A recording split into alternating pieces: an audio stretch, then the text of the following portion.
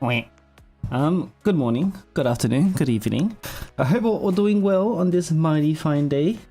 Lots of crab emojis in chat. I see we all understand the assignment right now. it's all crab emojis. We're all coming together with these crabs, huh? Well, a lot of us really like seafood out in here. I'm surprised that we're not getting anyone that's allergic to seafood in chat, kind of complaining about the presence of crabs. Is anyone actually allergic to seafood? I sometimes gag at poorly cooked seafood, but I'm not allergic to it. I do like it, but lots of crabs. Huh. But yeah, that's what we're going to be talking about today. For the past 7 minutes, have been staring into my screen, thinking about what to do. Because this stream it's a new idea. Basically, what I plan to do is talk about crab, talk about the mechanics. Not talk about the mechanics, but like go over the mechanics, review them. Talk about what teams were being used. So we're going to go to Planner Stats or User Trends and look at the teams that were used, how we could solve this. Maybe if Soriki Border has them, then we can look at how strats have evolved over time, right? From how strats have evolved from day 1 up until day 7. And then we'll review the students. So if any of you keep up with the raid spreadsheet, that is like 3 patches out of date because I haven't. I think the foxes are still blank. So I'm gonna talk about the units individually after we talk about crab holistically, and then we can think about the pool plan for, or maybe not the pool plan, but like kind of the timeline from now, which is 5.0 first, until crab comes out, and see what we can do for global, or what global players really need to be doing and preparing for to clear torment. And I say torment because all of the lunatic clearers don't need my help. If you're doing lunatic, you're on your own. See ya. But not like that. But I think torment is a big enough gap. Torment is hard enough that you do need to plan for it. I would say if you're not thinking about pulling for the correct units right now, if you're not having that plan right now, I think you will struggle with just torment. And torment, I think you could still technically go into unplanned, but the intersection, my chat's broken. Fuck. Good call. But the intersection between people who don't plan and people who do torment is very low. I think it's theoretically possible. It's just that there might be some flaw. Just put foxes, yeah. I think the thing is that even with just foxes, I think you need to know what's happening around the foxes.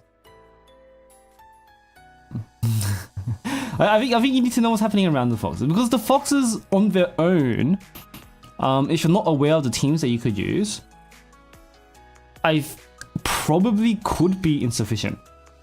And something that flew under the radar, and I feel like something that's definitely going to fly under the radar when it comes to global, is that there are actually a lot of different solutions to phase 1. This is a blue boss, right? Ultimately, crab is a blue boss, but you can clear phase 1 with no blue units. Someone came up with a battle Amy team that does 100 million damage. And only the bare minimum amount of blue damage to kill the claws, to break the claws. So there's actually a lot of ways to do this. But that's definitely going to fly under Global's radar, which hopefully this stream will help surface, and we can like talk about that a little bit. So yeah, that's the general gist of the stream. And before I start, I do want to say that I finally figured out the membership emote situation. Apparently, adding emotes was buried under like 6 different clicks. So I had to go to my channel, then I had to go to studio, then I had to go to earn, then I had to go to memberships, then I have to click on benefits, then I have to click on emojis, and then I have to click on change emojis. It's like holy fuck, it was underneath so many fucking buttons. I couldn't find it. But I was just looking at my membership page and be like, where the fuck is this thing? So I found it. So we finally have Kick Your Tired and Megu Hodor added to our YouTube chat emotes. And I did actually commission one more, which was Miyako Doomscroll, but unfortunately, we are at our emote cap for membership. For YouTube members, we are at our emote cap, and I don't unlock the next tier for more emotes until like 10 more members. So this is not an advertisement. I don't expect 10 more members, but I'm just saying we are now at our emote cap, so I did not add Miyako Doomscroll to chat because I don't know where we would use, like what kind of chat situation would we use Miyako Doomscroll? You know, it's a very good Discord emoji. So if you want the emoji for Discord, you can join my Discord, and then if you have Nitro, you could use it. But I left it out of YouTube chat because I think Miyako Doomscroll is pretty difficult to use in chat. Yeah, that is the ad. Hashtag ad. That's over now. So we can start. Something gotta complain about something before we start though. Fucking the crab is not added to practice mode yet. It doesn't get added until next week, until next patch. So the way this shit works is that it gets added after the patch is done. It gets added on the next patch after the raid. So or maybe the next raid, right? So I think we might not even get the. We don't even get crab practice until July. Or wait, no, the patch will be before July, right? So it'll be the end of June. So yeah, so I wanted to. Part of the plan was to go through some of what we saw in game, but it looks like we're just going to have to use video only. How am I platinum in rank 12k? JP has 20k plat slots. That's 20k players out of like 350k, mind you. Kaiten, yeah. So it is one patch behind. Well, you patched recently. Yeah. I think it's the patch after, or at least the it seems like every raid cycle. So it's one raid cycle behind the practice mode. And that's how it is. And also about the 12k, I just did insane for the rest of the week. I'm pretty sure I'm on bottom tournament clear still. There shouldn't be too many underneath me. Insane made it into plat. Yeah. So I went to bottom of tournament because I just did tournament once, and then I just clocked out. I just did insane with the rest of the week because I didn't have enough time. You've never played global as the smaller pool there? Yes, because there are 4 different servers. So Asia has 100k, NA has something like 60k, I think. Taiwan has 110k, and Korea has about like 150k or something like that. Yeah, but because NA has like the brackets were originally made to be within 10% of the population. The plat bracket was supposed to be around 10% of the population. What ended up happening is it's still kind of around 10% of the population, but because Asia is flaky and jumps between gacha games all the time, what ended up happening is that the 10% is kind of up and down depending on what server you're on. But yeah, EU has about like 25k players or 30k players, something like that. So 2k plat checks out. But yeah, JP is at 350k players, and plat is at 20k, which is well under 10%, but you know, close enough. Oh, a full-time profession? All right. So I stream sometimes. Don't worry about it. Don't worry about it. Anyway, so we don't get to see Crab in game. So what I'm gonna have to do is pull up the browser. Yeah, let me go to Thingamajiggy. Wait, are there Twitch drops on Twitch right now? Why is Twitch telling me I got a drop? Let me click on this. Drop successfully claimed. Blue archive credits. What the heck? Okay. Being in my own Twitch chat counts as a Twitch drop. That's cool. Apparently that's a thing, by the way. Wait, hold up. What is this campaign? Is this the first time I've heard about it? Visit my inventory to connect my account. Yeah, I'm just going to look at this. Blue Archive drops season 3. If you watch for 1 hour and 30 minutes on Twitch, you get how many pyroxenes? What is this? About this drop.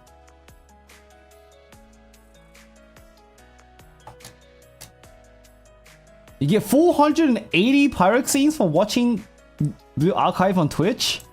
Jeez, okay. What's going on Twitch right now? There is a drop event. So I guess what you could do is that you open up my Twitch stream right now. I think my Twitch link is in the YouTube description. And then if you AFK on that for 1 hour and 30 minutes, which is definitely going to happen, I'm definitely yapping for more than an hour and 30 minutes, you're going to get 480 pyroxenes. So, I could just open Twitch and AFK on that, I suppose. Or just watch me on Twitch. Or you can watch me on Twitch and comment on YouTube. That's a thing too. But yeah. If you make a... Which is, I don't remember what that stood for, but that's the Korean streaming site, I remember. Yeah, you get double the rewards. But yeah, that's PSA. Anyway, that's a distraction. What I'm supposed to do is... what I'm supposed to do is review Crab. You watched a streamer that was just in the world raid lobby for the drop. Wait, what? They just sat in. What Sensei cosplay? Sensei cosplay by just sitting in the world raid, like the bridge. We're like, where are my students? Where did they go? They just sat there for a long time. Okay, that's hilarious. Well, if you haven't done it yet, then you have a chance to do it now. Anyway, let me pull up. Do we prefer user trends or do we prefer planner stats? Actually, should we review the mechanics first? Does everybody know the mechanic? Or do we review the mechanic? I haven't thought about this too hard.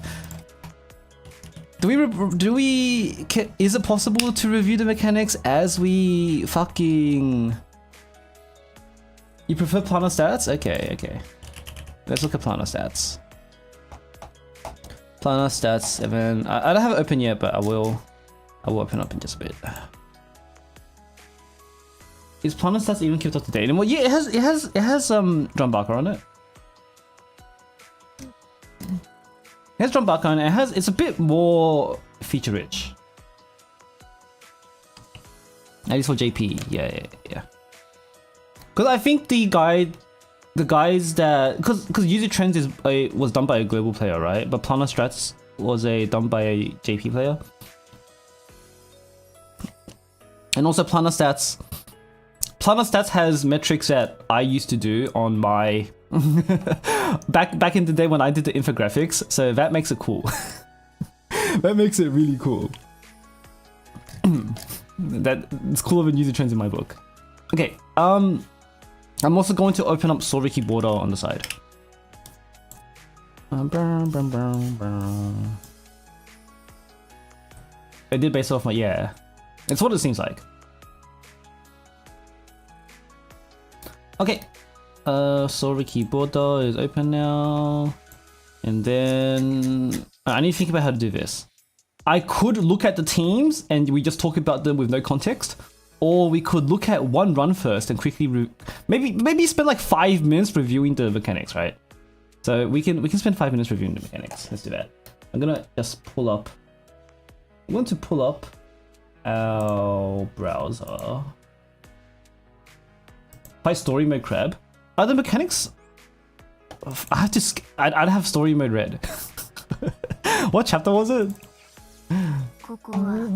If it's pretty close, then sure. But if it's after the RPG mode, then I haven't done that yet. Because I got to the RPG. I didn't even get to the RPG mode. I saw that there's an RPG mode. And I was like, ah, fuck. I can't be bothered skipping right now. It doesn't have a counter. Yeah, okay, whatever then. Just here to give one. Thanks, Xbox. Appreciate it. Nah, we just do it for video. I don't think I can play it. So, oh fuck.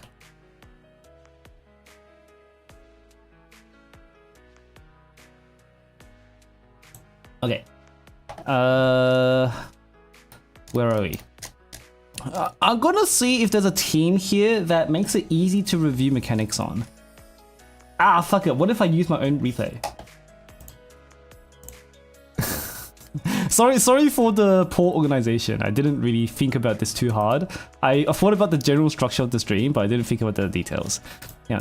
Why don't we just look at myself? Just for a 5-minute review of mechanics, and then we'll look at what people were cooking. Crowd rotation scripted, yeah. Just so that we can quickly review, and so everybody's on the same page. Easy enough to just watch. Are they? Do we think so? It's not as frantic as Yesod? I suppose so. Well, in that case, we can spend 2 minutes. 2-minute review, 2-minute review, 2-minute review. This will be very easy. Alright. Very easy raid. In terms of mechanics, alright? So, number one is this bubble thing fucking kills you.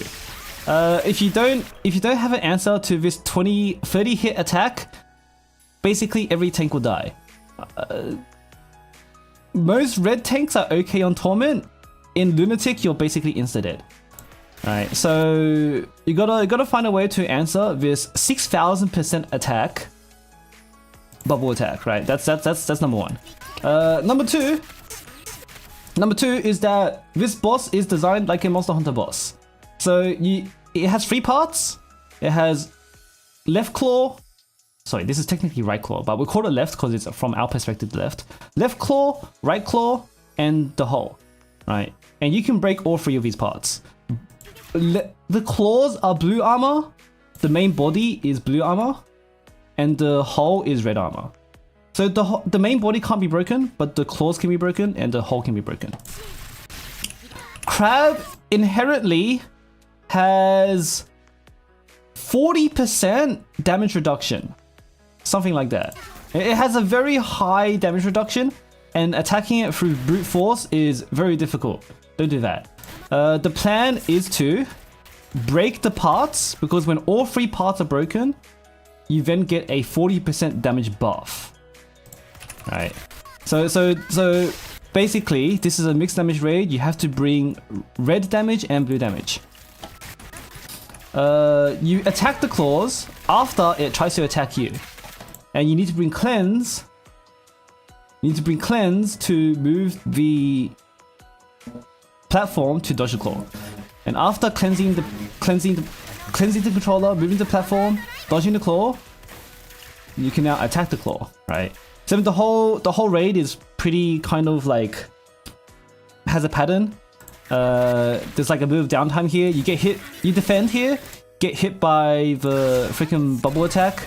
And then in the meantime, you stack up cost, attack the hull, right? So, yep, step 1, defend and attack the hull. Step 2, cleanse, dodge the claw, break the claw. And then you just do that on repeat until all 3 parts are broken, break both claws, break the hull, and then that's when your DPS starts. Then you start just going ham on DPS. Well, technically only whenever the claws are back. So once both claws are broken and the hull is broken, the next time the claw shows up, you can do as much damage as you possibly can in the one claw, right? Or if your red damage is strong enough, if the red damage is strong enough, you can go all in on red damage as well. There's different ways to do this. We'll check this out later, because most teams use Aris as main DPS, and you just bring exactly enough red damage to break the hull. But there are also teams where you bring exactly enough blue damage to break the claws, and then you go all in the hull, right? So that is one way to do it. If anyone found a way to dodge the claw of Team Repos, that sounds... If we had practice mode, then we could try it, but that sounds incredibly, like... I don't think that... I'm pretty sure Kurumi still gets hit here, right? If they don't dodge, Kurumi still gets hit. Like, I'm almost certain in this situation. Right?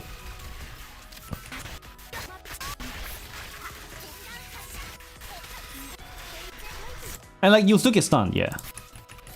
Anyway, that is phase 1. So that's a quick review of phase 1. And then quickly reviewing phase 2. Just 2 minutes on mechanics.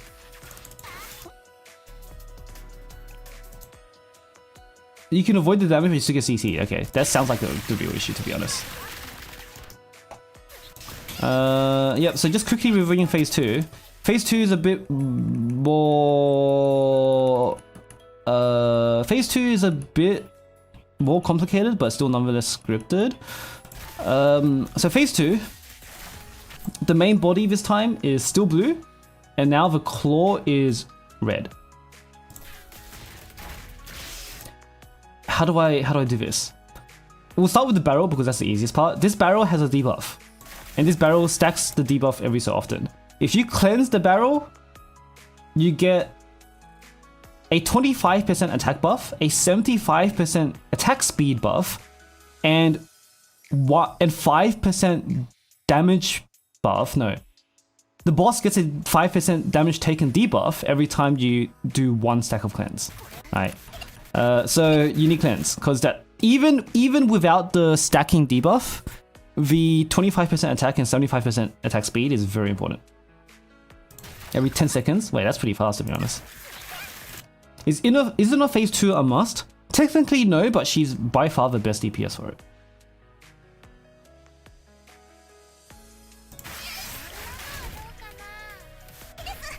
Right, so like this cleanse is something that you kind of have to bring because the 25% attack and 75% attack speed is like a big deal. And even if you have a slow stacking cleanse, you're gonna need the cleanse anyway. Like you still want to get as much of these stacks as possible. I think at around 10 stacks, you're okay, right? If you can get 10 stacks by the end of the raid, you'll be fine. It's not great. It's not a perfect team, but like that's good enough of a B team.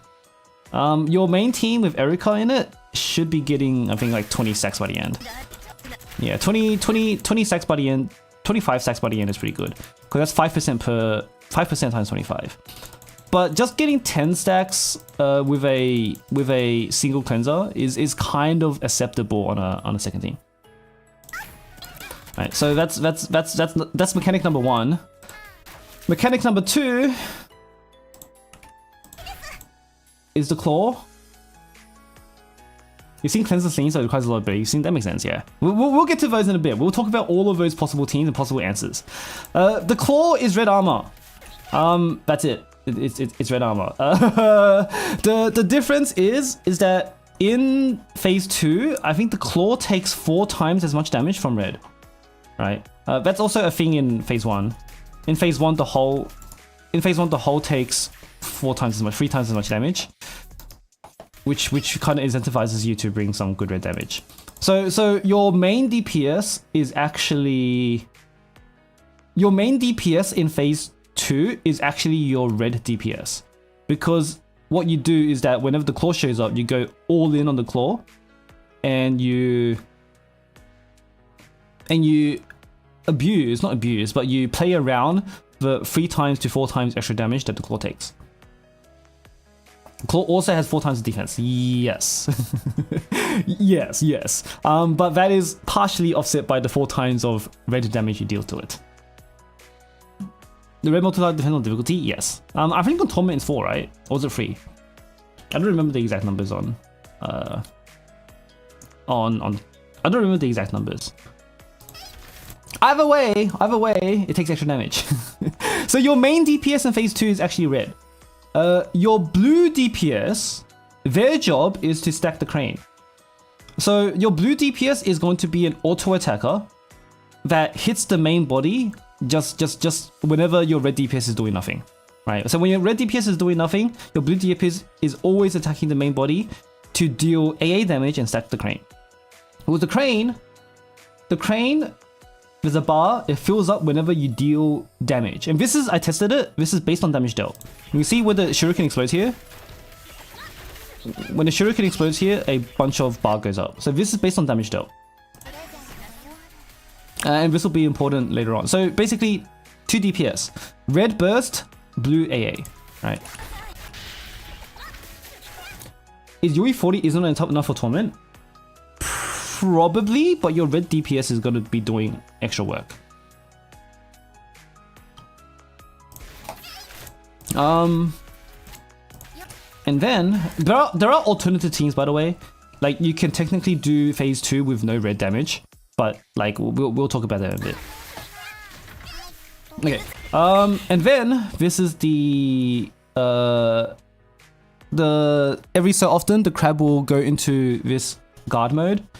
And while it's like this, while it's like huddled up in defense mode, you're only allowed to attack the claws, which is red damage, right? So the claws are up front, and it will be only red damage that will work. Well, not only red damage that will work, but it is red armor. And the bar shows up. This bar, if you leave it be, you'll get dealt this amount of damage without dying, but you'll basically die right away straight after.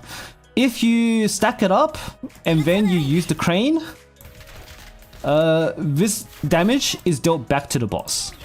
So you can see here, this is plus some more. This is 6 mil, right? This is 6 mil. It's like a Wakamoe X.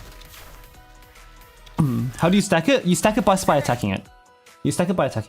And because this is red armor, because the bar itself or the claws are red armor,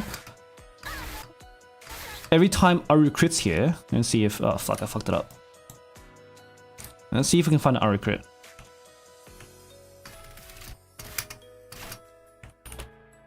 Aru crit. Yeah, you can see here Aru crit for 106k, and the bar went up for like something similar like that. Yeah, the bar went up somewhat proportionally. But yeah, you attack it with any damage technically, but red damage is most effective. And then once it's maxed, or even if it's not maxed,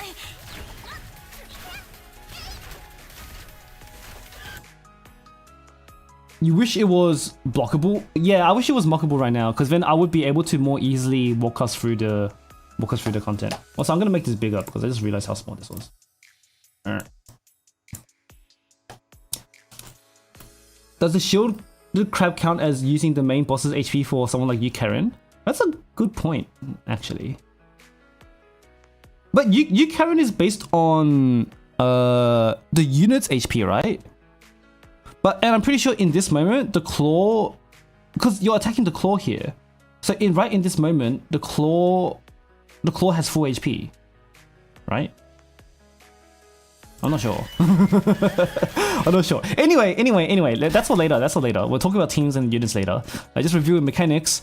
Once you filled it, or even if you haven't filled it, you smack the crane into it to cancel the attack, because if you don't cancel attack, you wipe. Right? You cancel the wipe, and then you deal 3 damage. So in this situation, the crane will deal 6 million damage, right? Because that's how much the bar was built up. So the bar was 6 million damage, and then the crane will do 6 million damage back to it. Pop. And then it gets groggy, and then during the groggy, you deal as much burst damage as possible. That's really it. Ideally, red burst damage, because the claw is still taking like 4 times more damage. That's it. That's phase 2. So you're just in that cycle. Blue AA the body, red burst the claw, and then once in a while you gotta do the stacking. Right. That's the whole cycle. And that's the mechanics. So now, knowing the mechanics, let's look at the teams we're using. Or what kind of teams people were using. Okay. And I'm gonna pull up Plana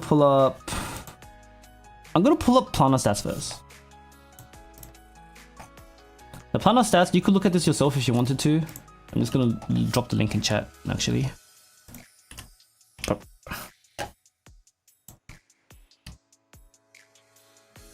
So you can look at this yourself if you wanted to, but if you don't know, since I assume some people might be watching for the first time, if you don't know, Planner Stats is a site that that records the entire leaderboard on JP. Well, as much as it could. within limitations. It records what it can of the leaderboard. So we can see all of the students that were used and all of the players and all of the teams that cleared crap. And from that, which direction do I go here? From that, I guess we can tell what our most valuable students are and the teams that were actually used to clear. I think we're going to talk about teams first and come back to these students later. Because this is very valuable, I think. Like, this is saying... Is this for Lunatic? I think that's for Lunatic only. Let's look at Torment. yeah, let's look at Torment only, actually.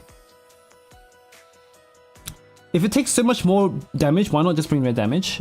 Because you have to stack the crane. And the crane only stacks from blue damage, right? So you have to stack the crane. Without the crane, then you just wipe. Okay, this is blue. Alright, so we'll look at these later.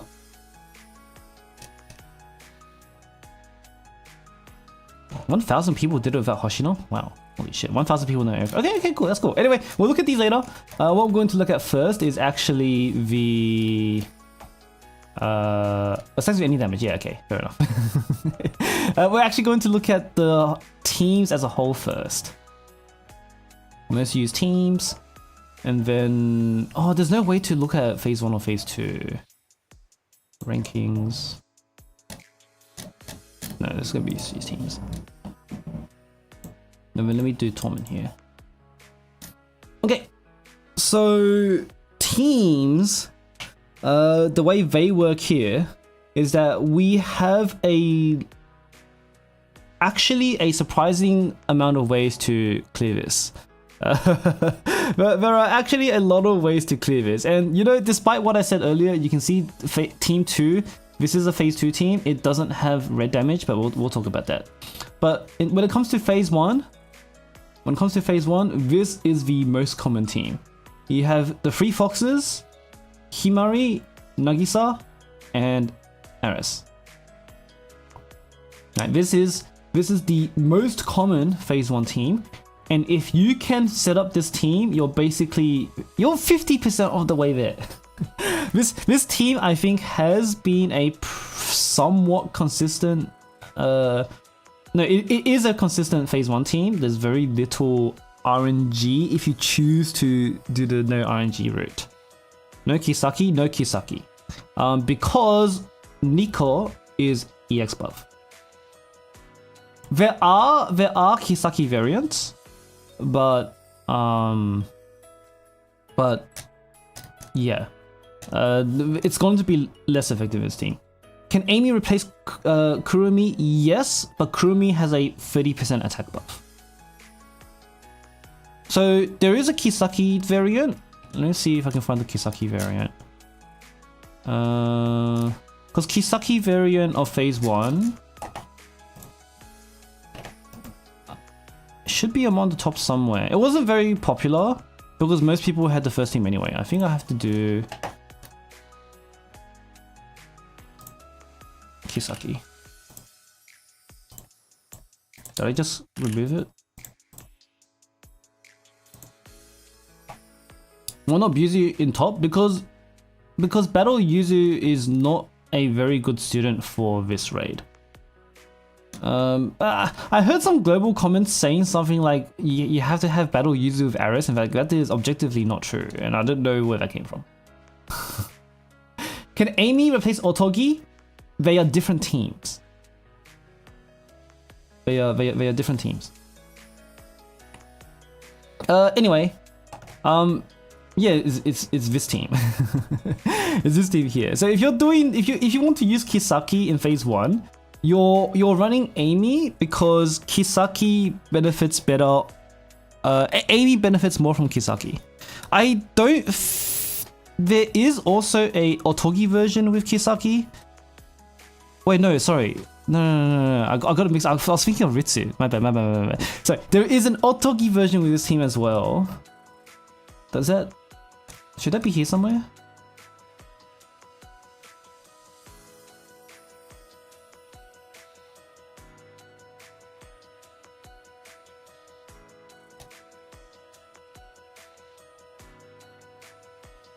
She's all bad. Yeah, no, I misspoke, sorry. I corrected myself immediately on that one. Hang on, what was the Otogi Kisaki team? I'm pretty sure I saw it in a video somewhere. Huh? Does this combo not exist? Does this combo not? No one did it? 2 people did this? Hang on, maybe if I do all teams? I just tournament players just didn't do it. Wow, no one did it. Okay. Well, I guess the Otogi Kisaki combo doesn't. No one tried it, or no one made it go through the leaderboard. So if you skip Nico, yes, but like it seems like no one tried. Like no one tried. So I guess either that means nobody skipped Rico. Sorry, nobody skipped Nico, or like no one tried. so if you're stuck doing this for some reason, you're on your own. Did it get used and be overwritten by better comps? That is a possibility. We can check here. So does this include students to be organized? Okay, does this include? This is not a search. Oh my god. Kisaki and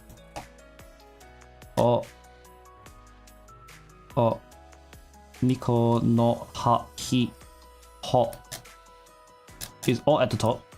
I e otogi. Does this exist? Oh, but they will be on separate teams. They wouldn't be on the same team. So I guess nobody used them on the same team. This is Kisaki phase 2. This is... nope. Nobody used them on the same team. So you're in uncharted territory if... bottom left of the screen. The language setting. Oh, right. No, that's fine. Yeah, if you have to resort, if you have no Nico and you're using Otogi and Kisaki together, you are in uncharted territory.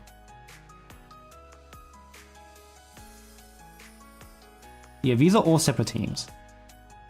No one had a video, even an old video. Kosoruki Border will pick up all videos, even if the score was overwritten.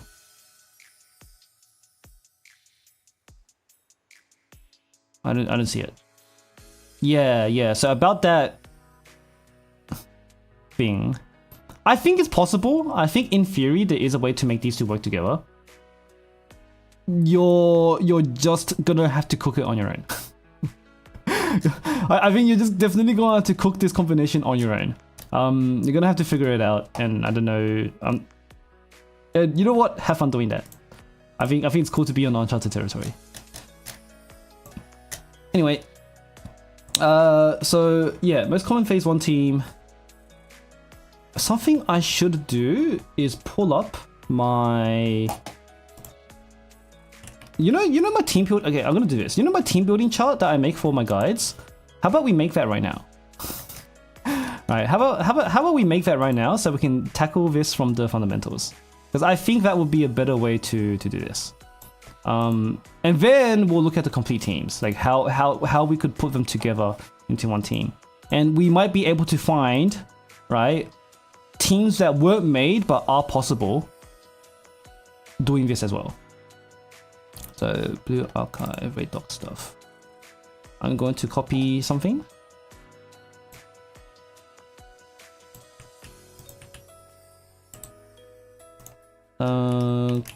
hopefully draw IO doesn't crash my PC.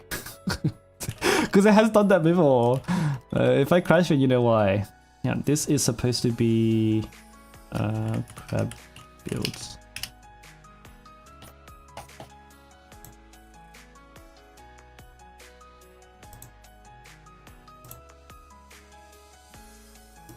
Does this show? It doesn't work! Hang on a second.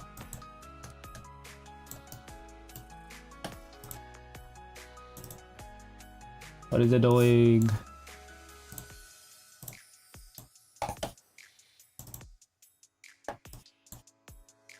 So I'm trying to fix this.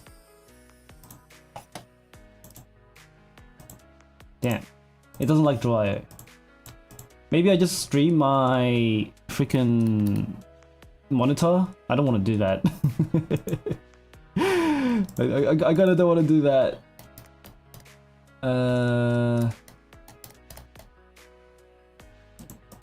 Fuck it, I just stream my monitor.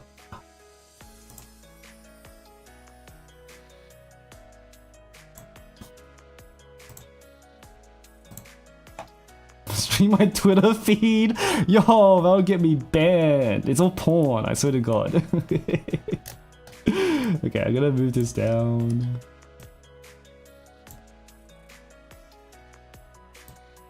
Okay, whatever. I normally avoid streaming my monitor, but I don't think there's a way around it right now. Okay. Oh no, you know my time. Hold on, I can hide that at least. Okay. Not like it. Normally my time zone actually matters, but here you go. Hey, this was Gebera. This is my Gebera thing. I'm just going to delete everything so that we can think about it from a holistic level. Do I need to keep this? I'll keep that. I'll keep this. No, you go. You go. You can maybe stay. You go. You go. You're gone. You can stay. You're going. You can stay. See ya. See ya. See ya. See ya. See ya. Bye. Bye. Bye. Bye. Bye. Bye. Bye. Okay. Crab. Phase 1. Okay. So all we're looking for is we need 1 red DPS.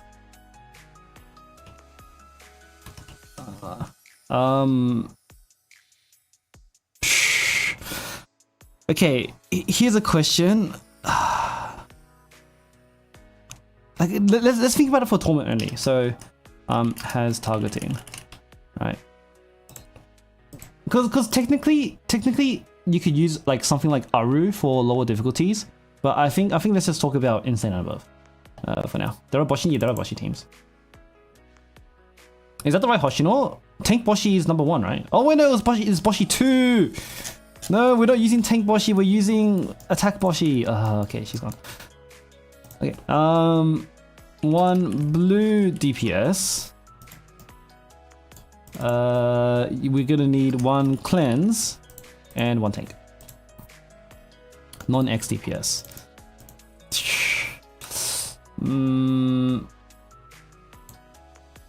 How do I specify? Because you could do non-X DPS, but then you'll have to bring target. Okay, you know what? Yeah, let's do non-EX damage. We'll do that, and then we can specify, like, if we're bringing someone like Nonomi or something, right? We have to say that they need focus fire. Is per phase? I'll do this per phase. Yeah, this is phase 1. And then the filler slots will be support. Will just be support. We don't need any more. These are all the core slots, right? X DPS will be true. EX damage. Okay, let me get rid of. Actually, I won't get rid of these.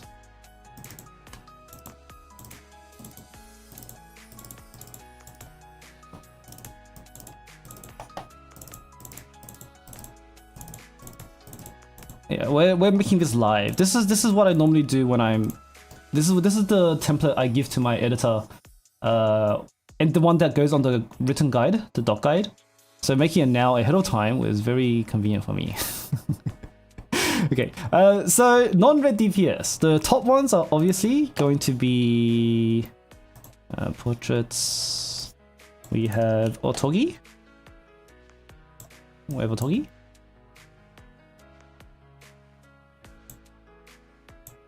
And we have, wait, that's too big. We have Otogi and we have Amy. So these two are the only self-sufficient red DPS that we can use. Wait, wrong Amy!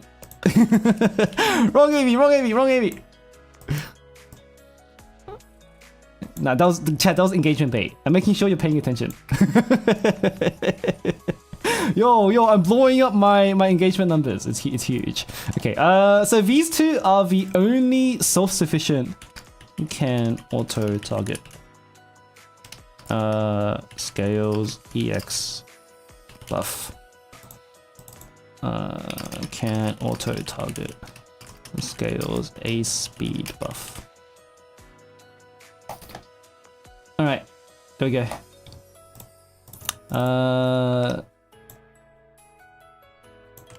And then... Oh wait, no, you're right about Akane. Akane is also a good one. Where's my Akane picture? I don't have Akane! Oh, I do.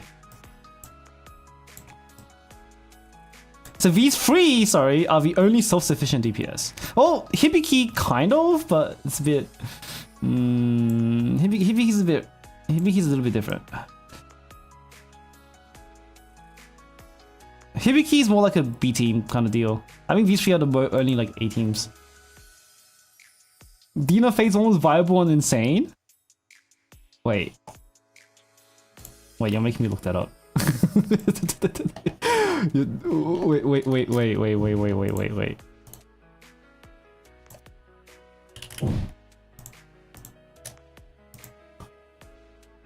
Only 40% reduced. Okay, where's... Yuck! Yuck! Okay, yuck! Is it just that team? Oh, is this one too? Okay, this is pretty... This is a nice team for insane, I guess.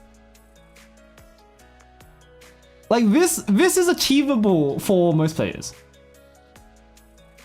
Like if you have Amy, because not everybody's going to be lucky. If you only have a budget of 200, you might not have this. Right? And I think Nico, at this point, Nico is probably the better pool over Kurumi. So I wouldn't be surprised that if you got shafted out of your 200 pools, you could get away with Amy on the scene. Hi, Never Lucky. Yeah, so on insane, this is insane though. I guess we'll have to put I'll put Dina up there, but I'm gonna make a note that she's weak. Sorry, that Windows sound was me, not you guys. Where's my Hina picture? Okay, I'll put her up there. But she's weak.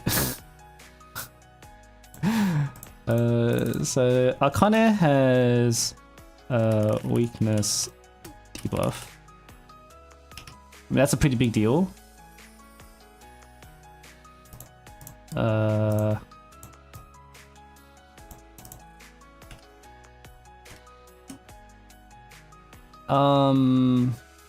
Well, how do I put this in one? Because if I say weak, Otogi's literally free. That's true. That's true. I feel like insane only. No, I don't think I should say insane only, because technically you could do it for torment if you're ill. But I specify here non-EX damage. You know what? I'm not gonna encourage it. I'm not gonna encourage it. I'm not encouraging it. No. I'm not encouraging it. I'm gonna put, because like I feel like that goes against the fundamentals. I'm just gonna put fucking Nonomi here.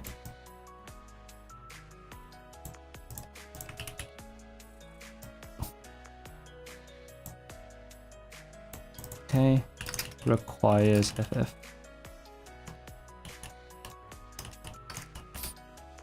And then who's the best? Who else goes in this last slot? We can have Izumi. there's Izumi, there's Serika, there's Shiroko. Aru is okay.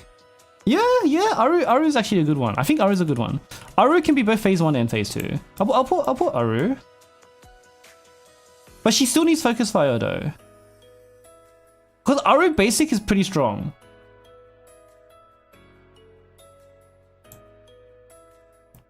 Put a note under Akane that notes she benefits from special buffers. Special...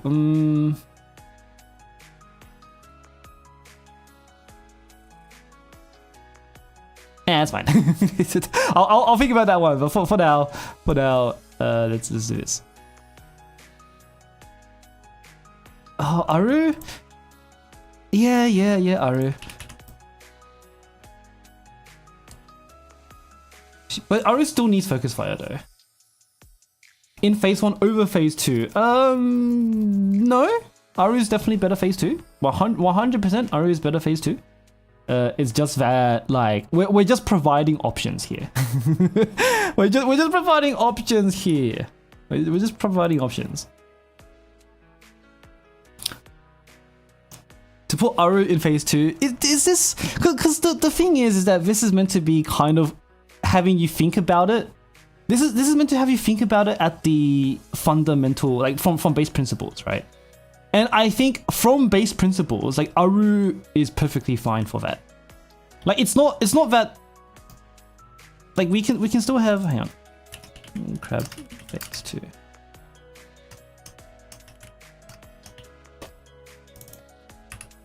Like from the perspective of base principles, Aru I think is perfectly fine here. On most used teams, Aru gets used a lot more in phase 1. Let's check that. Torment. Where's our first Aru team? Aru, Noah, Mika. Oh, this is a phase 1 team. Aru's only used, yeah, exactly. So that's what I mean by like thinking about the boss from like base principles, right? Like this is pretty solid, to be honest. This is a solid team, right? Like this will do the job. This is a good team. Like this is what it means to be able to put together. It's not this team, but like someone came up with this because they understood the raid, right? They put together a team that tackled each of the raid's mechanics and actually answered all of its questions.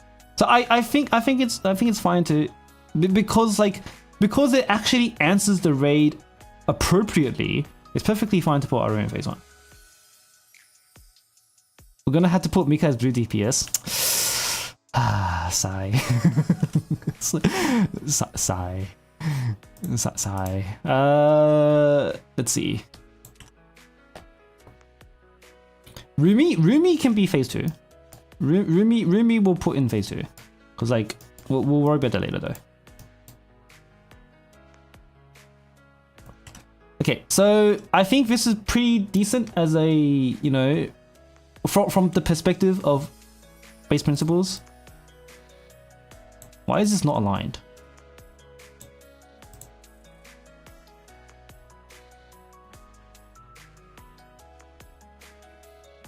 Fucking draw. You know what? I'll fix it later on. If any OCD in chat, my bad. This is clearly not aligned. you're gonna be mad about that. Okay. Blue damage. Blue damage. We have we viable. Anybody else on here that's viable? Otherwise, I gotta have to pull in Aris, obviously. I don't see anybody else that's already on the sheet. Okay, cool. I'll pull in Aris. Both. Do I put in all 3 versions of Aris? No, right. Hi, Casper. No, I'm not putting. Okay, for the sake of having variety, let's not put in all 3 versions of Aris. Let's try to have as much variety as possible. Because again, the purpose of this is to understand the raid from base principles, right? Like we want to understand the raid from base principles. So let's have a little bit of variety.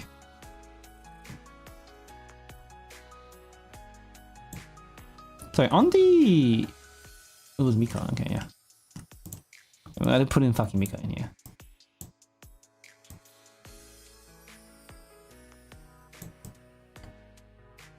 I'm gonna pull this off screen actually. Ugh.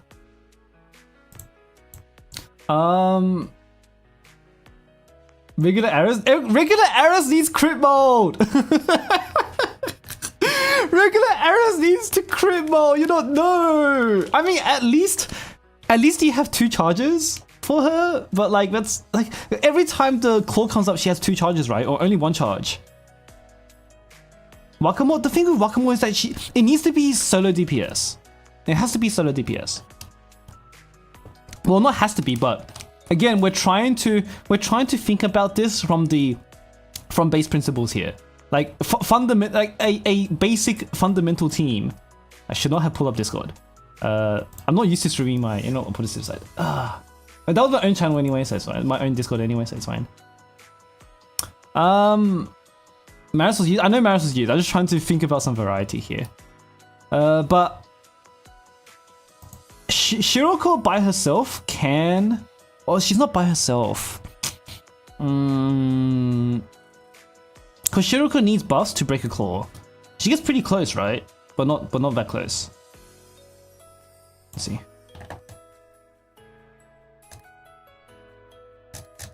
Can I look up a Shiroko swimsuit?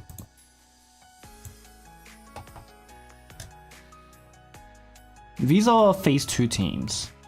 There was this team here, probably because this is... I guess no one did it. Maybe it was on Lunatic.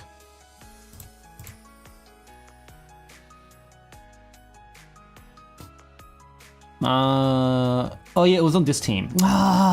If it looks like this, because I saw this one. I was thinking of this one. If it looks like this, I think I leave Shiroko off of it. Because Muzuki has that role. I'll leave Shiroko off of this then. She does damage if you buff her with Rena, but that's a different. I'll leave her out of it.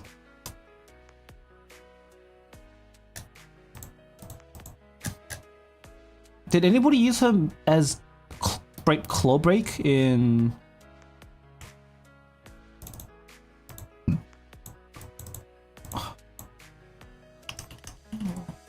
I'll actually say that.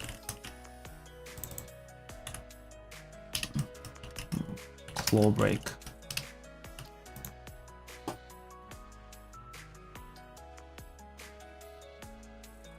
Azusa. Oh, Azusa's a good one actually. But Azusa, this is phase 2. What do people use Azusa in? Azusa's actually a very good one. Nice.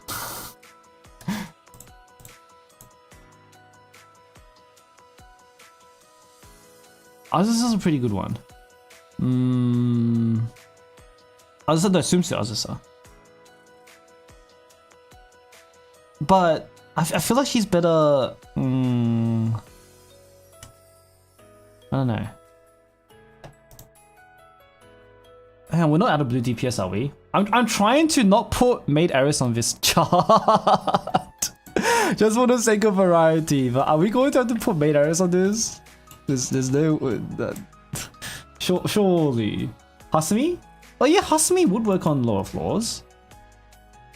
Yeah, Hasumi technically counts. It wouldn't be swimsuit, it would be track Hasumi you're thinking of, right? I have to put Maris on. No. Okay, I can put track Hasumi in, and then I guess I'll put fucking Aris in. I guess we don't have a choice. We're actually out of. There's no way we're out of blue DPS. Hold up. Charlotte DB. I'm gonna make it up, even though it hasn't happened. I'm gonna make this work. Mystic. Phase 2. Oh fuck, we're out of blue TVS. No. I wish you were useful. Haruna, no! You can't focus fire the claw? Yes, you can't focus fire the claw. So like, yeah, we can't focus fire the claw.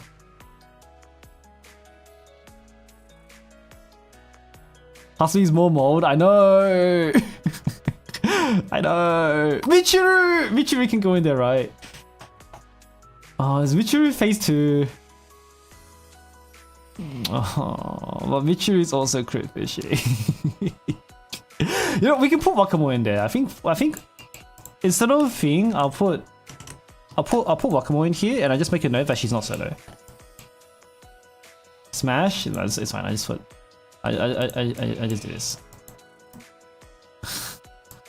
This is ass. This is kind of ass. I just say Wakamoe's not solo. Kaho's is dead. Do we need a note for you? No note for you. No note for you. I just put here. Okay, cannot solo.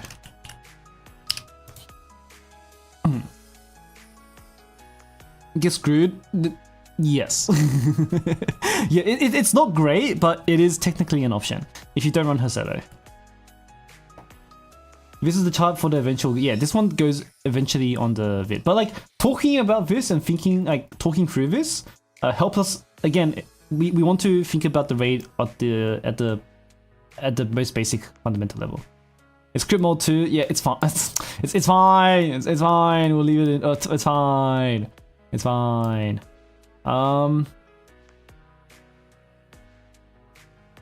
Malcolm's better for phase 2. I would not disagree, but someone needs to be there. Alright, anyway, cleanse. This is the easy part.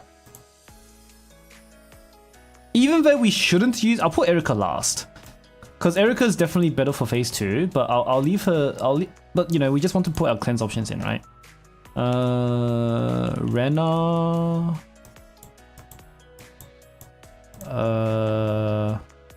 Murray. Nico.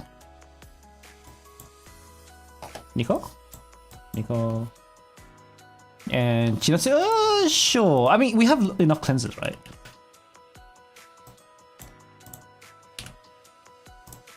Who else can go here? Do we have a non? Oh, we have Koyuki. All right. Koyuki. I don't have a picture of Koyuki.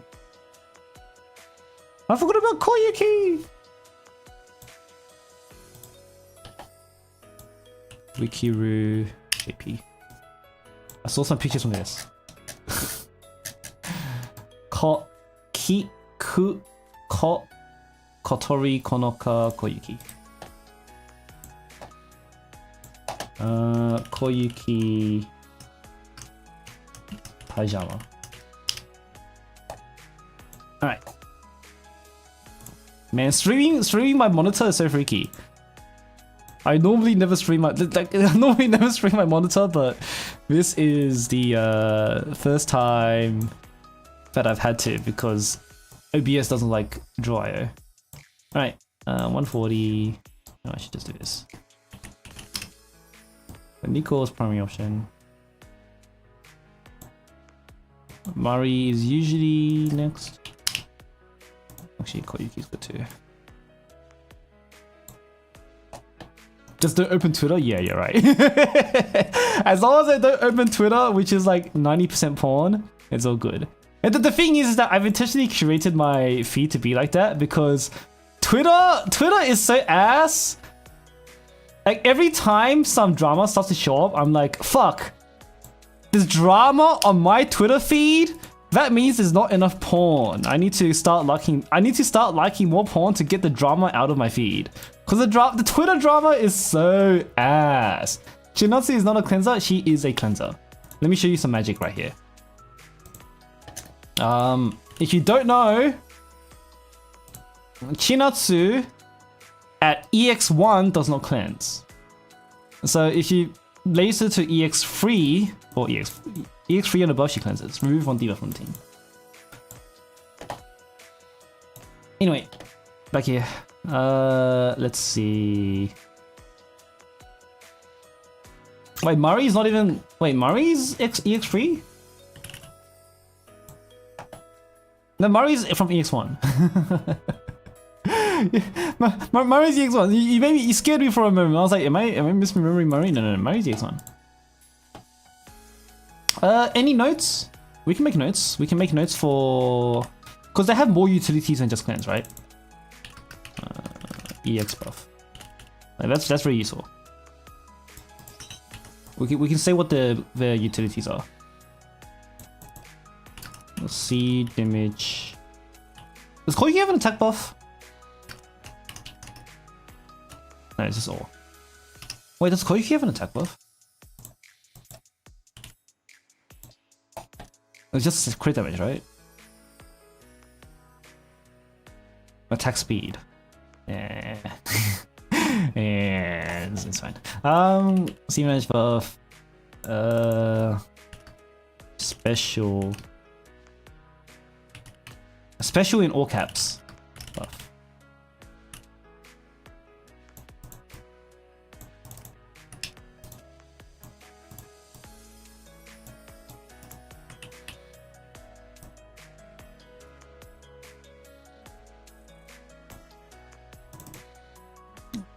They require me to cleanse something. Nah, that's fine. You don't need, like, when it comes to team building, you don't really have to think about it that hard. This is just from a team building perspective, right? So this is shield. And here. And defense down. Yeah, I'll put that in.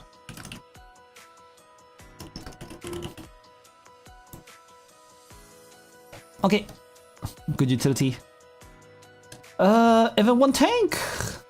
So we'll just put our usual red armors. So we got Amy. We have Kurumi. Kurumi's kit. The more I think about it, the more fucking busted it is. It's just not so much. It's the racer. It's what racer wants to be. Let's see. We got Haruka. And we got Konoka. Where's Konoka? Did I not save Konoka? I saved Konoka. Hello? Okay, in order.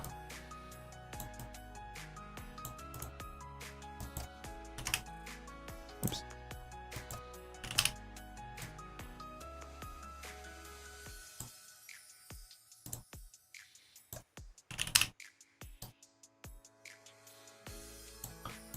And Haruka 140. Okay, Kurumi is Kurumi is attack buff, cost buff, and wait, is it just attack buff and cost buff? It is, right? I'm not missing anything else. Yeah, because CC doesn't matter here. Oh, crit damage! Oh, holy fuck! See, I forgot about that. Okay. See damage. This literally doesn't fit because I don't normally have someone with this much util. Oh, fuck! Hold up. Is there a way? I just had to make this one bigger. There you go. That's a lot of fucking util. There's a lot of fucking util. Move this a little bit to the side. It's not going to be aligned with the mid center, but I need more room for Konoka. Does Konoka have anything going for her? Attack plus cost buff? Would that save room? I don't think that would save room. Yeah, let's see if attack. Oh, that does save room. Oh yeah. I guess one then.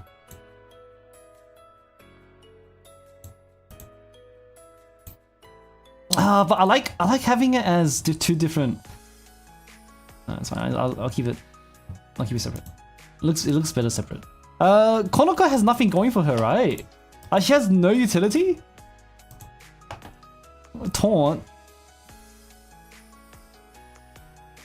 increases her own attack and defense. She has no utility. It's cost down for herself though. It's hardly noteworthy. Because at least the cost buff on Kurumi, at least like even if you don't use her EX, she does have it for the whole team. I guess you could say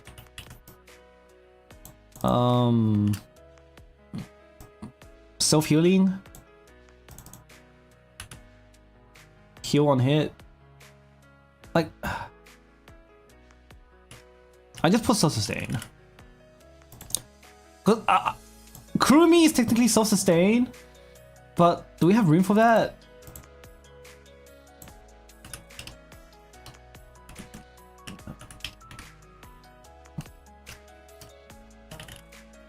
Oh fuck it, I guess I'll just do this 2-liner. Because the reason why we want to put self-sustain here is because Haruka is not self-sustain. I'll put self-heal.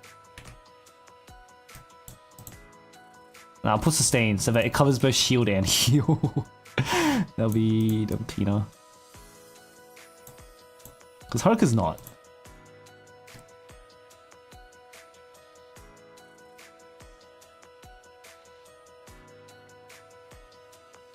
The bottom 2 row boxes down. I could do that. That would. I didn't want to. Yeah. Alright, let's do that.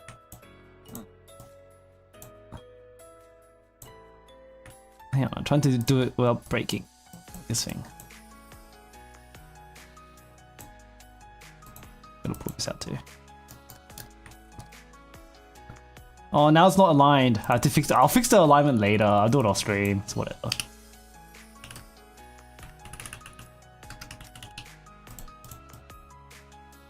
I'll fix the alignment later. Not supposed to say no, it's fine. It's fine. I just leave it like that. So that's that. Additional support. The rest is whatever. So as long as yeah. So everything else is extra. So these are your core units. Everything else is extra. So now we're looking at buffs. So now we're looking at Nagisa. Do I not have Nagisa? Okay, there you go. Nagisa.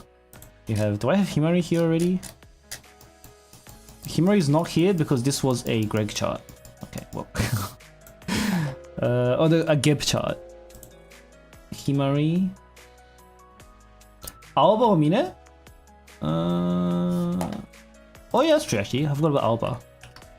Cost refund. Yeah, we can put Alba in. That's fine. Mine! Nah, let's put Alba in. Probably easier. Wait, 140?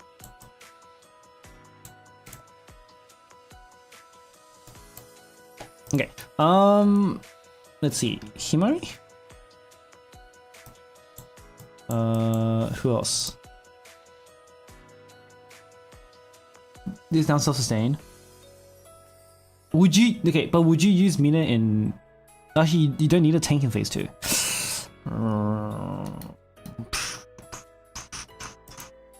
Sure.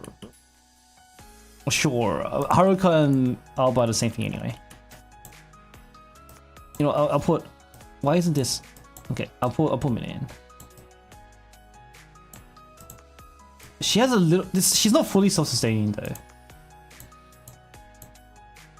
I'll remove the self-sustaining because she's not fully self-sustaining. I mean, the defense debuff is like kind of okay-ish. Not that important.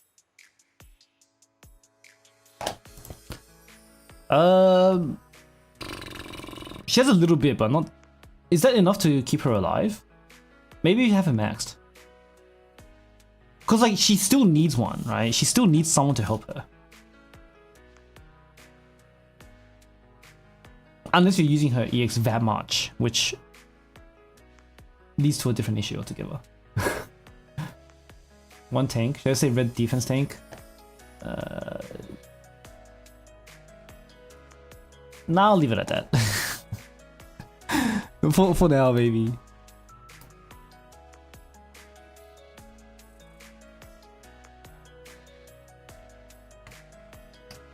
Hang on, what supports are we looking at? I guess it's fine to put, even though we're using real phase 2, like we just put things in. Oh, Ritsu is really good for Amy.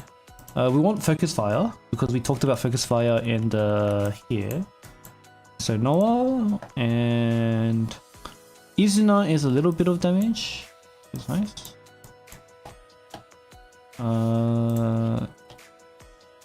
Yuzu is a little bit. Nah, Yuzu. Okay, whatever. Put Yuzu. Ichika's good. Let's leave Ichika. Yeah, fine. We'll put Ichika in.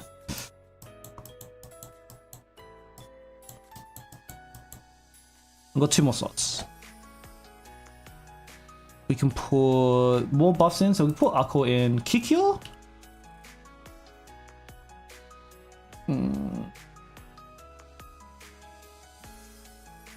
Yeah? Yeah, that makes sense. Because Kikyo for the AoE buff, right? That sounds pretty good.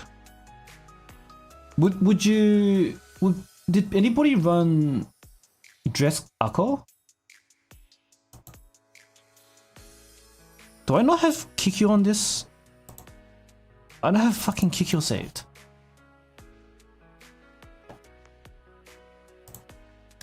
I forgot about her. We never used her for anything. Ki.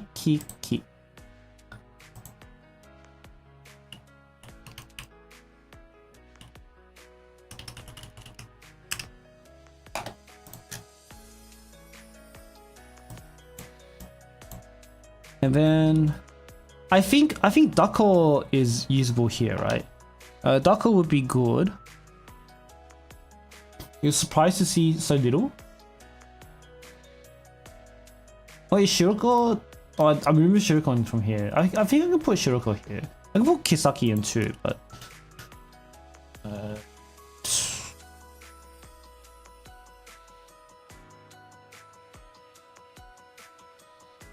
I kind of don't like.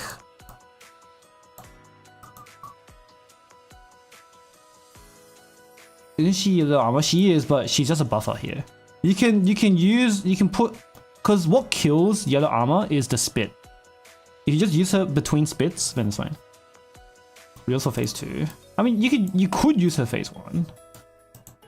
Like, it kind of doesn't matter, right? But wait, do we have someone else that's not real? Because even if Rio is for phase 2, like there's nothing wrong. There's nothing inherently wrong with it. There's people just didn't use her because she was more efficient in phase 2. Like at a fundamental level, there's nothing wrong with her in phase 1. Technically, only have. I mean, you just add one. Fine. Shiroko? Shiroko, yeah, we can put Shiroko in. There's a little bit of extra damage.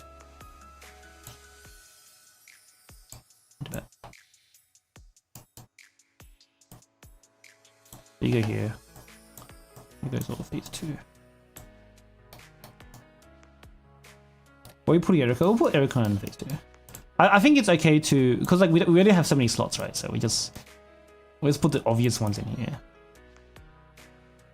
So these are all technically the non-core slots. So when you're thinking about your team, these go into your team last. Technically.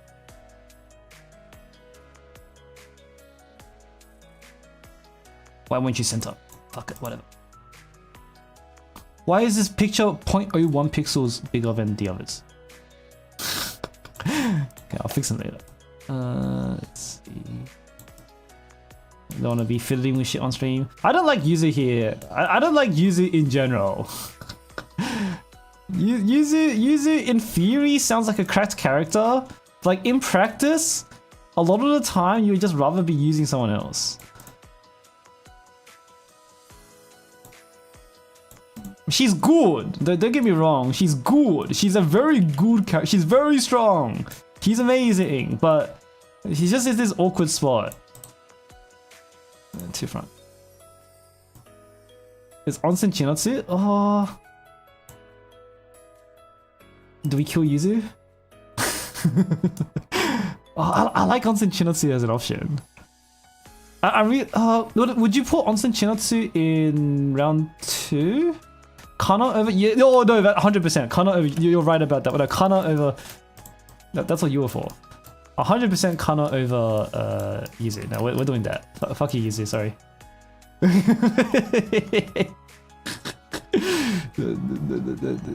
for sure. Yuzu is good. Yuzu, maybe we kill Ichika. That's fine.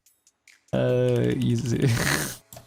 But Ichika, but I like having the representation. I like having the welfare unit representation. You know. Do we kill Kisaki? Do we kill Shiroko? I could kill. I kill Izuna. I could kill Izuna. Let's kill Izuna. Okay, this is fuck it. We'll kill Izuna. Goodbye, Izuna. I love Izuna, but I guess we need a bit more representation when it comes to the supports here. We need some. Yeah, let's get rid of all of these.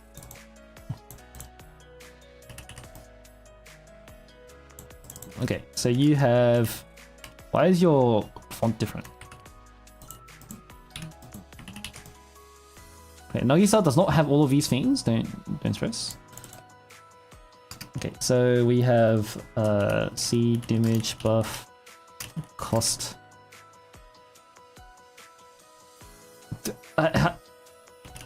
That's weird. I'm not gonna put depth on there. Cost, support. I'm not gonna put depth on there because I think I don't wanna like call it out too specifically. And then we call it cost depth, but I don't want to put cost depth on the guide.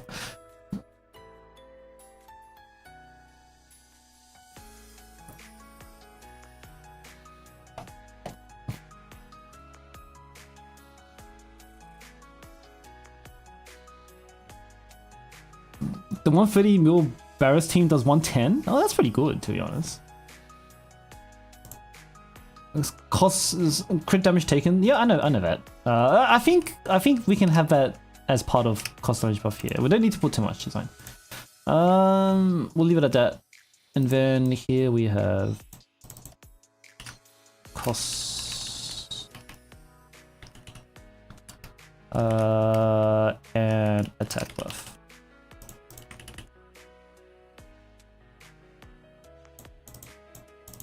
Yes. Cause support is different to justice buff. Ace, speed buff. Did Ritsu buff crit damage in some way or debuff crit damage? She did, right? Defense. Oh, okay. Well, she has crit damage. Yeah, okay. The crit damage was sub. We didn't need to talk about the sub. I think. Let's talk about the sub. Seed damage buff. And death debuff.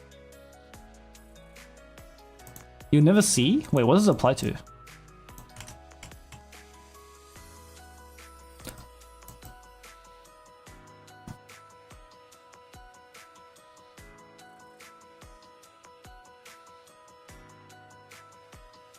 Oh! Oh! Oh! Okay. Yeah, that's not happening with Amy. And you wouldn't use Ritsu on not Amy.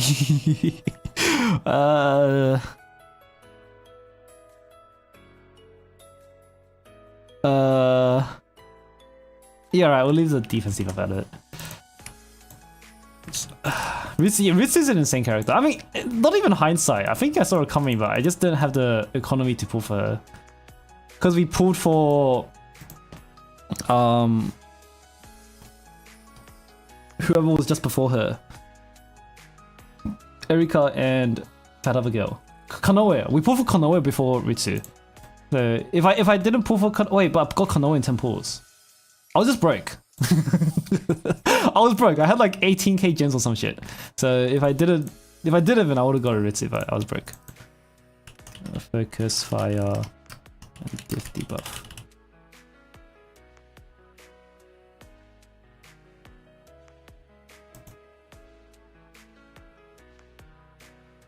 Me and for you. A lot of people pull for me and for you as well, yeah. Wait, when was Kanoa on Thailand was a bit further back. But pulling for them made me break. I got Ritz on a Fest on Spirit. She's very strong. Like you'll be very happy to have her on your account.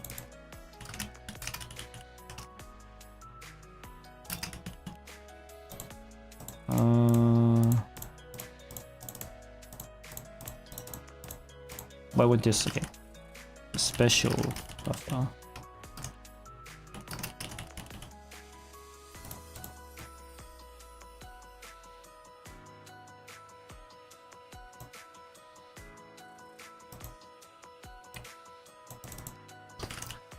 Focus fire, and was she crit damage or was she crit chance? It was crit damage, right? Crit damage? Oh, and crit chance. Okay. I just say crit damage. Okay, we don't care about crit chance.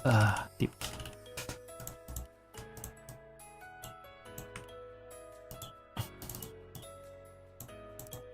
And then here we have. Why is this being weird?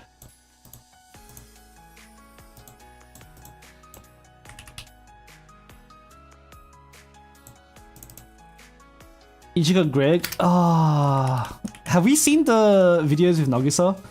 Nagisa changed the game. Nagisa and Rena together as a combo. Because Nagisa with Asuna or Sakurako is pretty cool, but not as cool as having Rena. Because Rena's roll compression helps so much more. Rena's roll compression really enabled that. What are we looking at here? Crit buff. And that's it.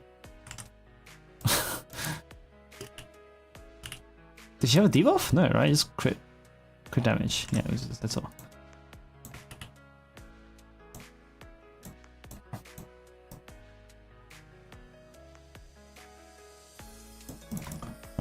You are cost buff,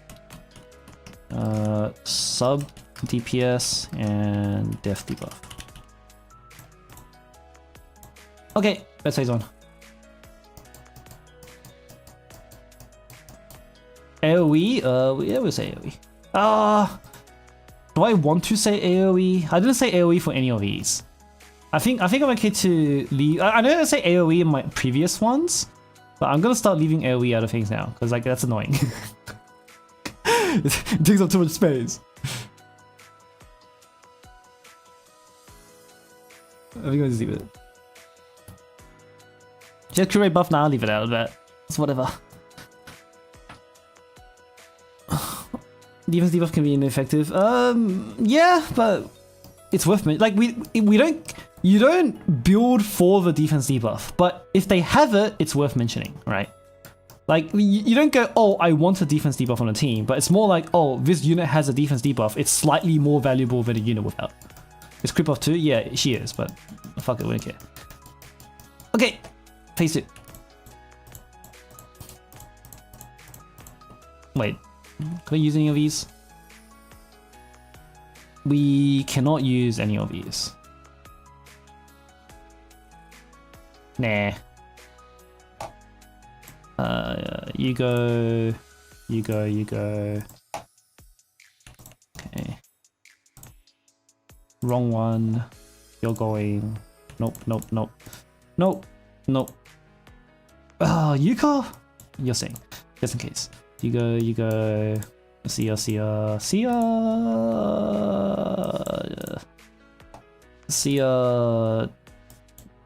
sorry, wrong one. Let's go.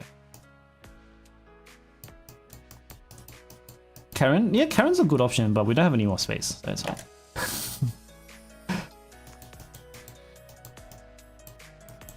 Alright. These are... We'll leave these guys on the side. Go in here.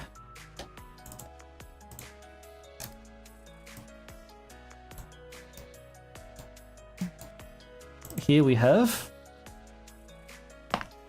Maki is good. 1 blue.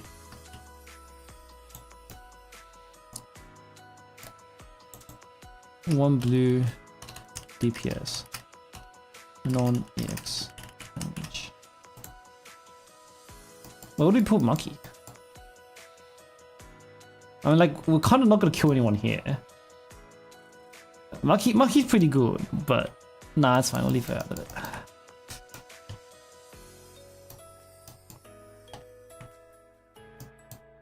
All right. Let's get rid of these. Let me zoom in a little bit. Izuno? Shiroko? Or Kuroko, rather? K? Oh. Oh. Okay. We'll think about it later. we'll think about it later. Let's see. Asuna's okay. Well, we'll put Boshi in first. Do I not have an Hoshino? Where is she? Oh, there she is. We'll put Boshi in first. Then we also have... I mean, Asuna's fine. Sakurako's okay. I would rather put in Asuna right now. Subaru's good, 1 or 2. We'll put in Subaru. We're going Subaru. Because they don't need to be that strong, they just need to be strong enough to do the crane. And Asuna is actually strong enough to do the crane. Do I not have a Subaru pick?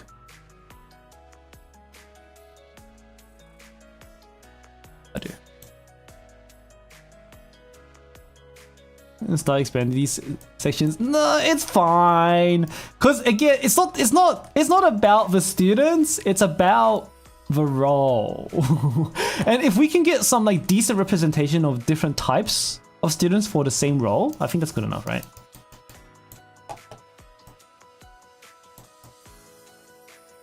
Like unless the play styles between each of them are so dramatically different that we have to show all of them, then that's where the problem is. But right now, I think Asuna will be last. Asuna is our cheap free-to-play option. But for now, it's fine like this. When I add K to phase 2, I'm gonna list sub DPS. Oh, that's true. I'll remember that. Or you just remind me again. Gotta farm engagement, right? No notes needed, right? Ah, needs healing. Everyone else is no notes needed, right? Should be fine. Oh, I guess technically she needs healing. Okay. She definitely needs healing. Okay, everyone else is chill. And then here we have 1 red DPS. EX skill.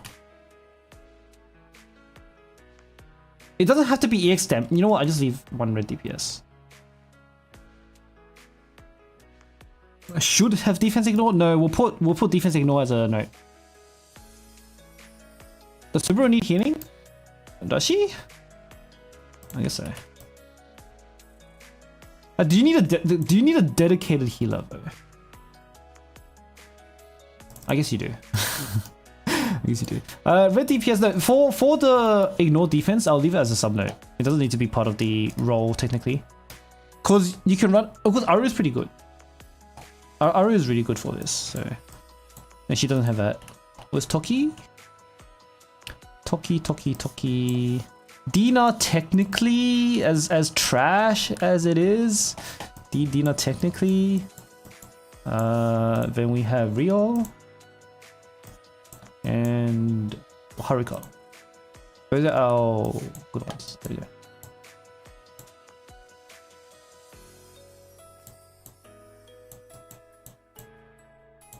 I'll do this.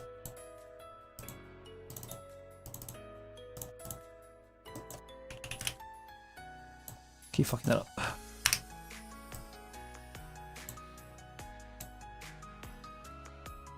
Dino over Shuni? Yeah, I want to put Shuni here. I want to put Shuni, but I have to put. I think I have to put Dino over Shuni, because Shuni just doesn't work in our current buff structure. That's a tragic part, because Shuni's self attack debuff is so bad. It fucks up so bad. I'd rather someone use Dino, as much as I hate it. And yeah, Karen is good here, but we don't have room for that, so it's fine. it's fine. No notes. Oh wait, no. Def ignore. That's important.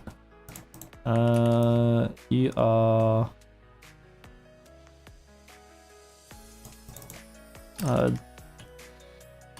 weak debuff.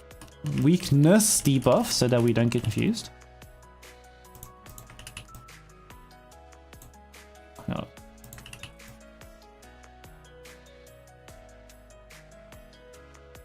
Alignment? No notes, but you get a note. Does I really need a note? Can Shuni self debuff be cleansed? Yes. But she's still like why would you do that though? like why would you do that, right? Like it's a bit because now you're not cleansing the fucking barrel, and it's like, well, diff pen. It's kind of the same thing. I don't want to have too many terms. Like from a holistic standpoint, it's kind of almost effectively the same. I just leave it like that. Like from a yeah. from a team building and a holistic standpoint, like point of view, it's kind of well, I'll leave it the same. It's not the same with Crab. That's fine. I'm gonna get questions about that. You know what? If it's worthless, then we just don't put it in. We actually just don't put it in.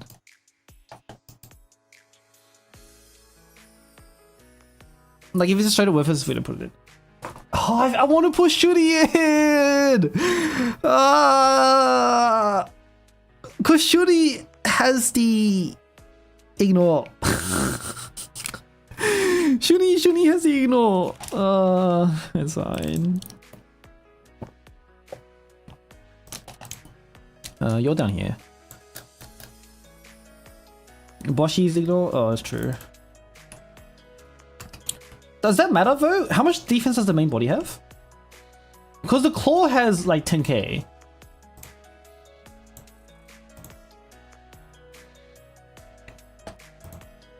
The main body's 2k. 2k.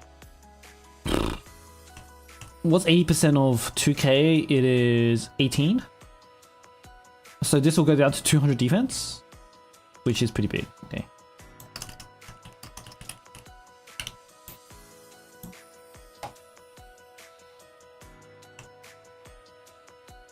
$400, yes. 80% of yes, it's 400. You're right. Let's see. Okay. So get rid of these. Erika.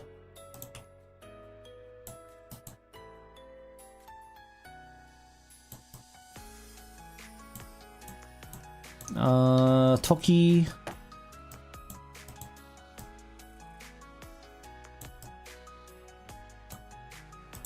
Rumi, Evan. Anybody? What you put? Shuri? Rip. Rip. Anybody that's not on phase 1 that otherwise we just recycle the phase 1 ones. Rumi? No, Rumi does live. I use Rumi on my own clear. You just have to babysit her. Mari can, yeah, I think Koyuki and Mari can come back. I mean, do you want to see the Rumi? I can show you what I did for Rumi. Let's see. You just have to set up her team in a way that it bounces back to her. See, Blue Archive.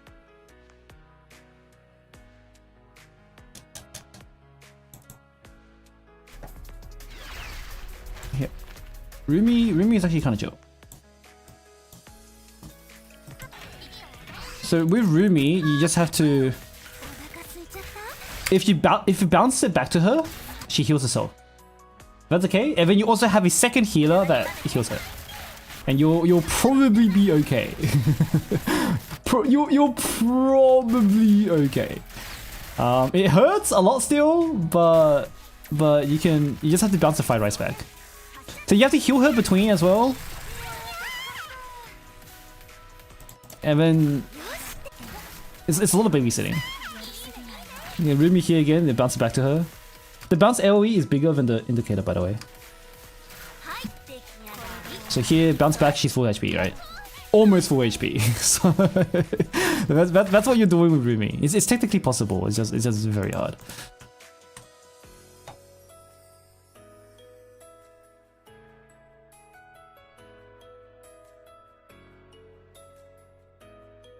That's Rumi Yui. It's Yui 30, yeah.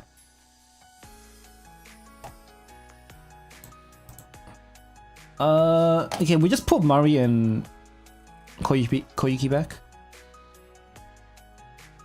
With Mari. Wait, hold up, I just dragged from here.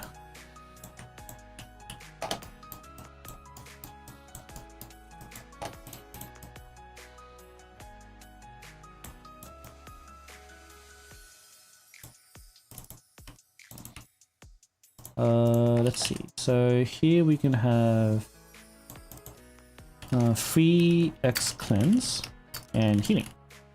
Does she have other utility? No, right?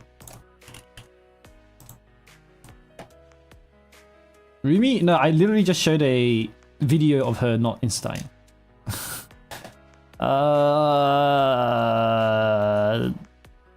Jesus Christ.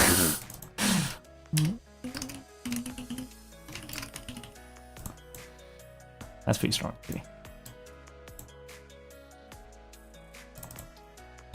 Okay, this is technically a 2x cleanse. It's a bit, but it's cyclical. It's not always 2x cleanse. Sometimes. And then healing. And she doesn't do anything else, does she? 1 to 2x cleanse. That's a better way to do it. 1 to 2x cleanse. And then she doesn't do anything else. Oh, okay.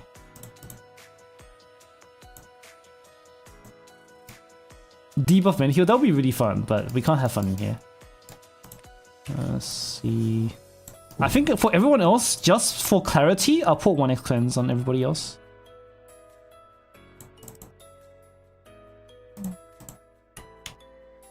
Just for the sake of completion, 1x cleanse. Why does this align? Whatever.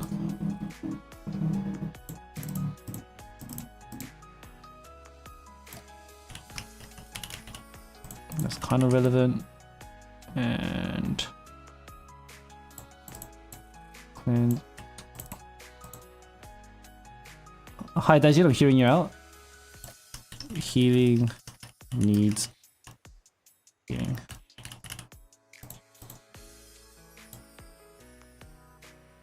Rumi and Shuni for cleanse on barrel plus Shuni.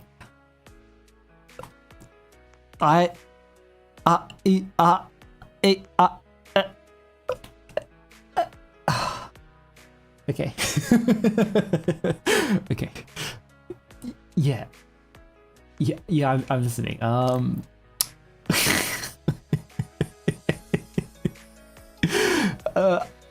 I wish I could do that. If we had practice mode right now, I would. That sounds funny. That sounds funny. Can you make the team for me when the raid comes out on global? Thanks. Yo. Yo. You can try it. You can try it. It's the thing is, like, here's the issue. You need. The cleanse only happens on the first bounce and the fourth bounce, right? So there are two conditions you need to set up. Firstly, the fried rice has to go back to Rumi at some point. So on the second or third bounce. And then Shuni needs to be on the fourth bounce. Because... Or the first bounce, right? Depending on whether you click on Shuni or whether you click on the barrel. And setting a team up like that is horrendous. Crab is not added practice? No, it's next patch. So the raid is only added on the next patch. After the raid is done.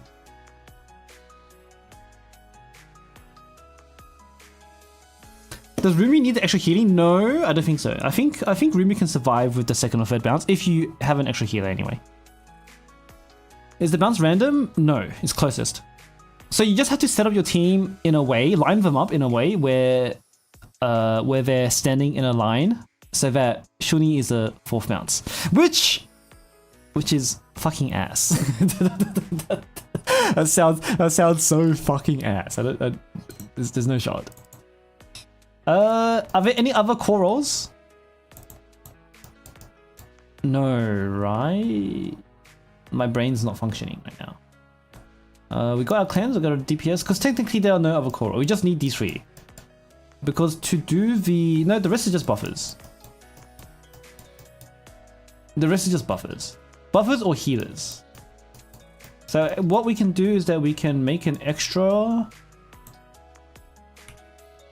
row for...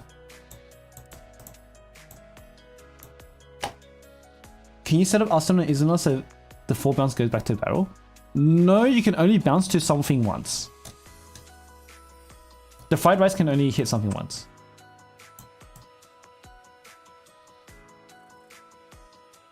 So go like over here. Why does the arrow do that? I just deleted that.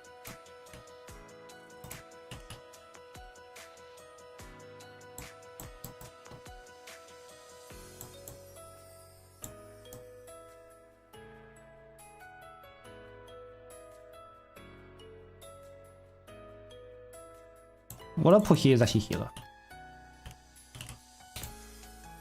Healer is technically an optional slot, technically, but you're probably gonna want one. you're probably gonna want one.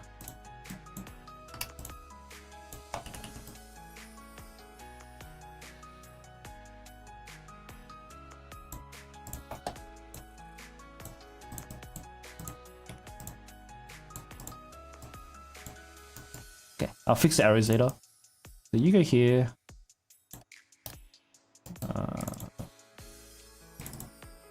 Auto heal.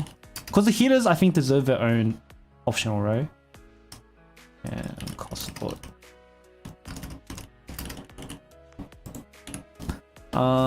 We have Racer. Racer very strong. Racer does so much. Right, Racer is a do-it-all of the healers. Because we have see damage buff. We have attack buff. K is support. She goes down here. These are so close together.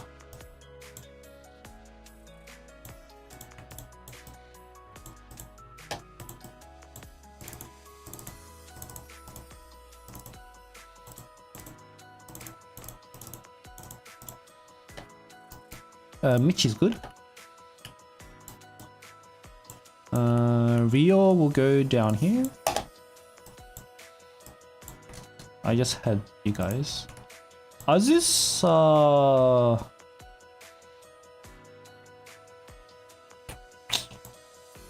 think about you. Yuka is technically viable. Serena's okay. But there's probably better things for here. Takane's good. And last one is... I mean, I could put Serena in there. I could put Atsuko in there. I could put Hanako in. Mari as healer for phase 2 is insane behavior, and I'm not encouraging that. I mean, Rumi's kind of insane already, but I think we'll leave Mari out of it. I can see how you just spam the shit out of her, but let's leave her out of it. I mean, let's put Atsuko Arena here. You know what? We just need some. We need some welfare representation. Oh, now put Atsuko in. Okay.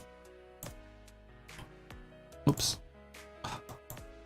40.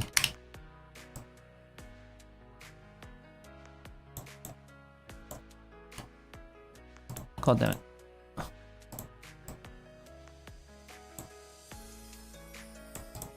And 140.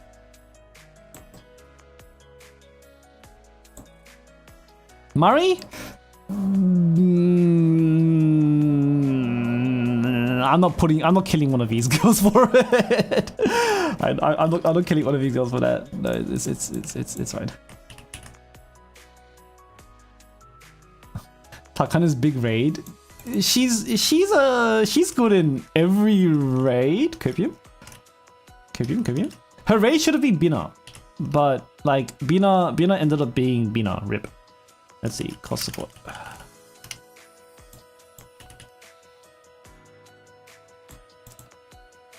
She has some auto healing. That's about it. But she only heals, right? Just to make sure I'm not. Does she have a debuff? Crit res. Okay, we don't give a shit. Okay, we don't care about crit res, whatever. And then no notes for her. Well, attack speed off actually.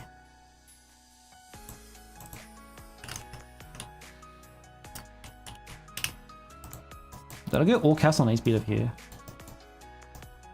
I do not. Okay. And then the rest we just put supports. Alright guys, what are all our supports? We can reuse some from here if we need to. I'll pull Kisaki in actually.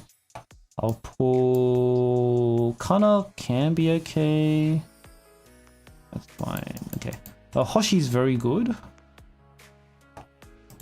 Hoshi, Erika is up here. Hoshi is good. And then Kayako. Why isn't this working? Hoshi. Kayako. Hare is good, yeah. And then we have Seiya, yep.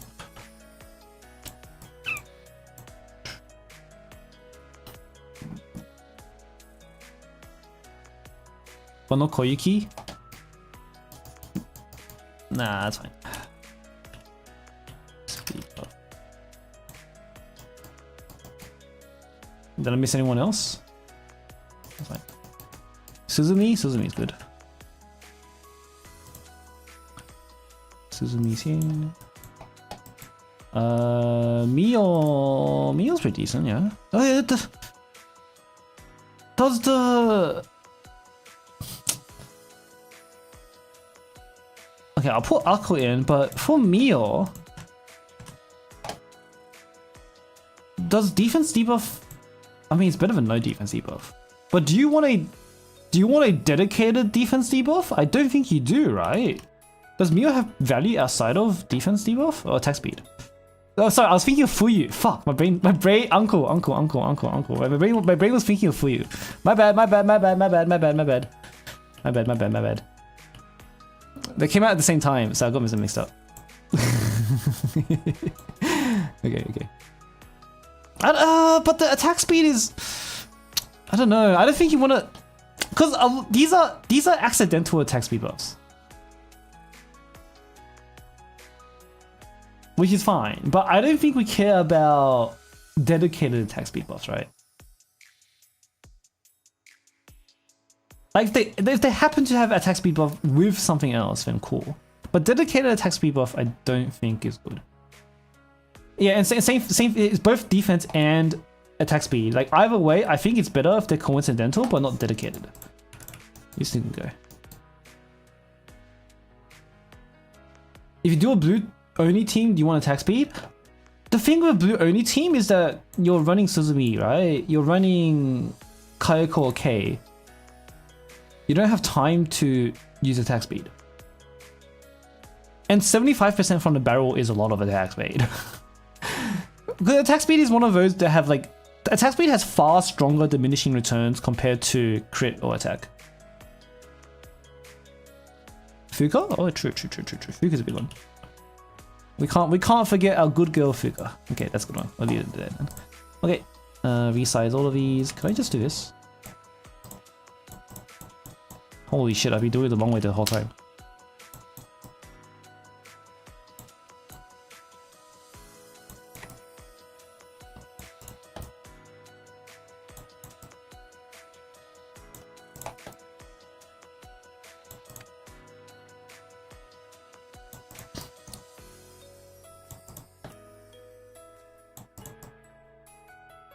Okay, even now give him notes and we're done.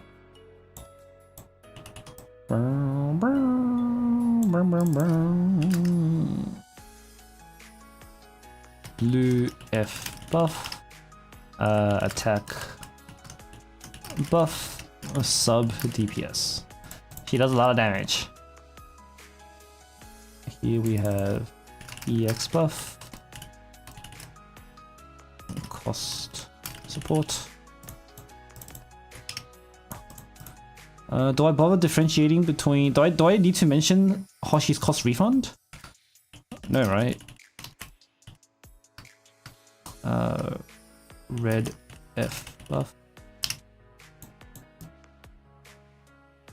I got room. We can mention it. It's fine. Cost refund. It's kind of significant. Blue F buff. I don't think we care about the...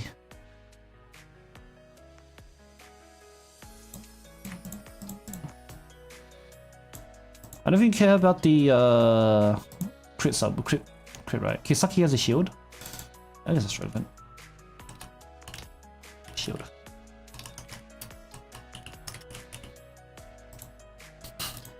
Do we care about the crit buff? I didn't put crit buff anywhere else. Fuck it, I don't put it in. Attack buff.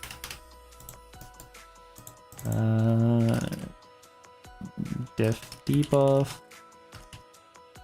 Cost support. Differentiate between support and buff. Rio's technically a different classification, but I'll leave it like that. Sure. Oh, and attack buff. Seiya is... Hang on, let's get some music change. That's too sad. That's nice. Okay. EX buff. Healing? Auto heal? What else did she do?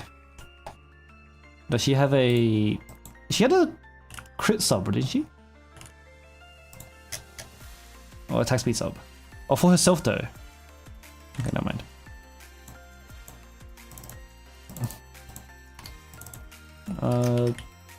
Basic proficiency. That's a handful. I'll just say basic buff. It's very short. Okay, how about I put... Okay, I got a better idea. Hold up, I got a better idea. I'm gonna mute my game. I'll put on some stream music. let me put on some stream music. Stream music. I've got a playlist.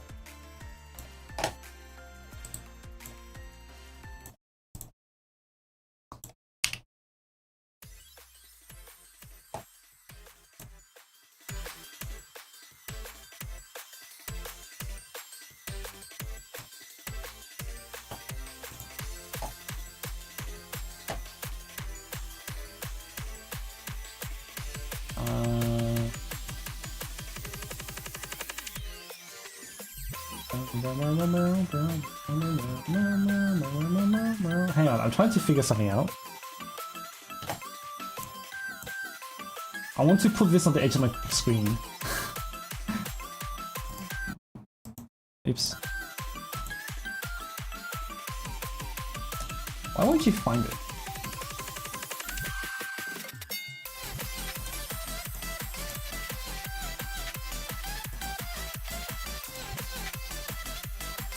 OBS won't detect. You know what? Doesn't matter. How's volume? I'll turn down a tiny bit.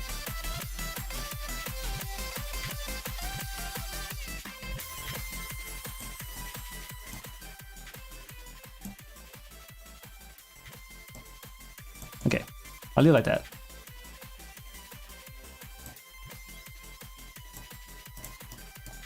Okay, basic buff. And then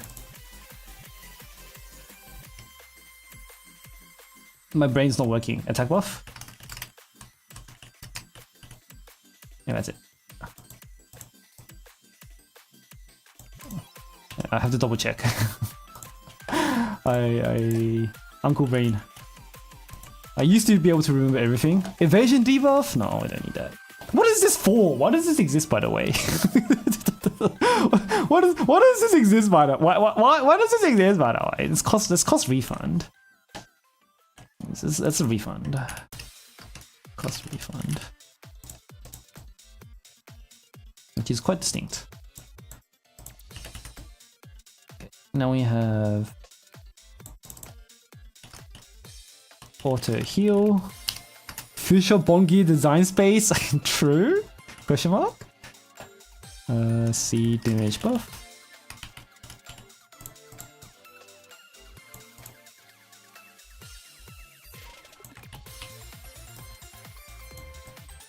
Accuracy? Nah, they're never gonna do accuracy content because that shit is ass. It's objectively a bad experience.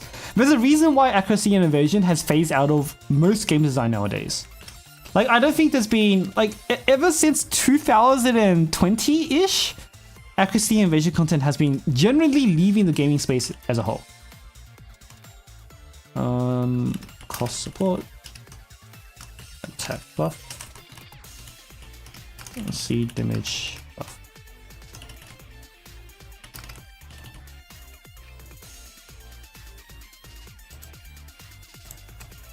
Because after 20 years of game design, developers have found out that people hate accuracy content. That's where we are right now. Oh yeah, but except Pokemon. People don't like Pokemon. Auto shield, okay, that's a good one. Figure actually does a lot. Auto shield. Okay, cool. Gotta draw the arrows.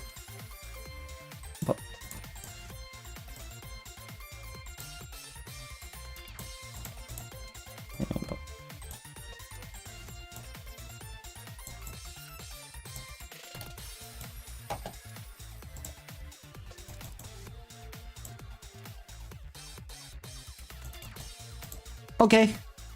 Let's ignore these. No, I'm just gonna delete it. And there's an extra arrow here. Okay, cool. So this is our team building chart.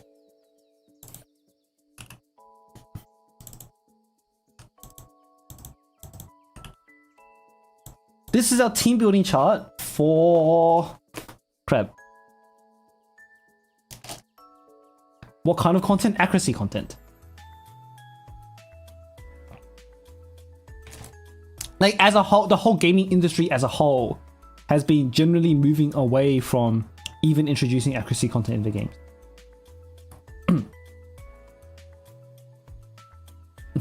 Taking away the Eva from Pokemon, yeah, because evasion in Pokemon has kind of like become its thing. I don't know. Isn't it for phase 2?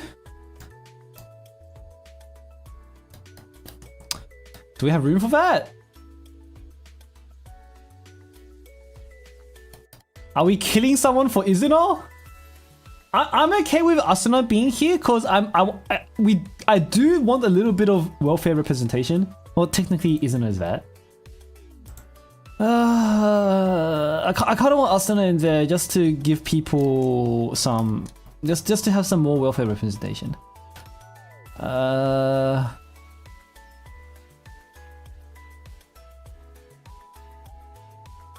Izuna.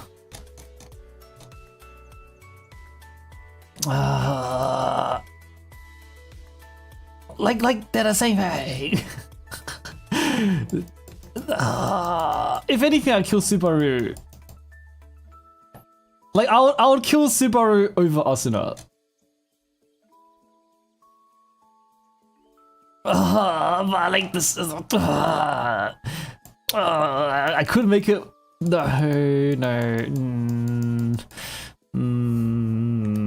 Okay, I'll kill Subaru.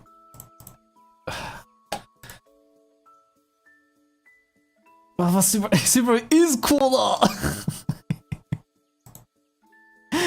Subaru is cooler. It would be cool if evasion mechanics were full of nothing. That's true, but then it's just straight up not evasion mechanics, right?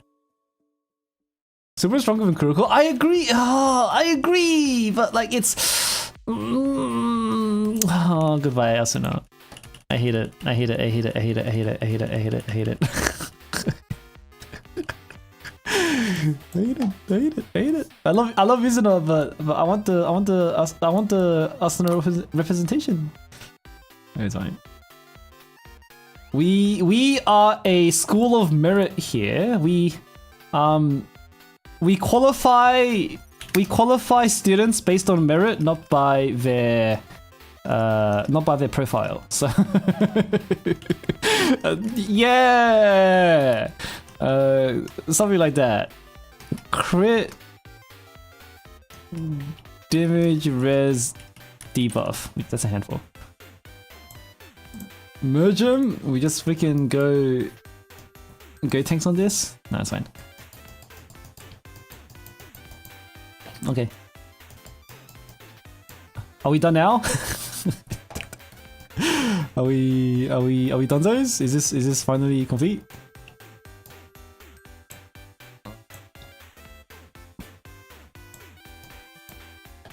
I think we're finally done here. So yeah, this is our. Oops, not that one. This is our. Fuck it. This is our team building chart for the different sizes. My charts are different size. You know, fuck it, whatever. I'll fix it later. This is our team building chart for crap. Why are there teams with both Shiroko and Boshino with no red DPS for phase 2 tournament? Okay, so that's where we're going to next. Because even though I have red DPS as a core slot here, that's what I was going to talk about next. So if you follow this fundamentally, you're chilling. But there are ways to break this. And I'm gonna have to figure out a way how to introduce breaking this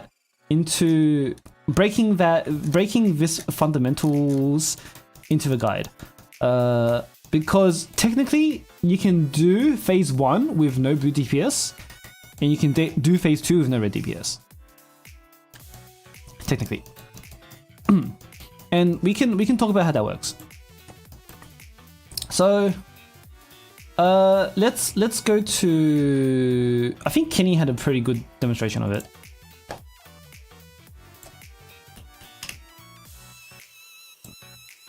Actually, let's look at phase 1 first, because phase 1 has a very good where was it?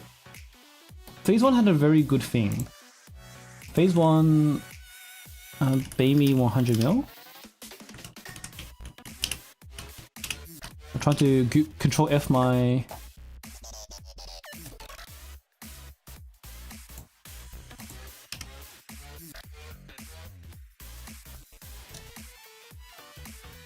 Wait, does anybody have the Baby team that did a 100 mil? I'm trying to control F for it. Control F 100 mil.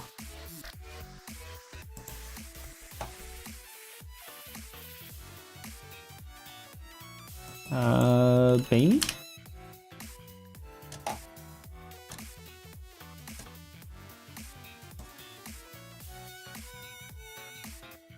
Explain that in text section. Yeah, you have the 100 mil baby. Okay. Can you give me the video code? I'm trying to. Let's see if I can find it before you get it to me. Oh, someone ping me in general. Okay, cool. Thanks, Skiller.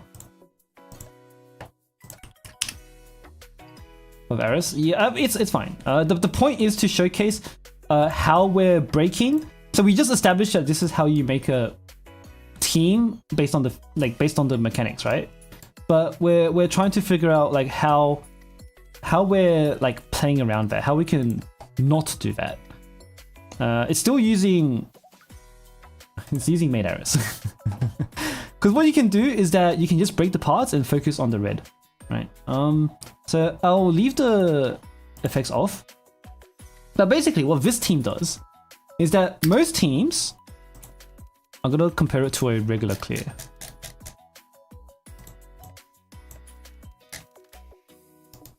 Right. Most teams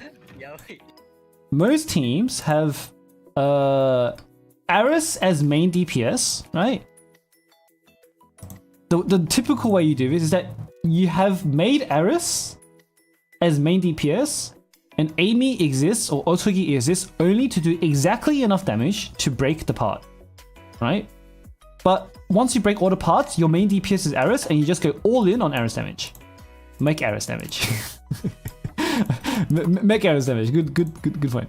So that's how you normally play this team. You go all in on mech Aris damage. So at this point, right, all the parts are broken. You go all in on mech Aris damage. But you can subvert this. You can subvert this by flipping it around. You can subvert it by going. You have exactly enough damage to break the claws, and then you go all in on Amy damage instead.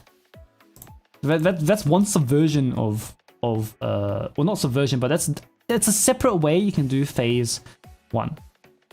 Here in this team, all this team does is set up Amy to do a lot of damage. Only Amy and Otogi did damage throughout. What's the first half of that sentence?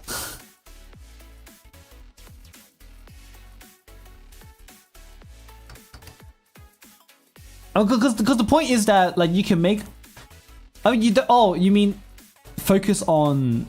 Yeah, you don't drop them, but they're not the focus of the team, right? That's my point there. So.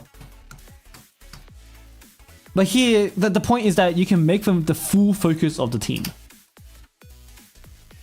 Because you break the parts, here, you're still DPSing the whole, but Aris's purpose here, Aris's purpose here on this team is only to break the claw. You don't really care about what she does after breaking the claws. Right, so you break both the claws, and this team, at this point from now on, after breaking the claw, right, Amy, you're fishing for 10 million crits.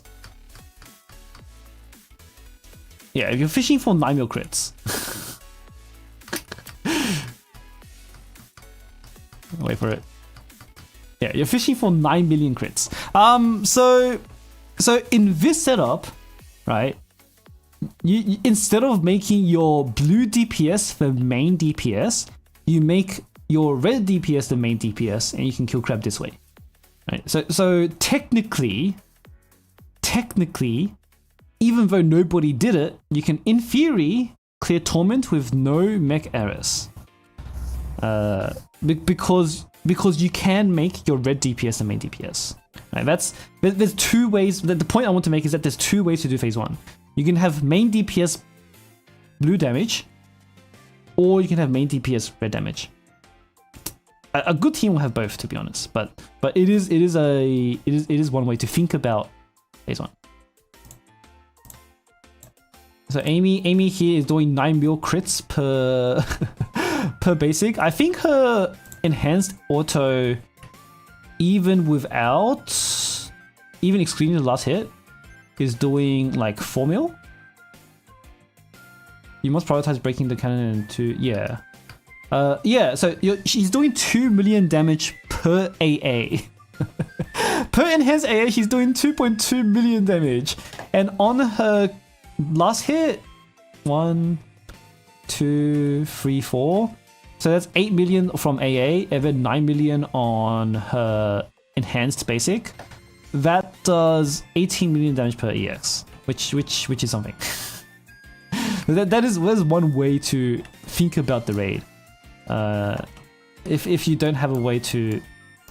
If for some reason you have red damage but no blue damage. Do I recommend this gameplay? No. No. Definitely just use blue DPS as your main DPS, right? Just be normal and use blue DPS as your main DPS. And your red DPS, you're not dropping them completely, like I already said, but they're not as much the focus as on the team.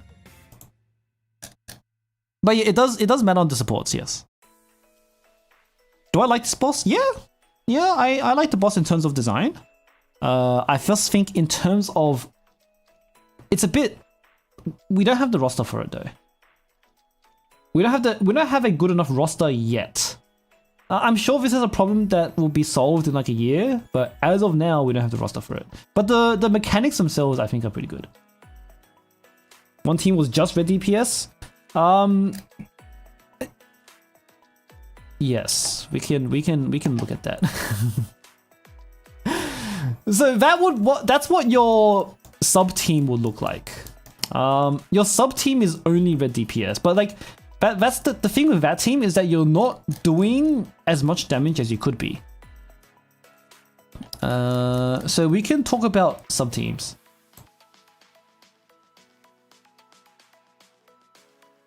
So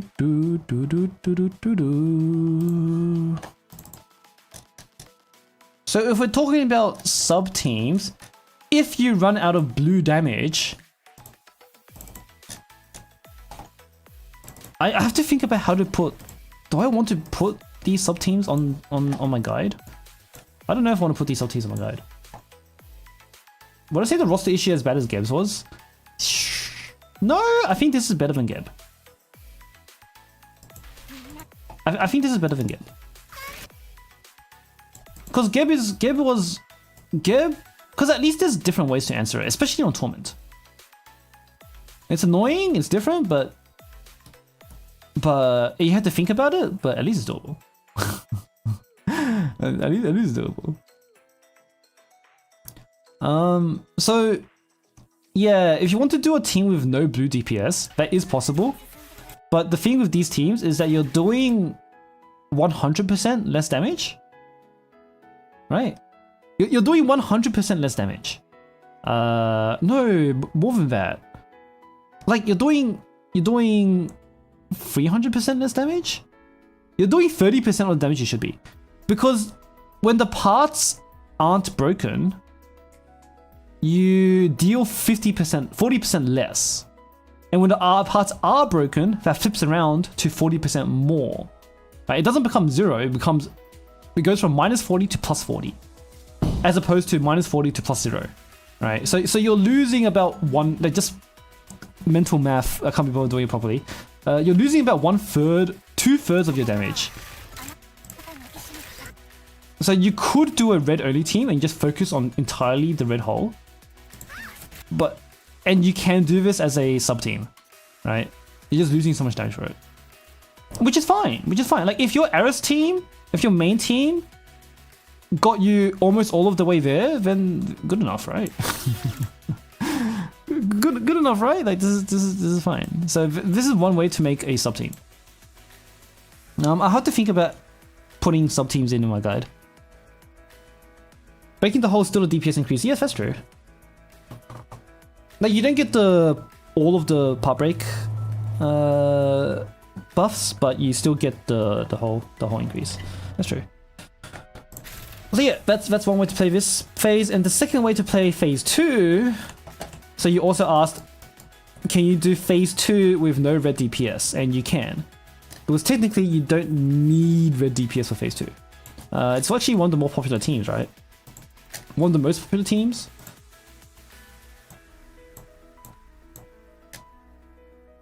Yeah, this one. No red DPS for phase 2.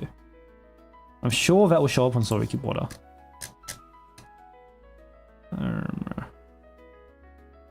There's red DPS. Sort for Torment.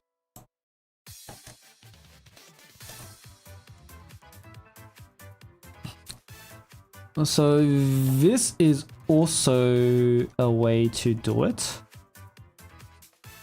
I think these teams will have to have a special mention on my guide.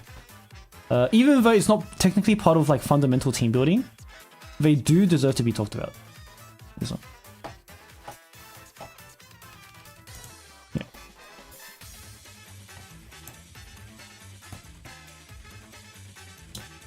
If you don't have Suzumi, you can use Hare and Hoshino. Yeah, you can do that. There's a lot of ways to do that.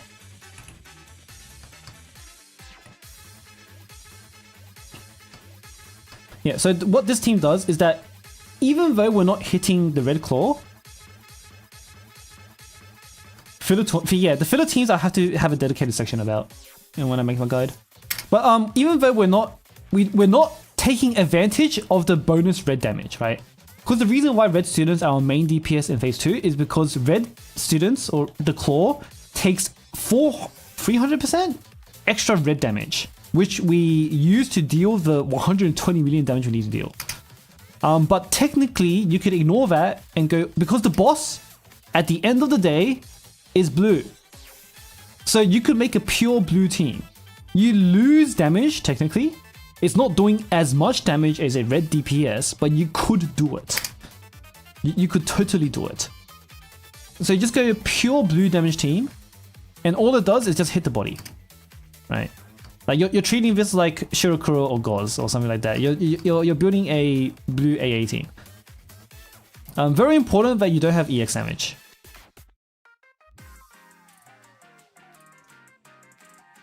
And see, they're ignoring the red claw because you can't AA the red claw. Focus fire doesn't work either. So you just get all in on the blue body damage. He uses claw more. Oh, that's true. He uses crane more, right? Can he? That's a good one. Furious set is basically Furious set. Why does? Oh, I messed up the name. Hang on, Kenny. Like that. No, I messed up his name. Let's do Kenny. Will this show up? This doesn't show up. Motherfucker, why is Kenny's name so unsearchable? Is that here somewhere? Ken? Control F key, no Ken, nope. It's gotta be here somewhere, right?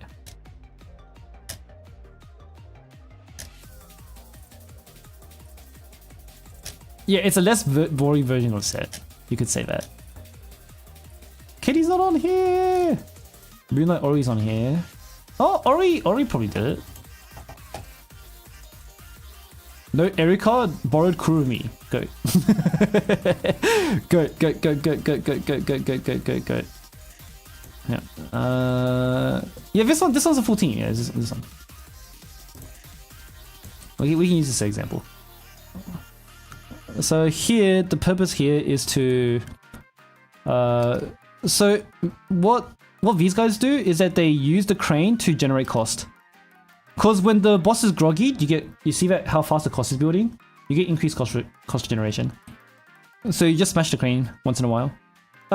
You smash it once out of nowhere. I think the next 2 times you want to block the attack. So if you keep going, he uses it properly for this. So we'll get the accumulation and we smash it again. And I think a full blue team will get most of the accumulation, but not all of it. Can you use a crane 4 times? Oh, that's pretty good. Yeah, okay. We get a crane here. Can you WXYZ? That should be it, yeah. It's just so unsearchable.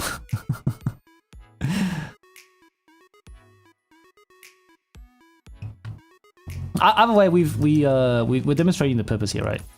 I mean, here we can use the crane again. Right, because in a full blue team, it's pretty easy to stack up the crane. But when you have 1 blue AA DPS, it's pretty difficult to spam the crane. But when you have a full team of AA, or when you have 2 blue DPS, or 3 blue DPS, it's much easier to stack the crane. Since the crane scales on your blue damage. So you can just abuse the crane. But yeah, it takes longer to charge with each use, but it's not a... That's the purpose of the blue team, right? You don't have to worry about it on a full blue team. So you actually get a lot of damage out of this. This team started with 110 at transition, and you just spam the shit out of it. It hits 2 accumulations here. Does it just ignore the accumulation? Oh, you get some of it, not too much. Does Groggy reset the crash skill rotation? I think it does, yes. Full Blue is comfy. Full Blue is a secondary team, all things considered. It's not necessarily, it is comfy for sure, but ultimately you have less output than having a proper red DPS. It's just an easy option because it doesn't require new students. It's a very easy option. Like, you can do this with existing students. That's the core difference. And it's very competent, right? It's very competent using existing students, kind of ignoring half of the raid, but still doing okay. And because because you're attacking so much, you don't have to worry about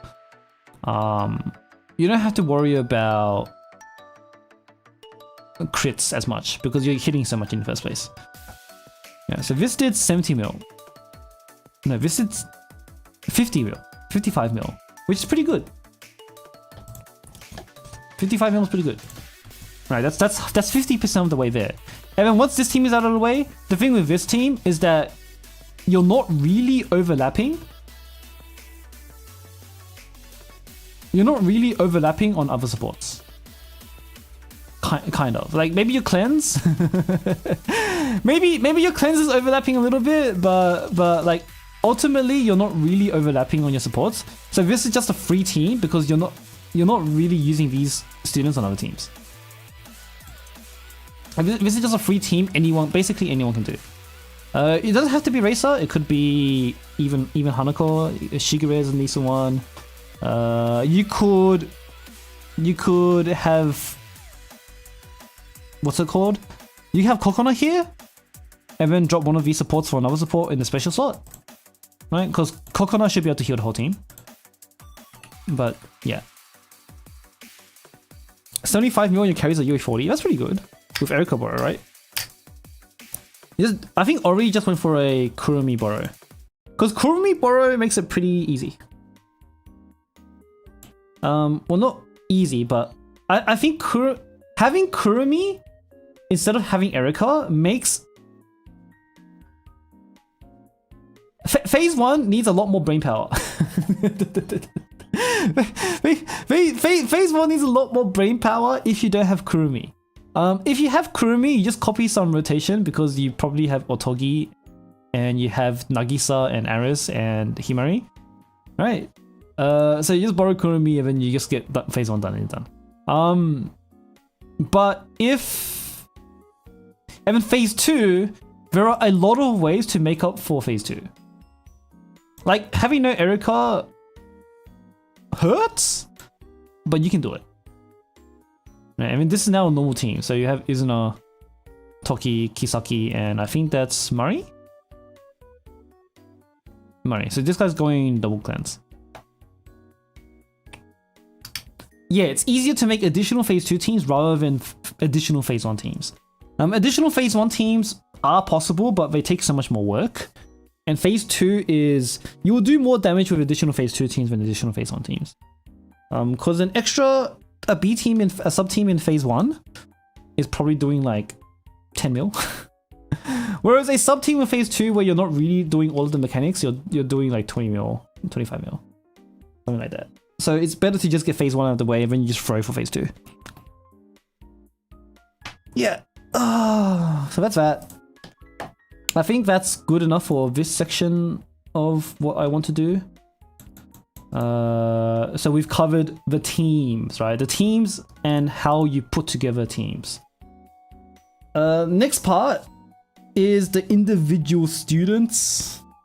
Something I want to do is talk about or fill out this. How many takes can even survive the bubble opening in Torment Plus? 2? 3? Yeah, 3. Konoka, Amy, and Kurumi. Everyone else needs some kind of help. Okay, we're doing this. If you guys don't know what this is a spreadsheet where where we give a rating for every single student in the game, for every boss in the game. This shit is extremely unmaintainable. as you can see from all of the empty lines here. And also, I just realized we no longer need to worry about N, because now we have practice mode, we can technically rate everybody. So I'm gonna have to spend some time to go back and rate fucking everybody. Oh no, spreadsheeting. Backloaded damage, fair enough. Personally, I don't mind it, but fair enough. But we're just going to talk about these girls.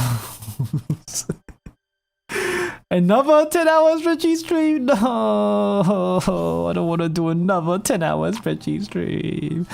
We're going to ignore...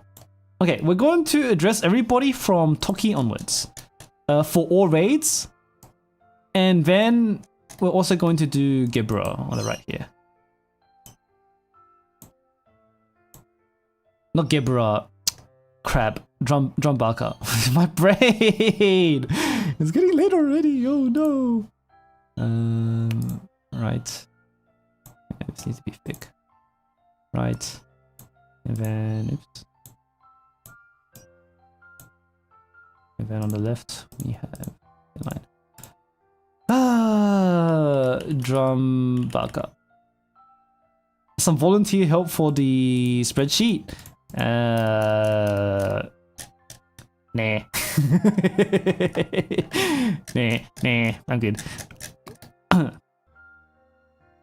Because I don't want to have a council on this shit. I mean, chat is my council, but I don't want to have like another council. It'll be easier to write off this shit as like my own opinion or something like that.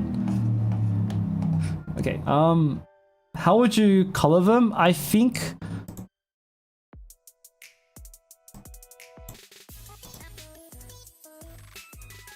it should be here. Yeah, in a second.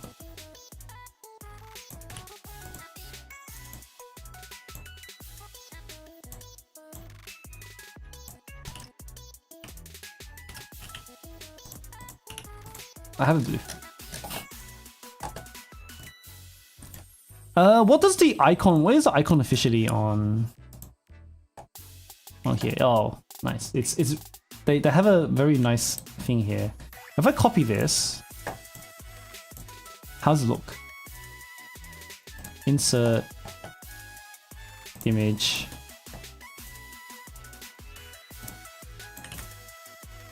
Nope, not that. I guess I had take a screenshot. I do a screenshot when I crop it. Wait, did my other ones include the white? I don't have the white border. Okay. I'm stealing content. Sorry, Lonky. Please understand. Lonky will understand. We're chill. Control S. Yeah, so yeah, whatever. Insert image. Don't open up my porn folder. Okay, cool. Chill. Not like I have one. Okay. So this is going to be pretty difficult. Make sure I clear all of this. And we'll go down first, thinking about our Drumbaka students.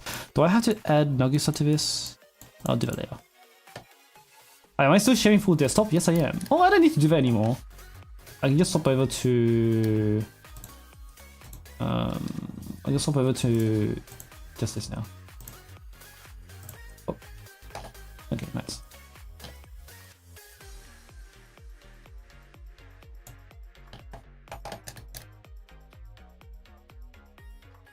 Okay.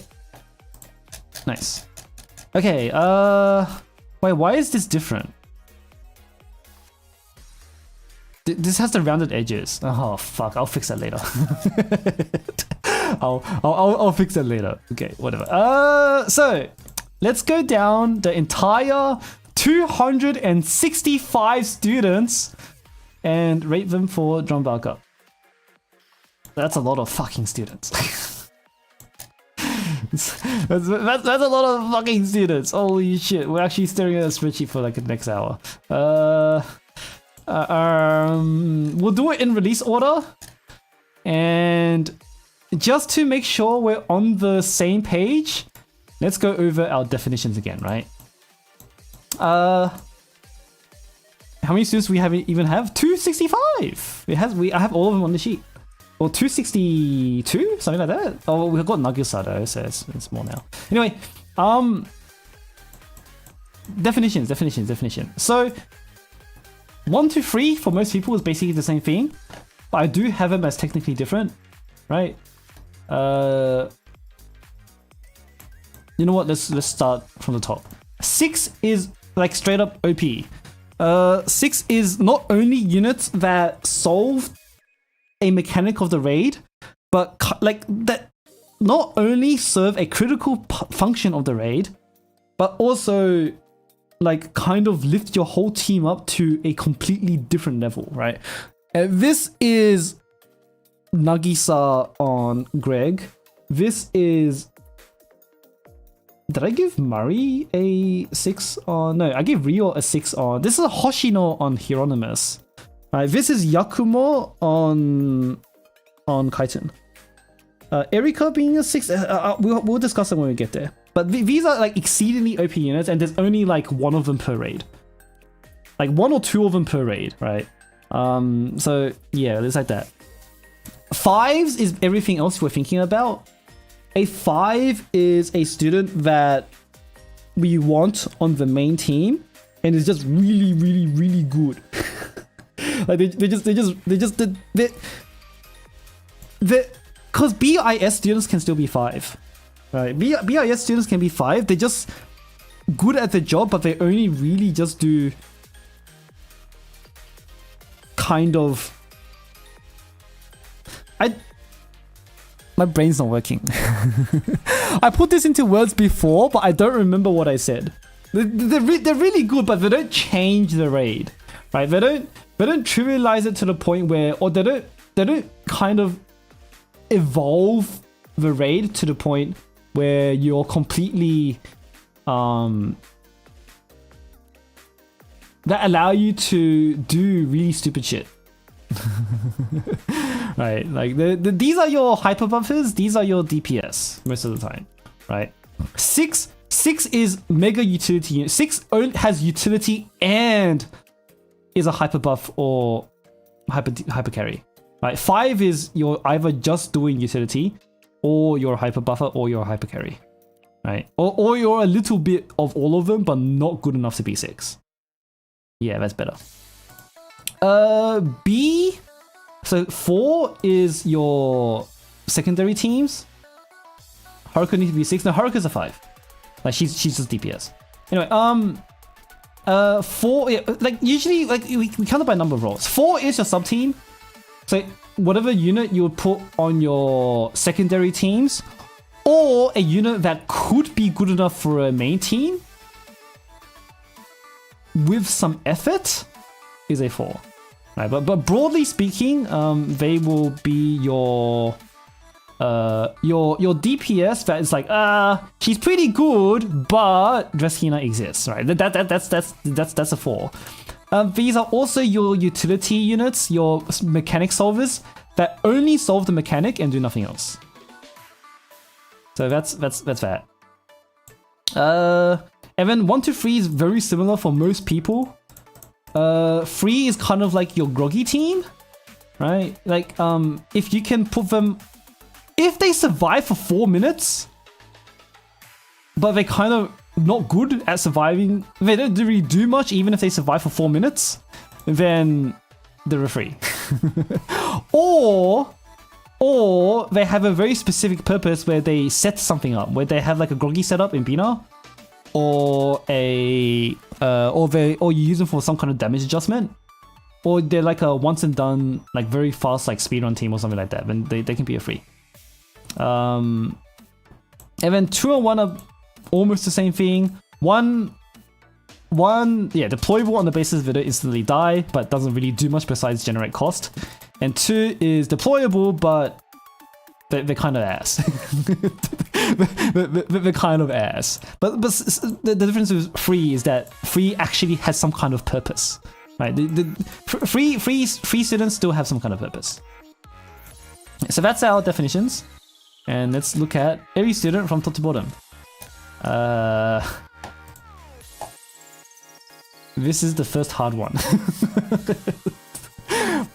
We're on our first student, and this is already kind of hard.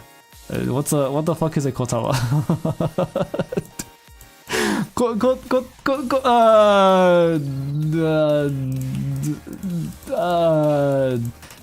Cause Kotama is actually kind of good on phase 2. Kotama is actually pretty good for phase 2, especially in the multi DPS setups that we have. I think she's a 4. Like, Kotama is actually a very good student, considering we have multi DPS setups. Who gets a 5? The 5 is the Suzumi, the 5 is the Hoshino, the 5 is the Racer, right? Kotama is weaker than all of those, but still definitely one of the stronger options.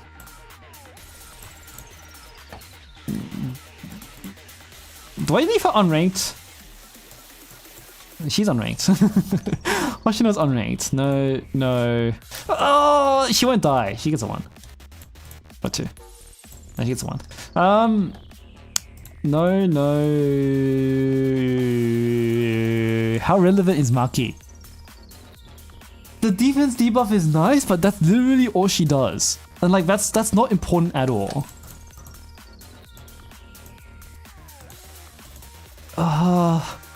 Like it's nice, but like it's nice. It's pretty nice, but I don't think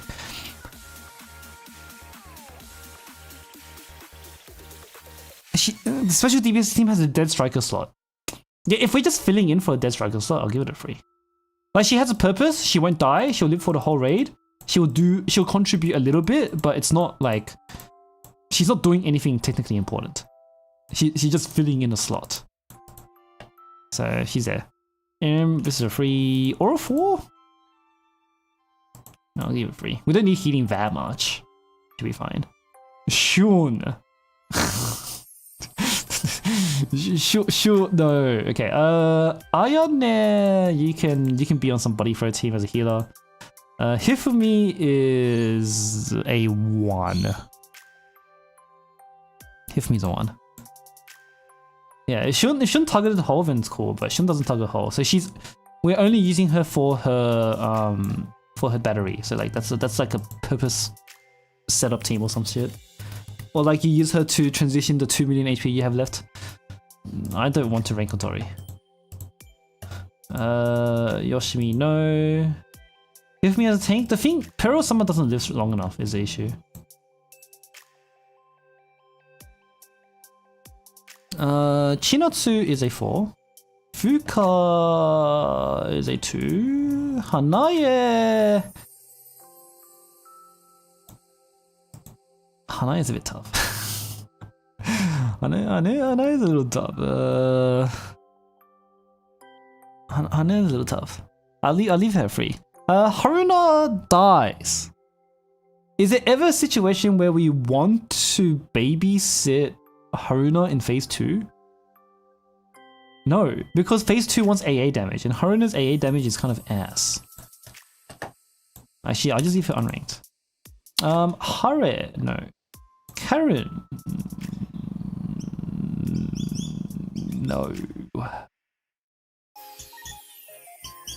She's a body. Pro 2 for Hanaya? Yeah, fine. Iori, no. Nonomi, no. Sumire, no. Tsurugi, no. Hasumi, no. Junko gets a 1. Naru gets a 1. Hibiki is like a 3. Hibiki's decent. Hibiki has a purpose. The mortars help. The mortars do more than 0 damage, but it doesn't really do.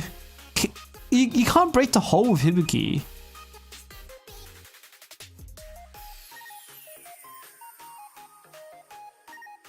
You can't really break the whole of Hibiki.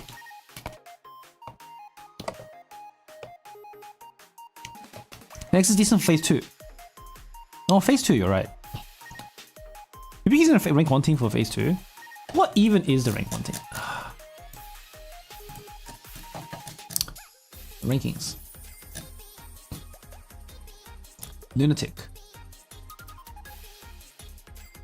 Holy finisher team. Holy finisher team. How fast is this? 15:25? 1 minute faster? 15:25? Jesus.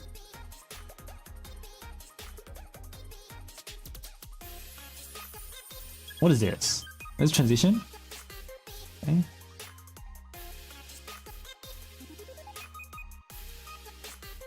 I think Hibiki gets a 4 then, right? She might be good enough for a 5. Hibiki, if she's being used like this, I can see her giving a 5, even a 5. But I might give her a 4 for now, but we can come back.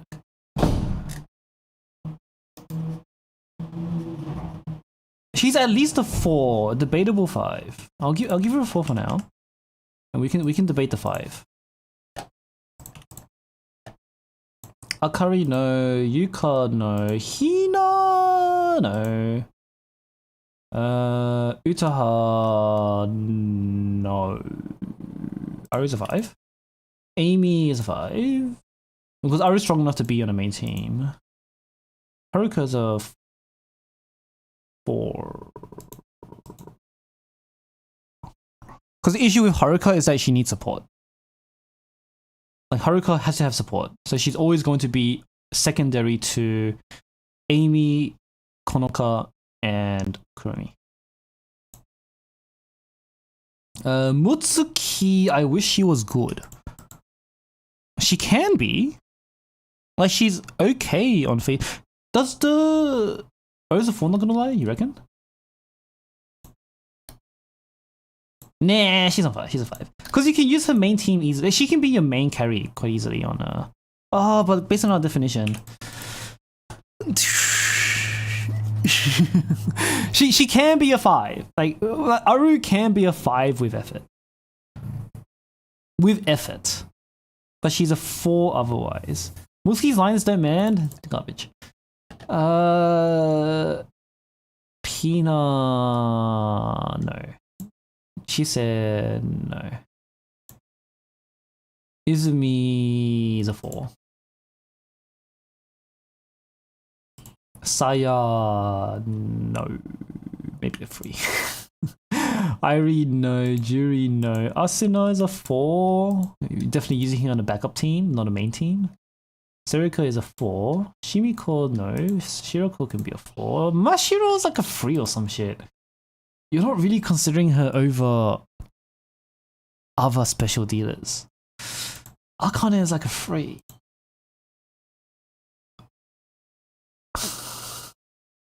Why is Pina name in Japanese?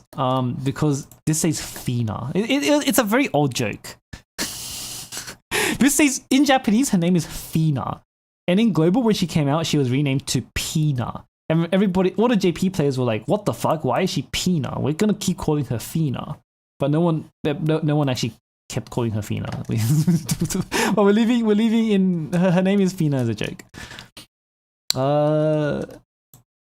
Shizuko, no. I mean, Shiroko is okay as in a sub-team. Izun is a 5. Aris is a 3. Aris is kind of dog shit. You're not even going to use her in a backup team, are you? Like she's there. You're gonna use her as some weird setup team or weird body throw team. There's no way she's even on a sub team. Yeah, I'll leave it at that. You're not using you two. When Cherry no, maybe she might show up. A bit ass though. Nodoka no, Yuzu no. Hanako could show up. Hanako could show up in phase 2 in place of Reisa or Shigeru. She's okay. Maybe a 4? Nah, she's a 3. No, what does Fina mean? Nothing. It's just Pina, but Fina. Fina and Pina are kind of written almost identically with one strike apart.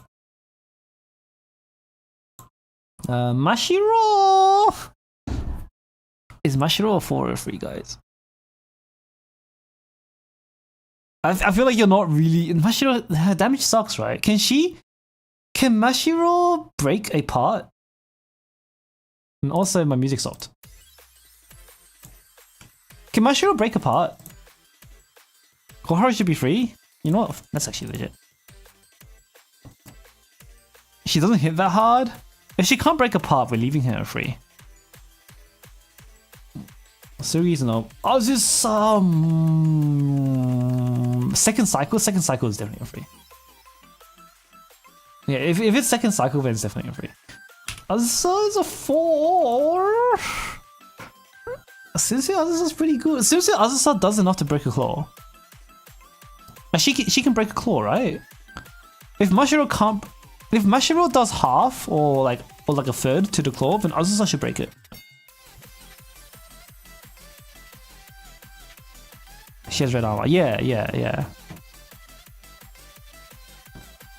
If you put targeting, the claws cannot be focus fired. If that's what you're asking. I mean, Azusa gets a 4 because she can break it, and a little bit of defense debuff in phase 1 isn't too bad. Is this considering Insane Plus? Yes, this is considering Insane Plus. Tsurugi should be a free for phase 2. Yeah, I see that. I can see that. You can definitely use her on a weird body throw team with a lot of healers. Like you have like a lot of healers, and I think that's fine. Hifumi, nope. Ooh, Hifumi could be like some random, you know, like 10k attack speed sub. That could always be useful. UE60 Smash needs 7 crits. Jesus Christ. Izumi can exist for AA. Iori cannot exist for AA. Does she die? That should be fine. Isn't OG Azusa too?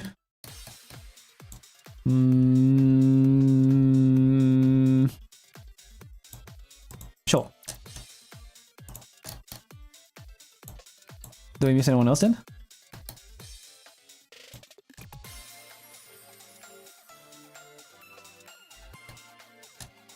Maybe this is a 2.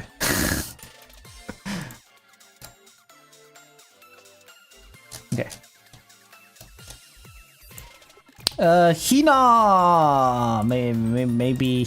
Is she even deployable? She sounds so ass. She probably get it too. Shiroko cycling.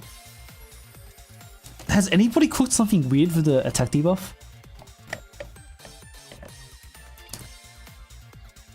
Any funny cooking? Like maybe someone cooked something silly.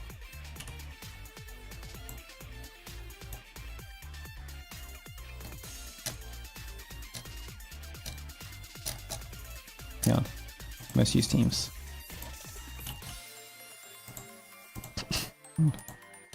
Okay, no one cooked anything.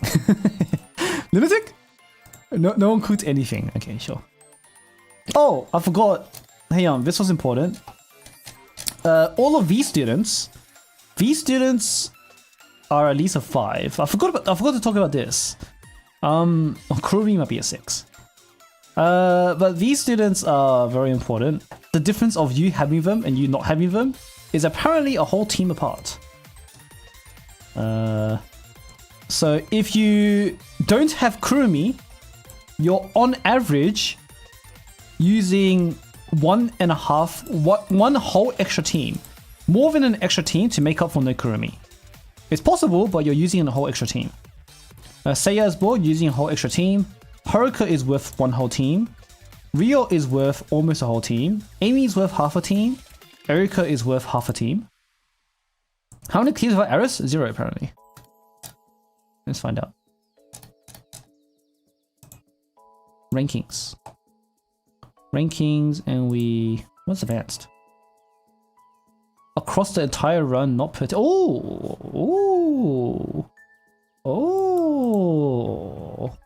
That's cool. This is a good feature, but for now we do basic.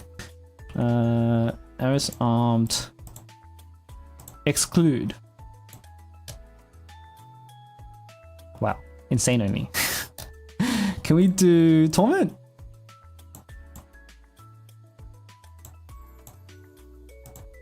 I mean, I don't expect any lunatics, but torment. I'm gonna say now, in theory, this is possible.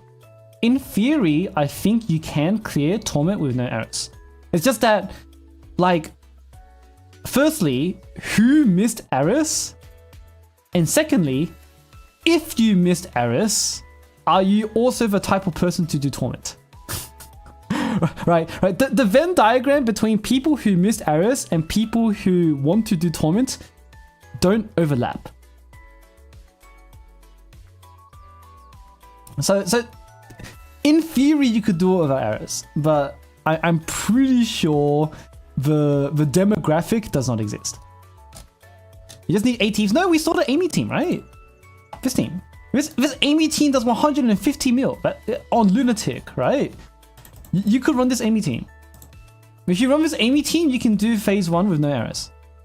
Like this is doable. In theory, right? But like again, who the fuck has all of these students but doesn't have errors?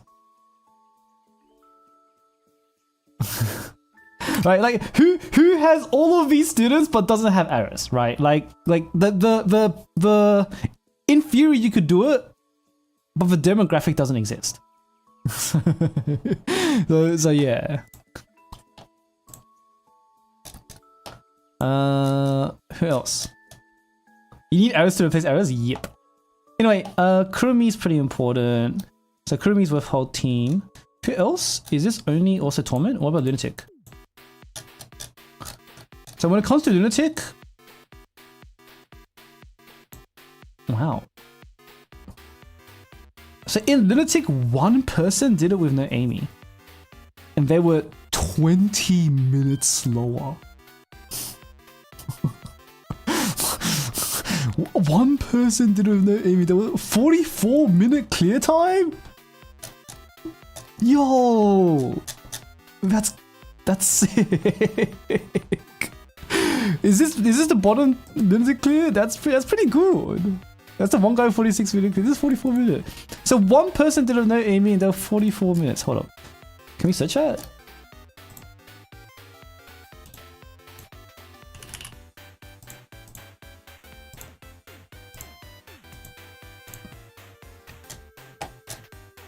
$187, ranked 187. This must be last.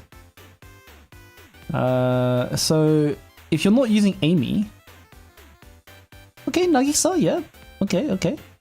Anybody on this list automatically gets a 3 or 4. Shuri made it onto a Wakamoto. What is? Oh my god! It's second last. It's impressive. Who the fuck is last then? Okay, I respect it. I respect it. This is but imagine, right? You don't have Amy, but you have to have all of these other characters. The entire band club is nuts.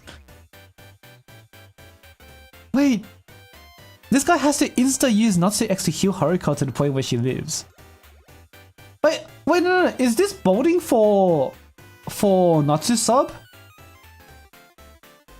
You have to reset mode Natsu sub, right? You have to reset mode Natsu sub. You have to get like 2 stacks of Sugar Rush or something really early for Haruka sub. Yikes. Oh, she doesn't die? Okay. Entire band team, it's Natsu. Okay. We have a little bit of Kokonatsu in here. Sure. This is AA, yeah. Red AA. Kana. This is so expensive. He borrowed a Kane? What a goat. Goat. He borrowed a Kane. That band team is no cleanse. Wait, you're right. What the fuck? This is what no Amy looks like to someone. Okay. Yeah. I guess Amy's pretty cool. Yeah. One person didn't know Amy and they were 20 minutes slower. I don't think he was doing it for me. I think he was doing it for real. No Koyuki is one team slower. No Ritsu is one team slower.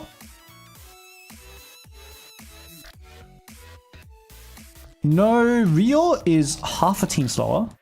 No Kokona. 3 people had no Kokona? Okay. One team slower. We didn't see that. No Aris is one team slower. No Seiya is half a team, sorry. No Seiya is half a team slower. No Kisaki. Kisaki actually minimal impact, it looks like. Kisaki's only 1 minute slower, which isn't too bad. No Haru is also only 30 seconds slower, so not too bad. Not too bad, all things considered. Okay. That does mean everyone else is at 100% though. Anyway, Shiroko gets a 1. No, you know what? We leave her unranked. Kirito, no. Shun! I mean, she's a 4. Because Aru's a 4. Asaya, no. Neru, no. Karen, no. Asuna, no. Some AA damage? Nah, you're not babysitting her for that shit. Fuck that. Marie's a 4 or a 5. I think Mari deserves a 5 because shield, cleanse, and defense debuff is actually pretty good. And the HP sub is also actually pretty good. I think Mari deserves a 5. We give Chinatsu a 4. We give Chinatsu a 4, but I think Mari deserves a 5.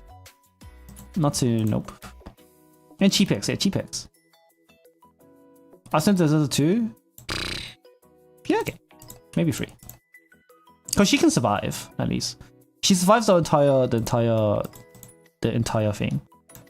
You can probably use her on some pretty cheap body throw team. Ako is probably a 5. No, do no Akos exist?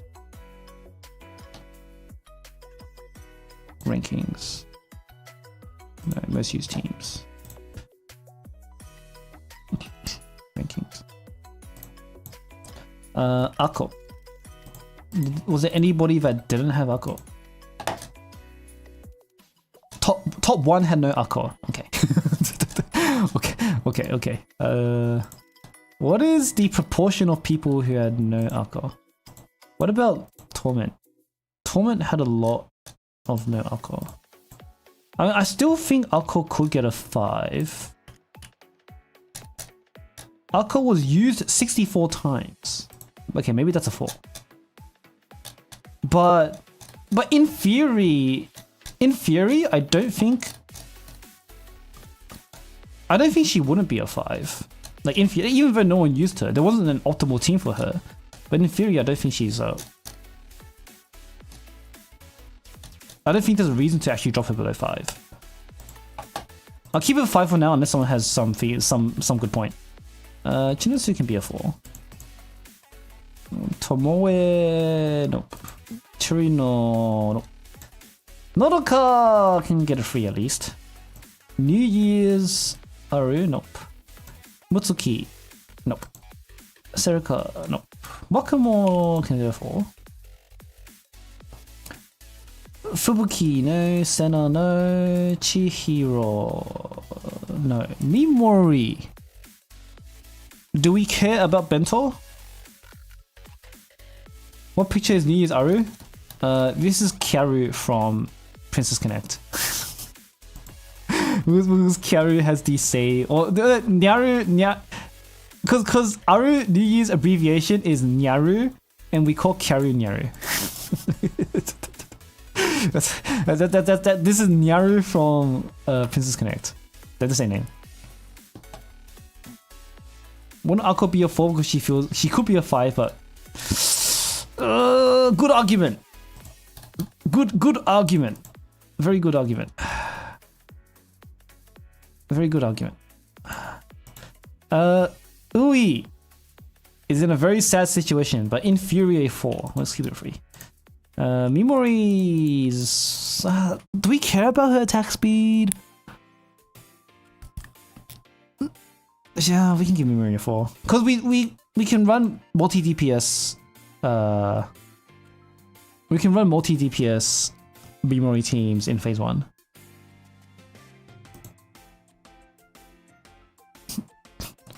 Can Ui in theory be a 4 at least? Even if it's not practical now. Nerf now, you're double chatting. Pog.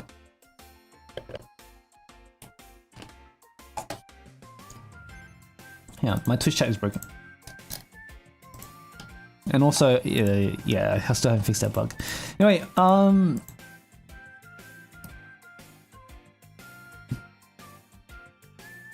wait, no, but Akko can be phase 2 though. Like, is Akko arguably a 5? Did it break? Oh, I break that. Yeah. Is Akko arguably a 5 just for phase 2 though? Because we're considering them in different phases. Can Akko get a 5? I think Akko can get a 5 slot in phase 2. You know what? We'll give Akko a 5 for phase 2. It's a 4 for phase 1, but it's a 5 for phase 2, right? She can get that. I'll give Yumori a...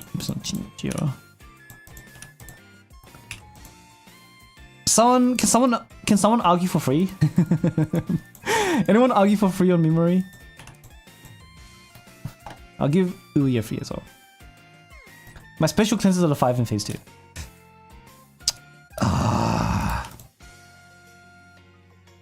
But we have a second slot. Fine. Fine. Okay, Hinata... No.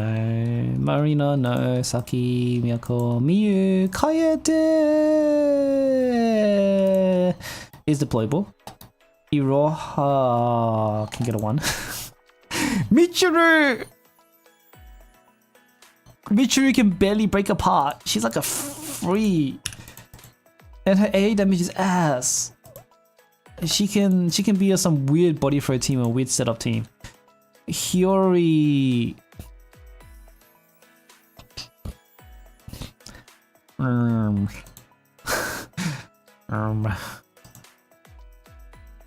No. Would we... Is there ever a situation where we actually want to... It's 30% defense shred. Does that matter? Do we care?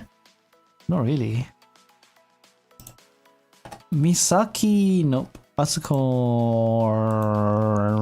Deployable. Barely deployable. May. Wakamo. No, give me a 2. Wakamo... Nope. Ayane... Nope.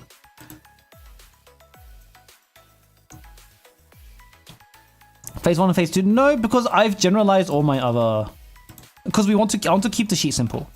If I have a phase 1 and phase 2 for every boss, then this gets really too hard. Can Tsukuyo survive Torment? She actually doesn't. But we can actually give Tsukuyo a 3 or a 4. She survives with help. So we can give her a 4. Like, she's on the same level as like Haruka, I'm pretty sure. Just need to give her a healer. Nonomi is a 4, Hoshino is a 5, Shizuko... Are we shielding the team on phase 2? Not really, right? I mean, like, Takoyaki can never be bad.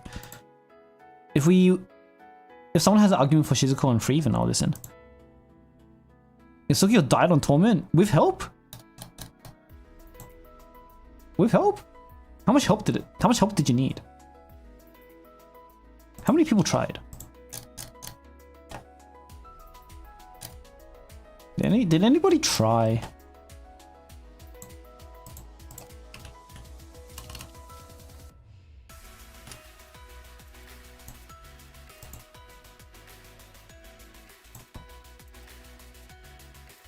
A few people tried in Torment. Phase 2. Okay, we don't want that. Phase 2.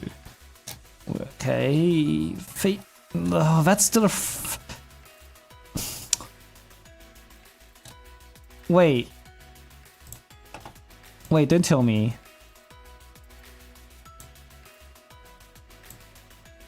Oh, it's extra large. Huh? Because Sukiyo only debuffs medium, right? It's all extra large. Huh? What's the purpose of Sukiyo on these teams?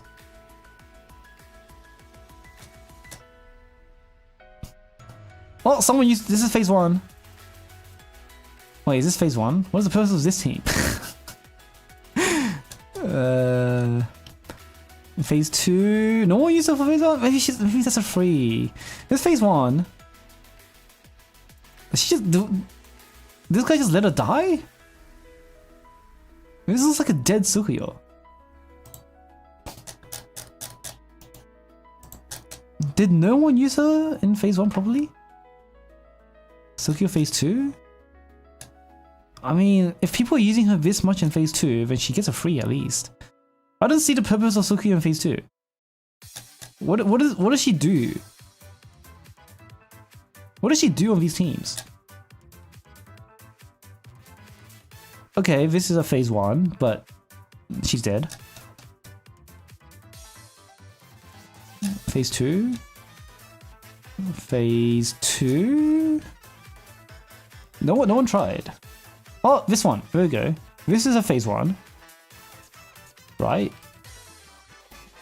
This is a phase 1, but he didn't try to break the red. Okay. Okay, that's probably a free. Fuck it. Misaki, no. Well, come on, Onomi. Okay. Sorry. Kazusa, Moe, Kokona can be main team healer. Moe, Noah is a 4 ultimately. Pretty good, but not that great. Utaha, Chibiki deserves a free just because she lives and also for a nice attack buff. Hey, Sukiyo probably not, I don't imagine. Akane deployable? No, she doesn't do any mechanics. That's a 2.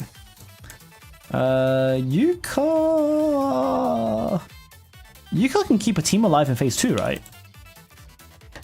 Mari can technically keep a team alive in phase 2. I want to hear what people have to say for Mari. Hasumi is ass. Himari is a 5. But would that be a 4 or 3? Like, is that a sub team? Is that an effective sub team? Like, is that good enough to be actually like sub team material? I mean, it's a free. Shigure, nope. Serena is actually good. No one used her though, but in theory she's actually good. Did anyone try? Like, in theory she's actually good.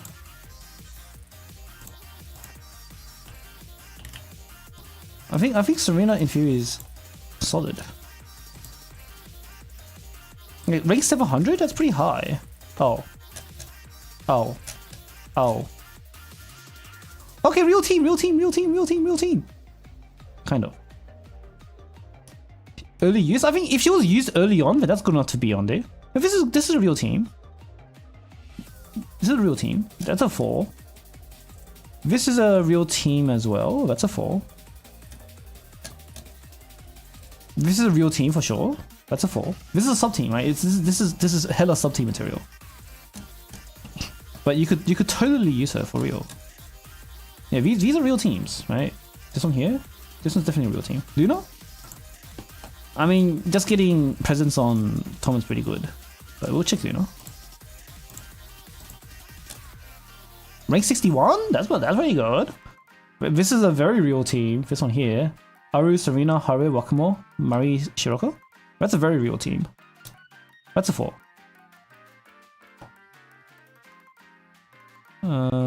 Serena here, Michiru, Mari, Wakamo, Dina, real team. Yeah, that's a good 4.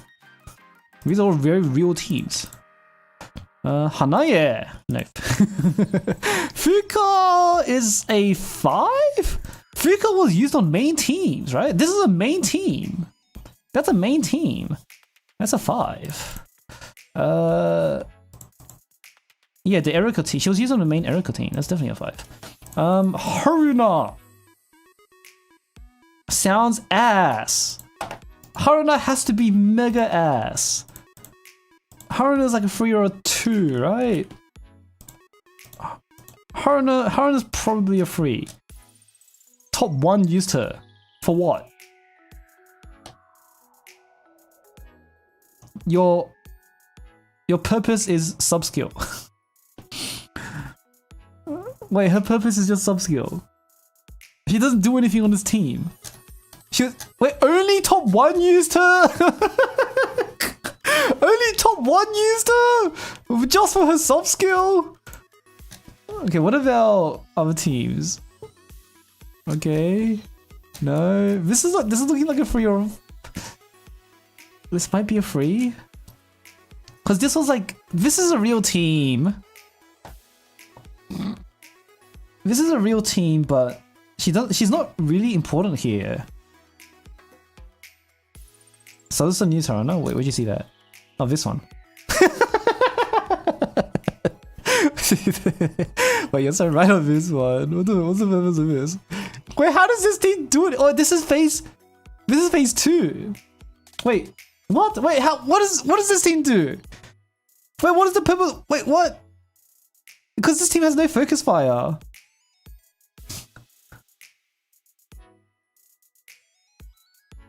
Oh, wait. No, Haruna damage, if you use Haruna on the main body, it hits the hull, right? Because AoE.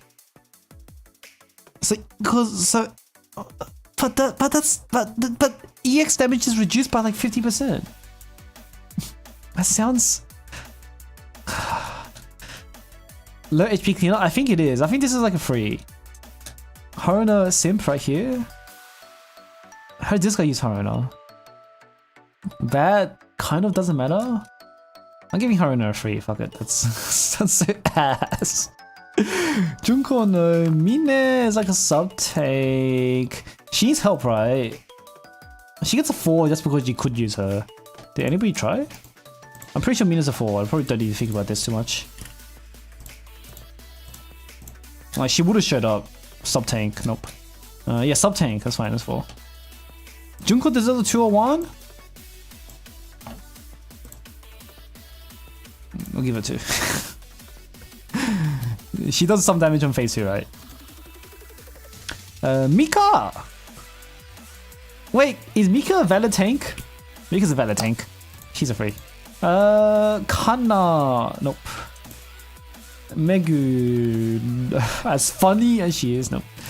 Sakurako. Focus fire. And some AA in phase 2. That's a good 4. Did anybody try use her?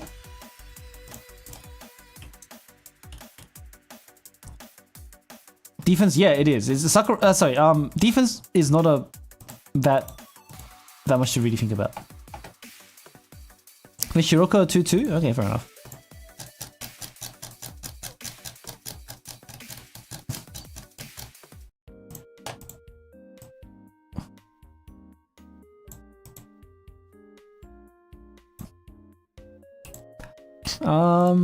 Sakurako. Torment usage? This is not a real team. This is a real team! Okay, yeah, that's a 4. That's a 4. Yeah, these are real teams. These are very real teams. That's a good 4. Nagisa's a 4. Toki's a 5. Koyuki can get a 2. Okay, blue AA we give 2. Do we miss any blue AAs? No, that's a fucking 2. Fuck that. That's 3. EX damage can break law. Do we miss any blue AA? That's a 2. If I miss some blue AA, then I'll come back, I guess.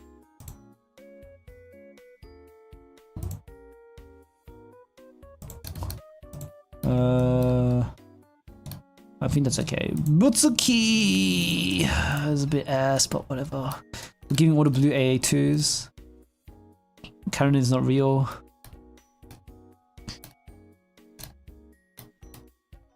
Utaha more of a 3? I can agree with that. Okay. But Utaha's AA damage is actually pretty good. Wait, what's her mood again? Where the fuck is Utaha? It's back here. Utaha was this long ago? Wait, what was Utaha's mood again? I haven't seen her for 2 years.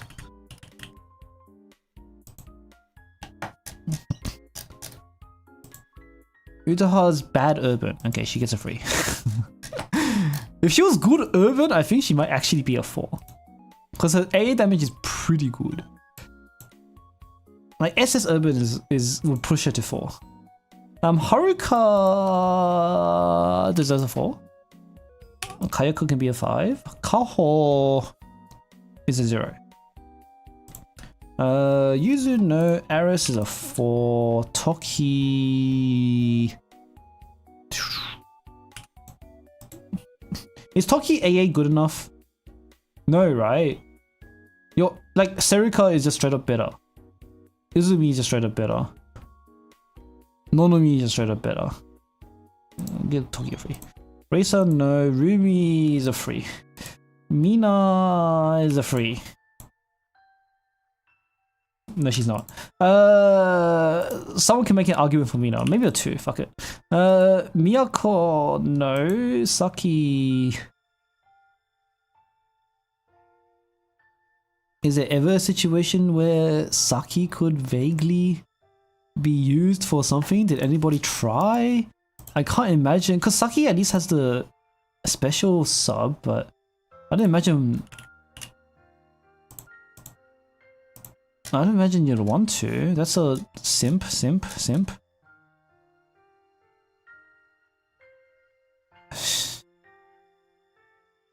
This is not a real team.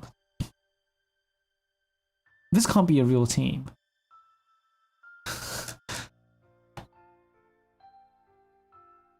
Okay, this is a real team. It doesn't matter if she survives. Okay, she gets a free then. Shiriko's a 4 probably. She can do some backup stuff. Ui, no. Hinata, no. Koharu, no. Bad AA. Hanako, no. Mimori, maybe a free. Inferior free. I don't think anybody actually used it, but inferior. Meru, no. Kotori, no. Haruna, no. Kasumi, nope. Ichika, nope. Shigure can get a 4. Healing's healing. It's pretty good for phase 2. Like, healing, crit sub, good enough. Railgun, we don't know. Yukari, nope. Kikyo, nope. Ringgit, nope. Amy. We could use Amy for phase 2. But you're not really going to. Because the shield lasts long enough to actually protect your team from some damage. Attack speed is pretty good in phase 2, but not that great when you already have the barrel. And the attack buff is like, it's there. That's a free. Kotama, Haru's a 5, Ibuki, no, Dako. I'm pretty sure I looked this up before, but I forgot. Who used Dako? Does she get real teams? That's a real team, kind of. Not really. And this is definitely a real team. That is also a real team. Boru Otogi! This guy did not want to use any Eligma. Saturn get a 2 free just for support? Yeah, fair enough.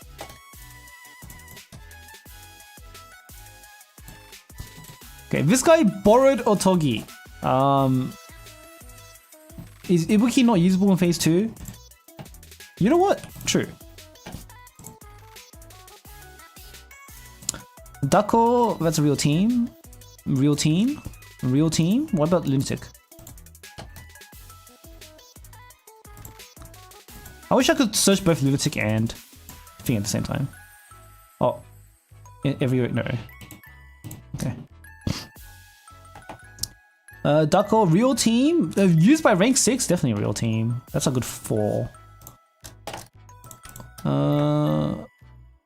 Yeah, it's fine, but she, like, in phase 2 you could babysit her.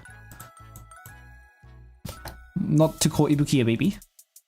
Here's a 4. Menu filter based on rank. Oh, okay, true. 1 to 12,890. Okay, now, okay, this is, okay, cool. That's better then. Dressaru, no. Kayako, no. Akari. Hold up, Akari. Shiroko is a 5? I need to see her teams. Where's Shiroko? Back here?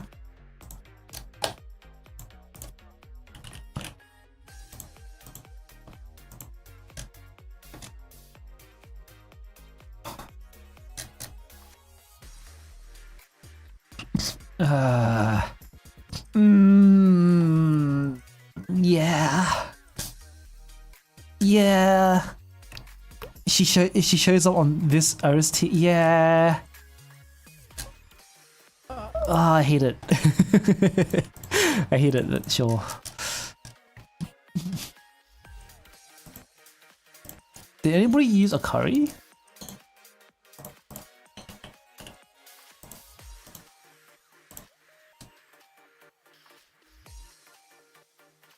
That's a real team, kind of. Because Akari would be pretty good in the blue only team.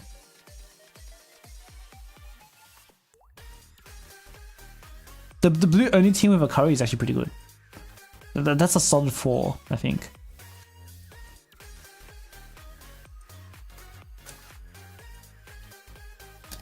What the fuck?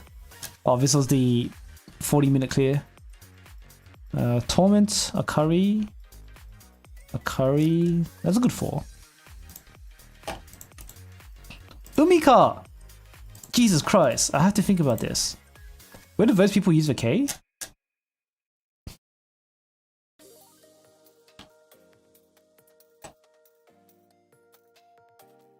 Phase 1. K is being used on phase 1 in Lunatic. For Torment, K is being used with Akari. Because they do stack. This guy didn't use K. This guy used K phase 1. This guy used K phase 1. This guy used K and Akari together. This guy used K phase 2, a different team. Okay. Yeah, so pretty good use. Umika's a free? Did anybody try?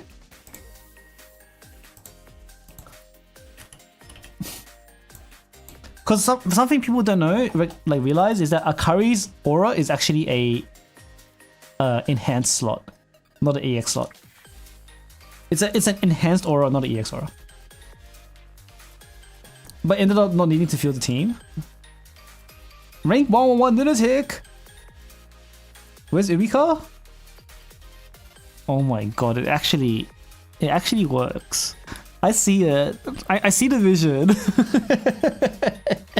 I see the vision. Wait, does the barrel buff the? Hold up. If the barrel buffs her, I might give her a 4. Does the barrel buff the turrets? I want to give her a 4. No.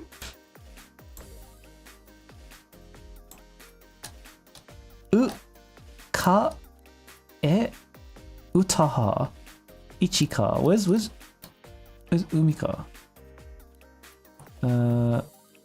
Why is Umika not here? Ka ki ku ko wa Saturn Rico. Wait, Utaha doesn't. That Umika just doesn't exist here because no one's got it on video. No one's got it on video. Fuck. And the crack. Oh, I need to know if the barrel works on the turrets. They must. Like, they should, right? There's no reason why the barrel wouldn't work on the turrets, would it? If the barrel works on the turrets, I legit might give her a 4. Because that's legitimately good. Because the turrets is non-EX damage.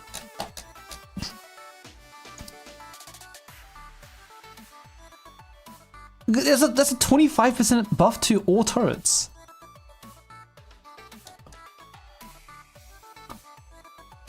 allies. No, that's... To all allies, 25%. Oh, I'm giving her a 4. I'm giving her a 4. Like, this is a real team. This one right here, this is a real team. No, this is literally Umika main DPS. This is a real, because also Umika uses her basic more when she auto attacks more. So she has a 75% attack speed buff from the barrels. All of her turrets get a 25% attack buff, and the attack buff is trash? No, because Umika has a 75% attack speed buff. So she actually sends that order pretty frequently. Like, this is legit. This is a legitimate real team. That's a 4. This is a real team. This is a 4. This shit is a real. No one did it because no one has Umika, but this is a real team. Look, this is main DPS. I wish we had a video.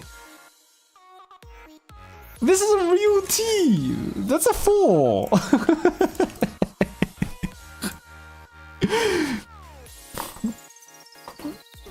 No, nobody does it yet, but like it's legitimately good.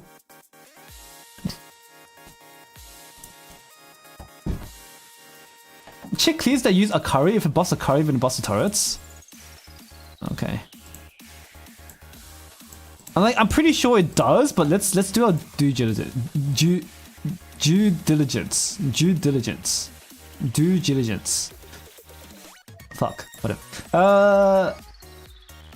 Aris, Aru. Where's Akari? There's no video of Akari! Hold up, maybe because it's... There's no video of Akari! What the fuck?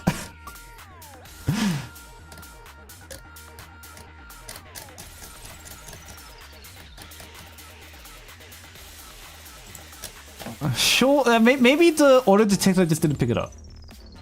Racer will be easier to find. Okay, does it buff Racer? You can buff Racer, right? Someone definitely has Racer. I'm just gonna find Racer in the thumbnail. No one has Racer in the thumbnail.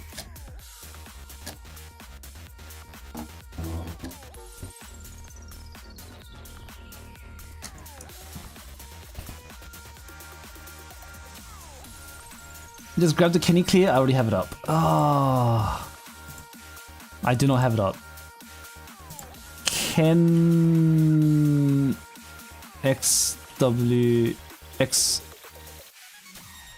WXYZ Blue Archive. Fuck you, Kenny. Why are you so unsearchable?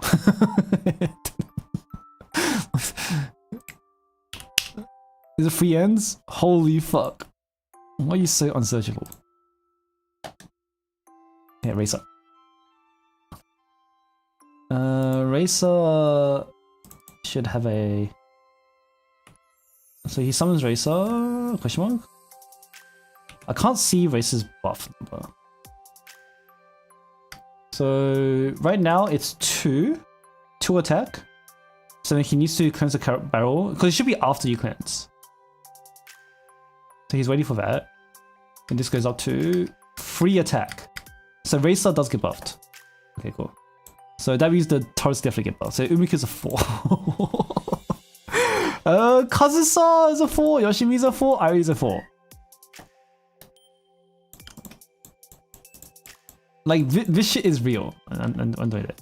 Kirara!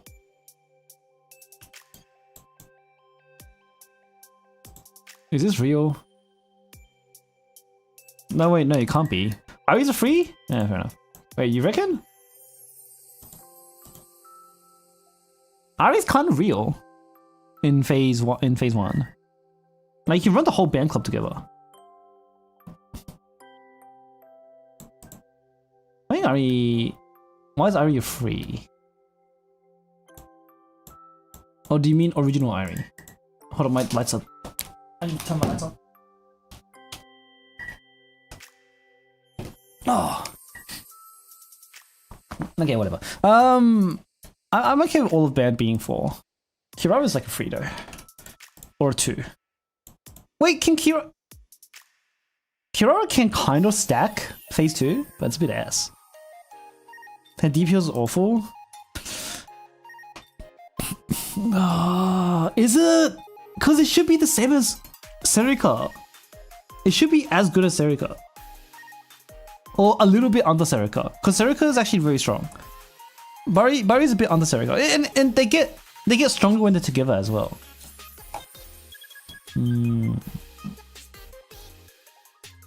Her bond gear makes it good. Serika has mood. Fine.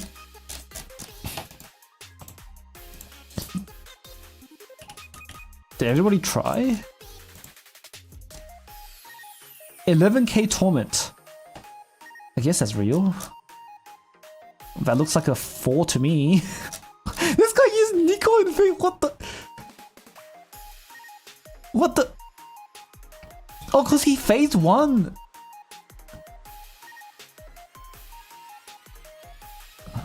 Okay.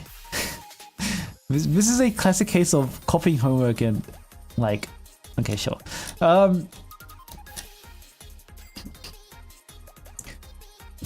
Where is Akira's down here? That's not a real team.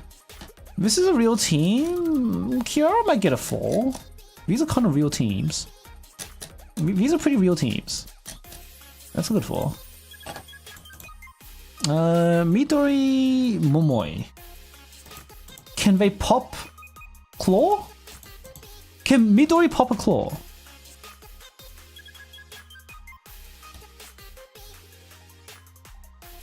Momoi no, because you can't focus fire it. Actually, Momoi could do phase 2, okay-ish, right? I kind of... Because if we're giving Kirara a 4, Kirara gets a 3 if Momoi's a 4. Doesn't need to be... It's any damage, right? It's any damage. If we give Momoi a 4, I'm demoting Kirara.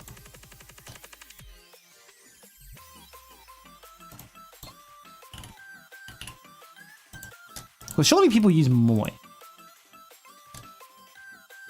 Rank 33 Lunatic use Momoi. Momoi's getting a 4. Oh, never mind. No. Because they already used on a real team. Right, this is a real team. This looks better than Kirara. Has better mood? They both get... This is a real team. This is better than Kirara. Or ranked better than Kirara. Did it? No, this is 12k. Maybe they both get a 3. But they're decent. It's not bad. Can Midori pop a claw? No, right?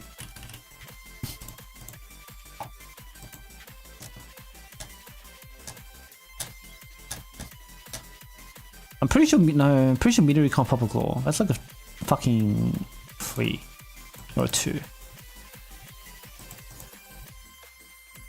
What do we give Mash? We gave Mash a 2. Okay, Kira. I'm pretty sure Kira drill. Better bongi, yeah. Mika needs 2x, okay, man. That means Midori's a 2. Serika is like a 3.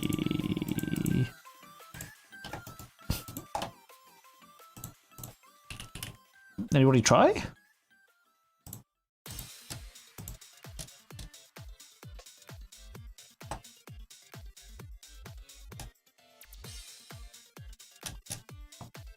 Did anybody use her in a real team? Because this is just like stat stick. This is just stat stick. It's not real. This guy used it for real? Holy shit, what is this? Just mash and... Mash, Azusa, and Serika. Like, alright. Alright.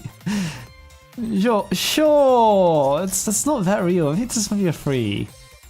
There's a cleanup. There's a cleanup team. That's a free. Kira no. Kana is a 4. Cause Kana's in real teams. Was Kana a 5? Is Kana a 5? Is Kana on like very strong teams? Okay. Oh, that's a 5.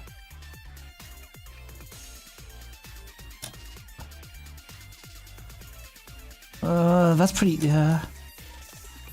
Kana might be a 5. Kana looks like a 5. Or a 4. But these teams are, this is after these teams.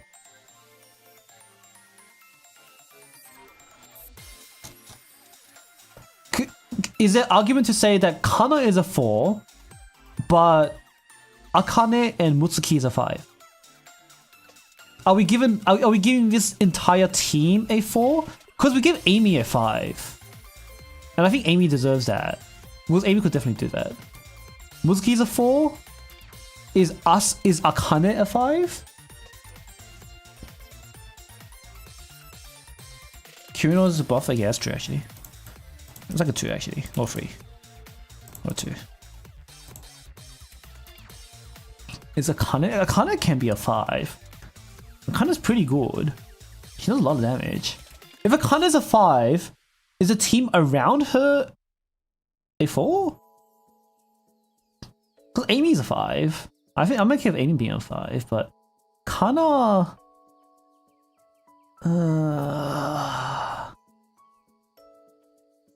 Kana has a mood.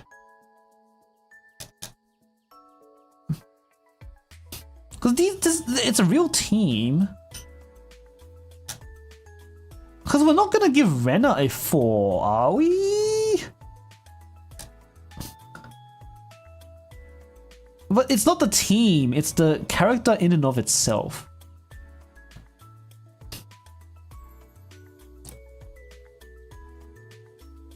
Because the thing with Akane is that she has a weakness debuff, and the weakness debuff is really good.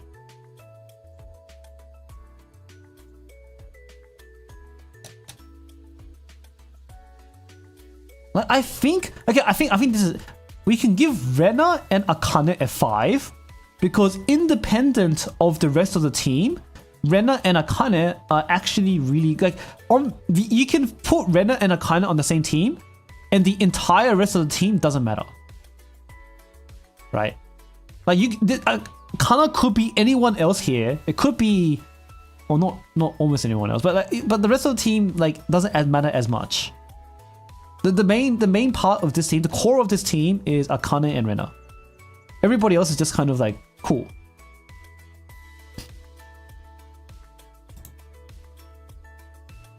Just using the same team. We'll give her a 4. Fubuki, we're not using her. Moe, no. Tank Boshi. We need here. But like you wouldn't use her on her own. Like she's very good in the context of that team, but like just evaluating her as a student, it's kind of like sure. Yeah, Akane is independent, but Kana is not. I'll leave Kana a 4. Boshi tank. We're not really using her. There's no real reason to use Boshi tank instead of Boshi attack. Boshi attack we can give a 5. Shirokutero can give a 5. Atsuko is like a 4. Are these two actually 5s? Is Shirokutero more of a 4? This is kind of 5-ish. It's on the Erika team. It's gotta be a 5, right? She's the main carry here. Not the main carry, but like she's solo blue AA here. So it has to be a 5. Boshi might be the 4. Boshi's the 4.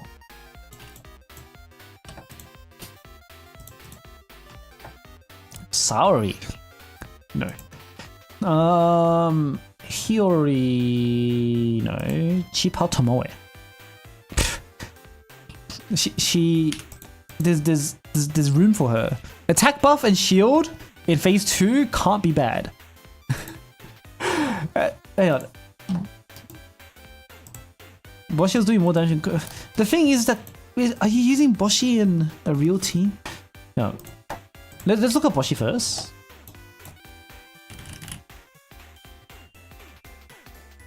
I assume it's this one.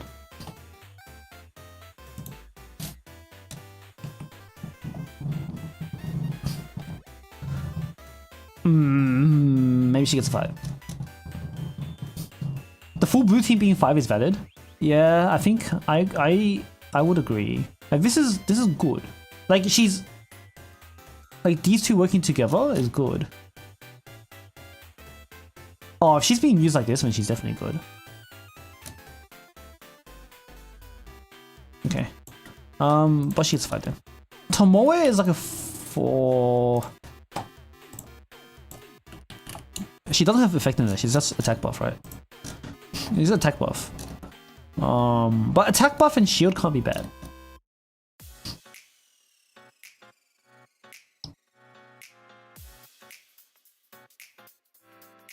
And a little bit of defense reduction, which doesn't really matter. Did anybody use it?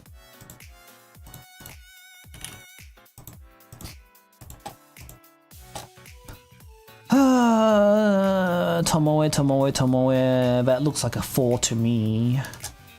Fucking Azusa K Subaru?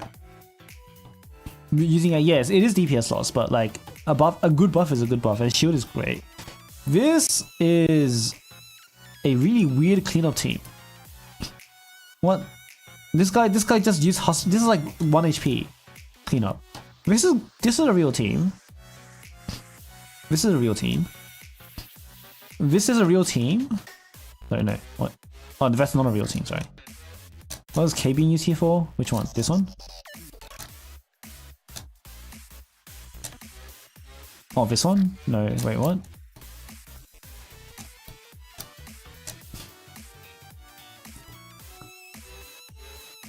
Where is Tomoe here? Oh, where's Tomoe here? Oh, here. Okay. Wait, what?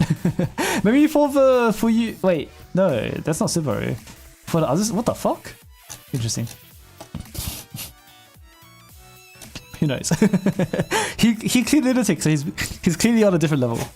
Yeah, I think my nose.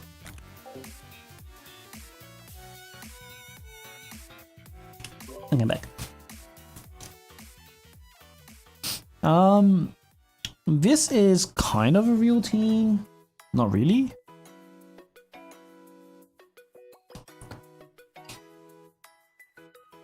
This is not really a real team.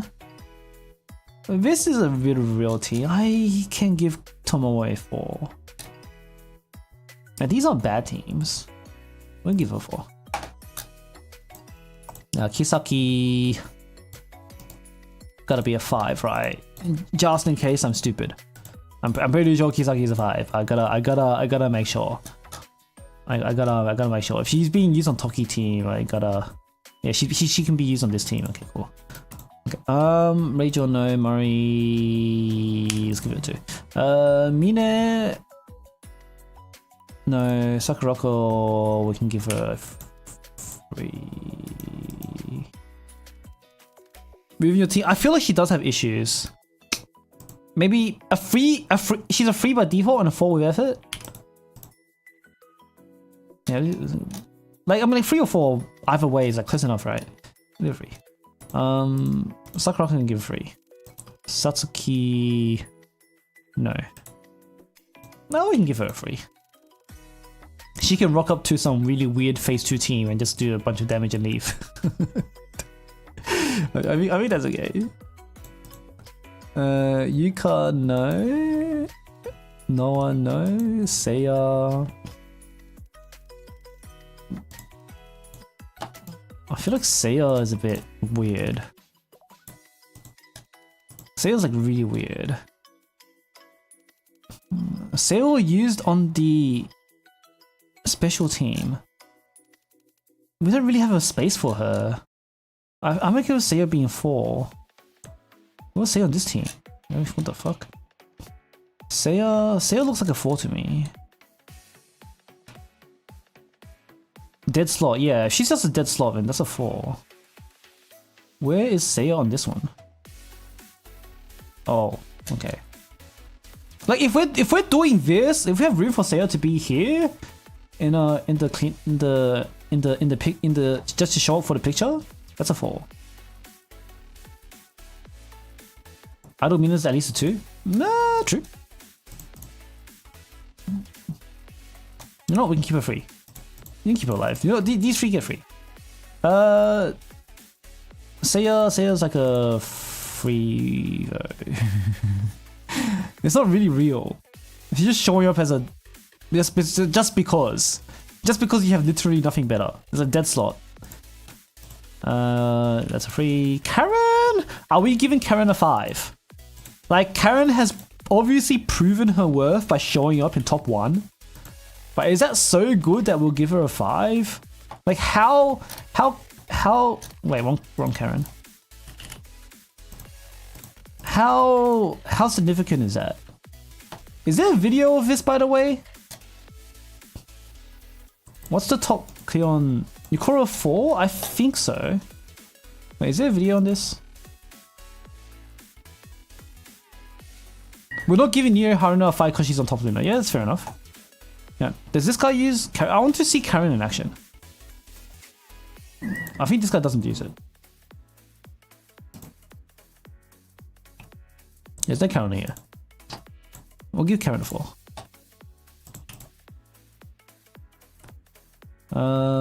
Hi JL Rocco. Wheels a 5. No.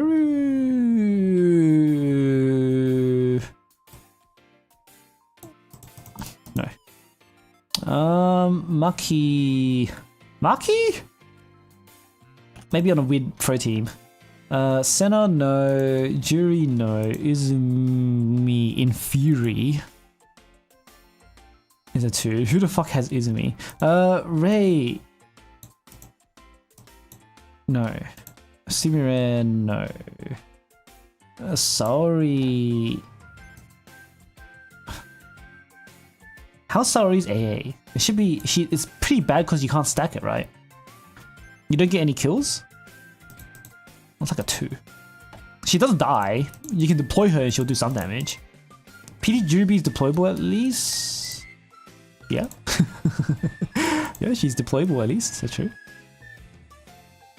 That's true. Twins. Definitely not Hikari, but Nozomi. Nozomi, can she break apart? Did anyone try? Is Nozomi strong enough to break apart? Like, you have to give her a lot of support though, right? The issue with Nozomi is that she's indoors.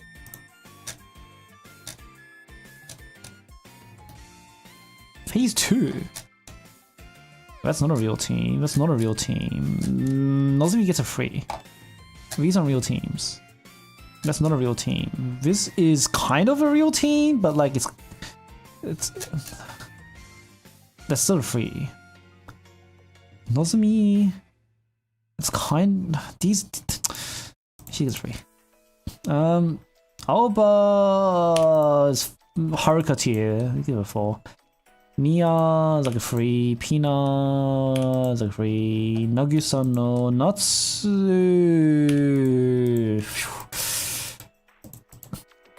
No. Yoshimi and Yoshimi and Kazusa deserve 4s, but I think Natsu on her own, outside the context of the band club, is a free. Rengen, no. Kikyo's a 4. Is Kikyo strong enough to be a 5? Kikyo was only kind of on the weird teams, right? Because Kikyo here is just kind of... like, her role here is kind of whatever. That's usable as P2 healer?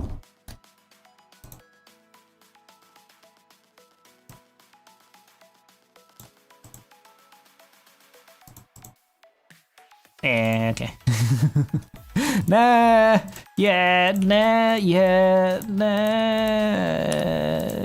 It's pretty weak healing though. Keep it free.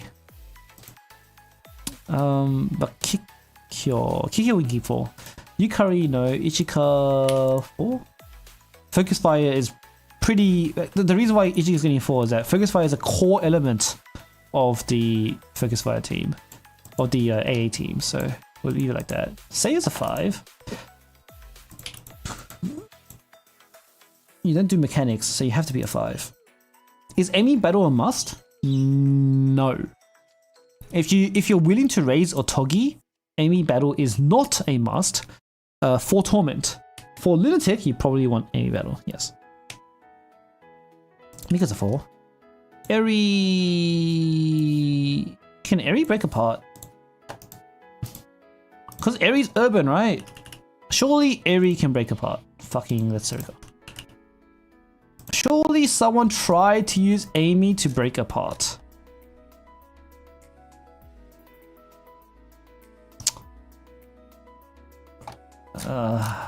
Maybe no one did.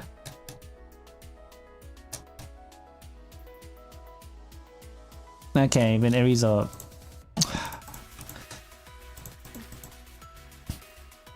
Speaking only rest because she can auto redraw. Okay, fair enough. Kanoe no. Misaki. No. Mio! Is Mio a 3 or 4? Like, attack speed is pretty good, but not so good you'll bring a dedicated buffer, right? I think that's a 3. That looks like a 3 to me. That's a 3. Wait, but she can be on Amy team. But that's still a 3. Oh, with Umika, that's a 3. Because these are good, but it's not. Yeah, it's a 3. Fuyu is 3. Ritsu is a 5. Only because... Ritsu's only a 5 because of Amy. But can we call Ritsu a 5 only because Amy exists? Yes, right? Is that fair? Use Ochin in order Consumio? Yes. Yes. Is it fair to give Ritsu a 5 just because Amy exists? I guess Ritsu would still have applications outside of Amy.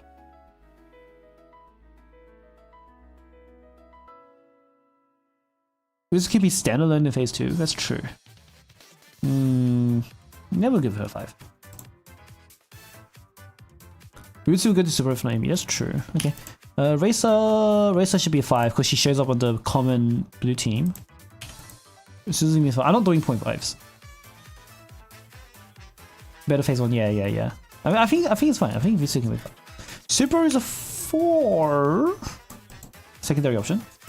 Yakumo, nope. Takane is a 4. Michiru can be a 5. Michiru we can rank across the board now. I'll fix Michiru later.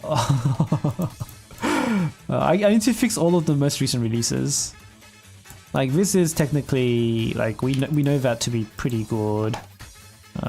We know Takane can be, like, decent here. Pearls are usable. Bina's weird, but whatever. The rest, it's fine. Super B4 is tragic, yeah, but I don't think we can do anything about that. All Magical Girls rerun. On Global, like 6 months? 5 months? On... Sorry. On JP, 4 months. 5 months-ish. On Global, something like 9 months. Okay. Tsukuyo no Toki is a 5. Himari, maybe a 3. Rio's a 5. K's a 5. Aris is... Are we giving Aris a 6? Because Aris is DPS. Aris is DPS. Is she just DPS? Like, cause part break is obviously important, but is it just DPS? She's the strongest DPS, but is it just DPS? Part break is a mechanic, but is that a mechanic you're doing anyway? I guess we'll give it 6. Amy's a 5 though. Hey, fundamentally it's not, it's just damage. Right, Yuzu overall, Yuzu's like 4, Yuzu's like a 4 across the board, but you wouldn't actually use her. Yuzu's a 4 across the board, but we have 5s across the board, right? Like, Yuzu's theoretically a 4 on every raid, but the thing is, Nagisa and Himari and other students are 5 across the board. Yuzu's a 5, 4. How often was Yuzu used?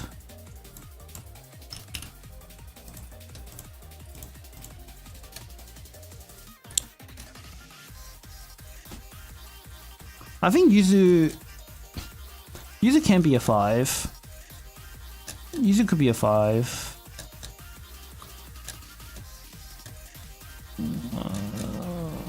It's all the same team.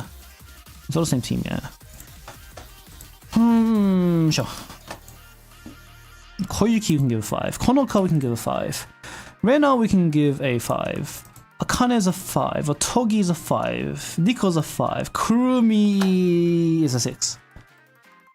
I think Erika's a 5, by the way, but Kurumi might get a 6. Because she's not just damage. The Kurumi is not just tanking. Kurumi is... Nico's a 6? I don't know if Nico's a 6. I think Nico can be a 5. But Kurumi is... Firstly, you literally can't play the raid without her. But she also has an attack sub, which elevates the entire your entire team. She has cost sub. She has cost regen. She has crit damage debuff as well. I'm gonna kill her 6. Erika might be a 5 though. Like, she's the best at the mechanic, but it's just that. Cause you could do like doing phase 2 with no Erika isn't that big of a deal. She's really good. Like, she's really good, don't get me wrong, but I don't think we're pushing Erika to a 6. Cause the mechanic crit damage. Oh, she's got crit damage. She's got crit damage and healing. She's got crit damage and healing. I don't want to give 3 6s. I don't want to give 3 6s in one raid. If we're giving Erika a 6, I want to drop Eris.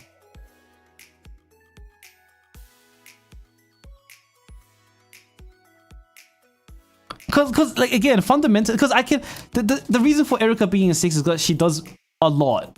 She's not just a mechanic, but she also has the crit and the healing. But if we're giving Erika a 6, I want to drop Eris. Like, Eris is obviously strong enough to be a 6, but she's just damage.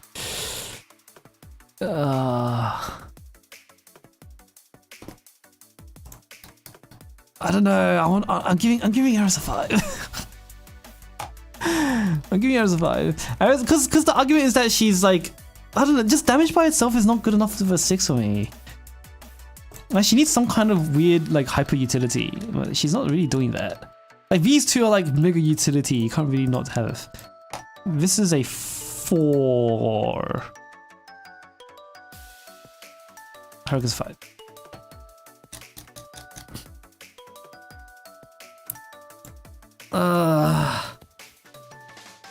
Like, it's really good. It's obviously like goated, but it's not some hyper utility slot.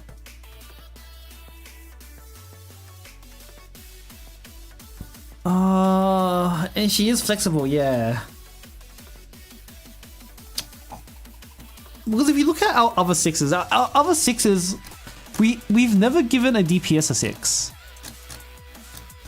1036, it's just, I think all of our 6s have only been supports. Have we ever given, oh, Wakam was a 6. Shanoko's a 6. Fuck. I also just realized this has no border. Shanoko's a 6. Is she? She is a 6. But the thing is, Hanako's not just damage. The thing with Hanako is that she's fucking, she's got the Haniwa. And Noah isn't just damage. Noah is hit count. Noah elevates the strength of her entire team. Right?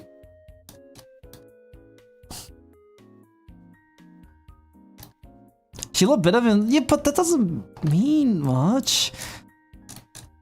I've only, who else has a 6? Control F6. Okay, it's searching for 6 in here. Never mind. Elevates the damage of the entire team, but like, but that's any DPS, right?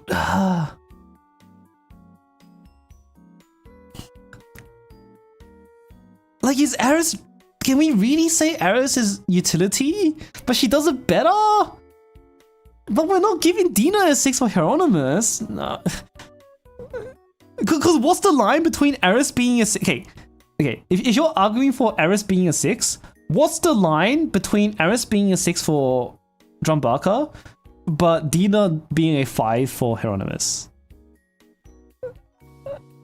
Because Dina's just damage. But I guess, but Dina's not elevating the rest of the team, but Aris is because of mechanic.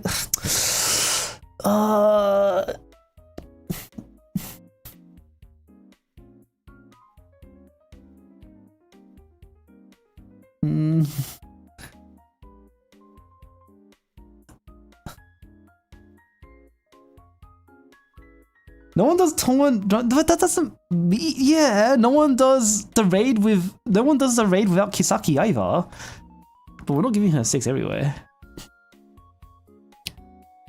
Aris uniquely has strong interactions. That's a good, the way when you put it like that.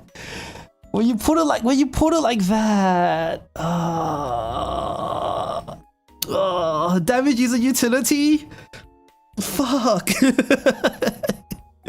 Damage is a utility. Fuck. I hate it. I feel like she just.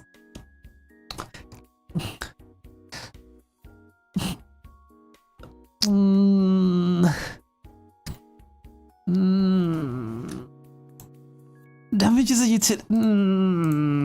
But we're not giving Amy a 6. But we're not giving Amy a 6.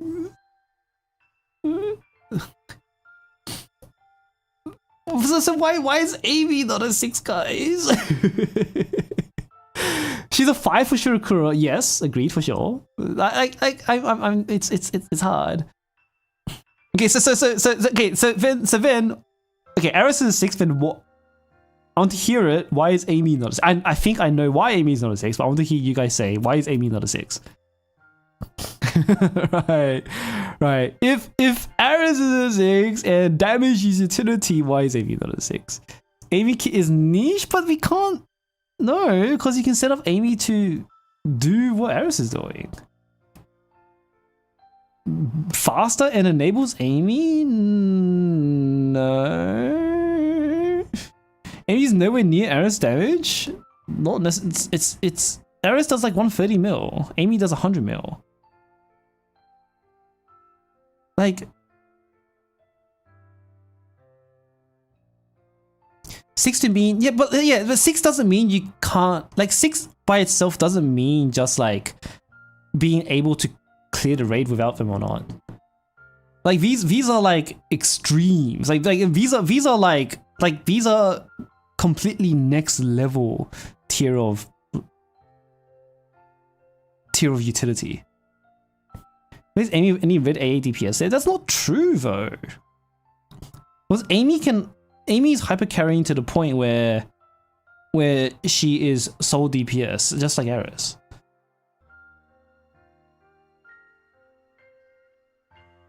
Just use something else being economical doesn't drop their rating. Like, I don't think there's a line between Amy being a 5 and Aris being a 5 or a 6. Like, they're the same thing. It doesn't matter if there's 0 torment clears. She's just damaged. It's not some hyper utility. Like, that's not what this raid sheet is about. This raid sheet's about utility. Like, it's about value. Amy need more setup. Aris works on both Otogi and Amy team. Buffing Amy is a lot more limited. Aris NS.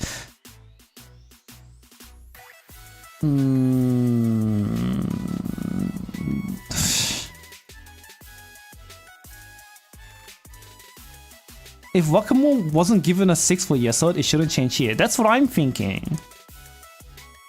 Like, that's what I'm thinking. If you drop the difficulty to insane, can they be replaced by a strictly worse DPS? They can be. If yes, then I would argue both 5. That sounds like a good point to me. I want to keep Aris a 5.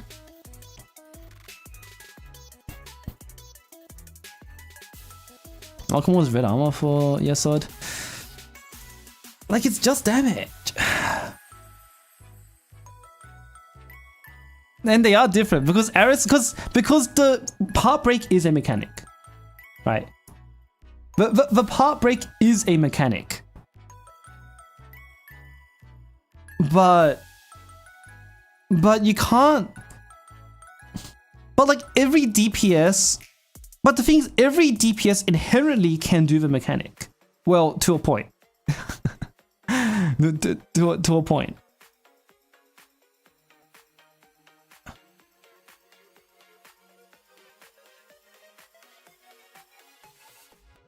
You would have put Wakamoe vs Yesod a 6 and Barris vs Drumbaka a 5. But Wakamoe's not doing mechanics on Yesod. The reason why I'm stuck here is because Aris doesn't do... Like, because damage being a mechanic is a bit of a weird spot.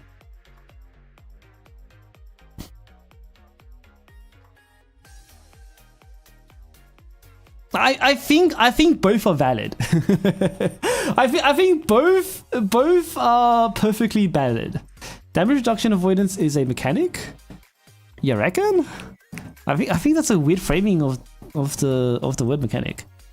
Thanks for fucking crab being chewed for Macarius. I'm like, yes, or yeah, I should be like Wakamoe. What's my problem with damage? Because if it's just damage, it's not truly useful. The difference is Aris is more than damage. Like that's true. Like the damage part break is a mechanic.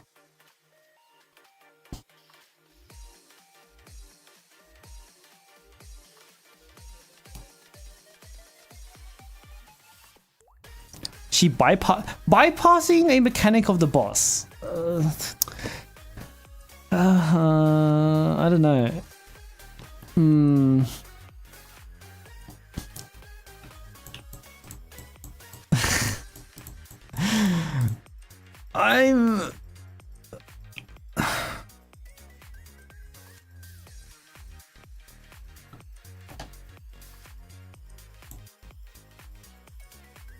I don't know. I don't think Wakamoe's I don't think Wakamoe's bypassing anything. Well, so I'm giving all of these a 5. Actually, sure, Period 0 is like a but it's 5.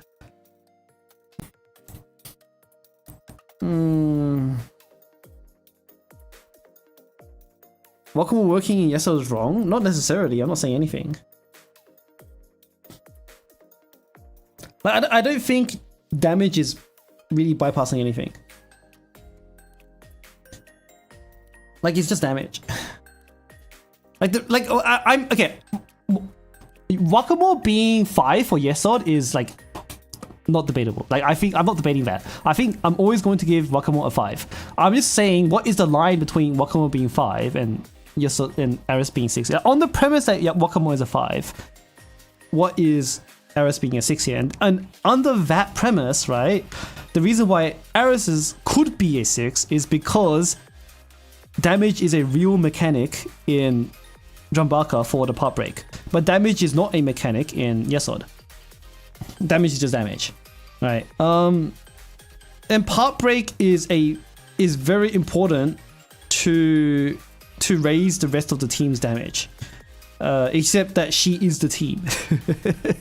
she is the team. Aris is the team. That's the weird part. And someone made a good point earlier is that on Insane, like you could replace Aris pretty reasonably. It's even in Torment. Even in Torment you could replace Aris. But someone being replaceable doesn't mean they're not a 6. Right. Because you could replace, you could not have Yakumo and Kaiten and you'll do it fine.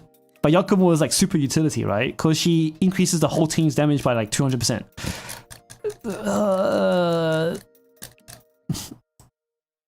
Hanako's a 6 because she's got super damage and if Hanako's a 6. If Hanako's a 6. Okay, I think the only real comparison is Hanako being a 6. If Hanako is a 6 and her mechanic is that she decreases the boss's defense and raises her own damage, then Aris is probably a 6. Kano is a 6, Kano is a 6. Kano is insane. Like, if Hanako's a 6, then maybe Aris is a 6. I think the only comparison to Aris in Drumbaka is Hanako in Kurokage. And I think Hanako in Kurokage is solidly a 6 because she busts the whole team's damage. Is that Hanako is the entire team. Aris is the entire team.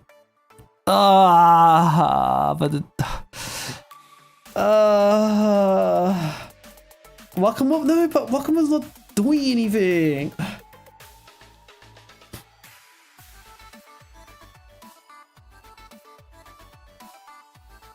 Are these ratings for Lunatic or Insane Plus? It's just generic ratings. Because Wakamoe needs a team.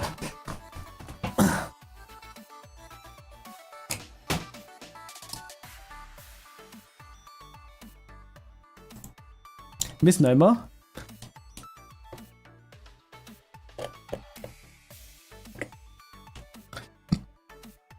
Okay, but the raid is played the same with or without Wakamoe.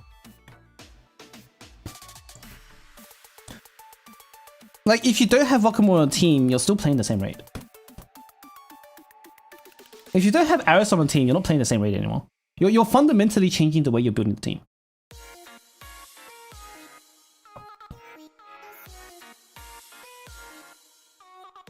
Like, if you don't have Hanako and Kurokage, you're fundamentally playing a different raid.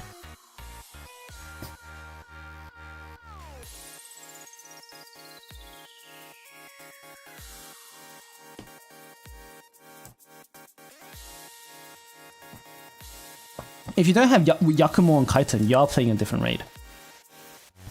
Like, they completely changed the raid. They literally changed the way you play the raid. Like, Ryo is a 6 on Hieronymus because she literally changes how you play the raid.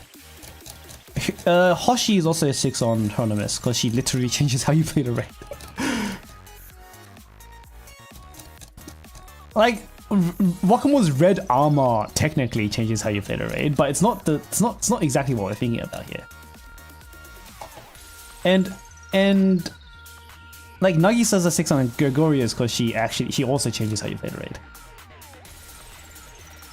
Only when it serves as a function as a raid, yeah. Like, damage is a function, like you need the damage to break the parts. That's the difference between her and Wakamoe and Yesod.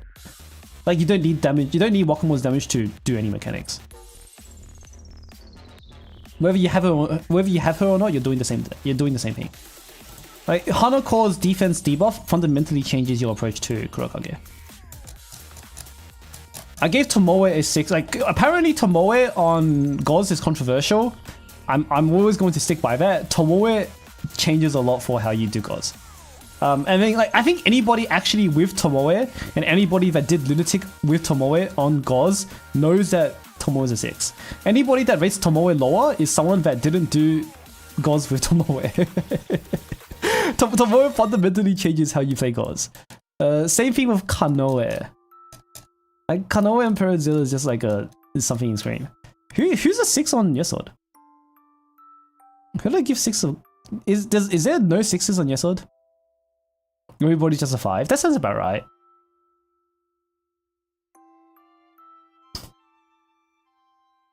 Okay, I gave nobody a 6 on Yesod. And I think that's fair.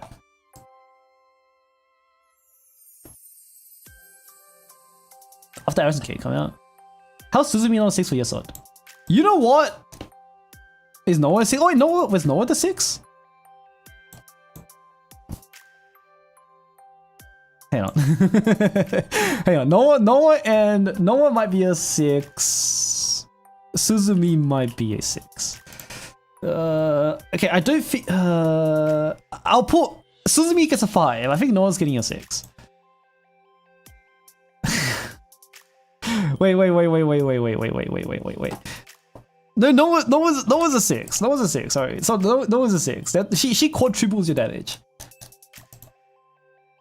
She almost literally quadruples your damage. Or triples your damage. Yeah, she does 2 mechanics and triples your damage. Suzumi is not to the same extent though.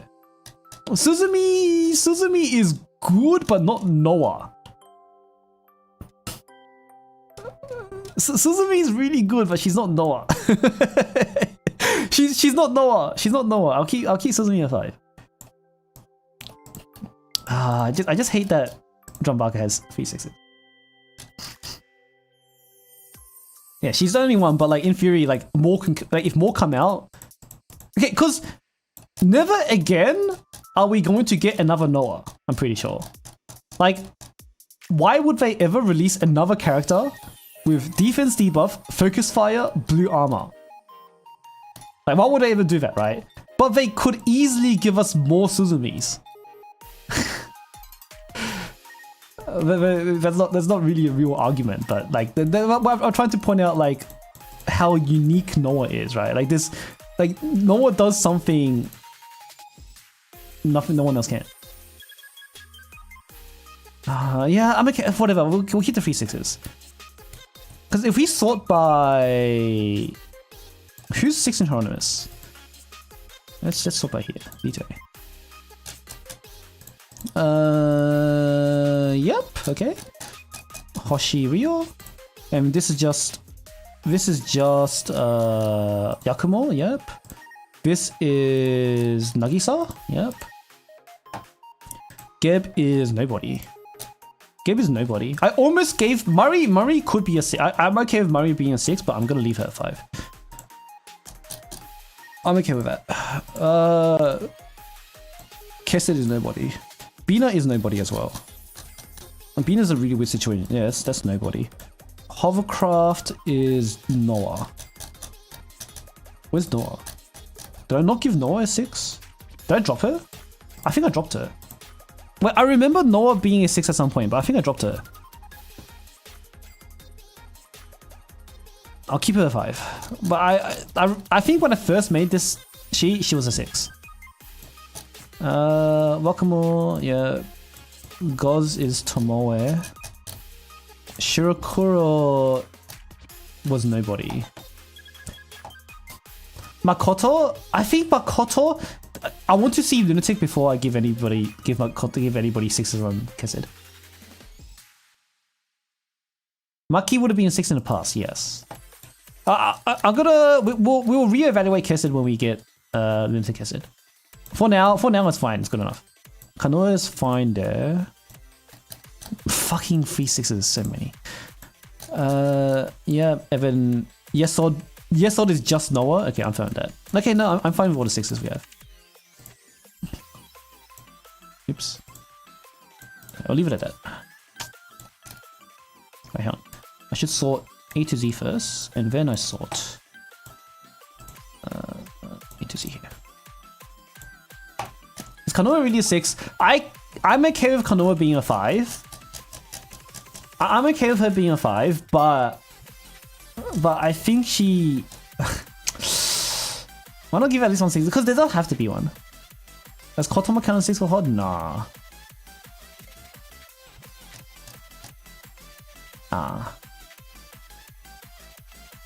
Like, being the best at the mechanic doesn't mean much if it's just a mechanic, I think. Pero, because Kanoa does a lot. But I'm okay with dropping her to 5. It's just that if Kanoa is not a 6, then no one's a 6. I mean, like, we just don't have 6s for Pero, which is fine. We don't need to have 6s for Pero.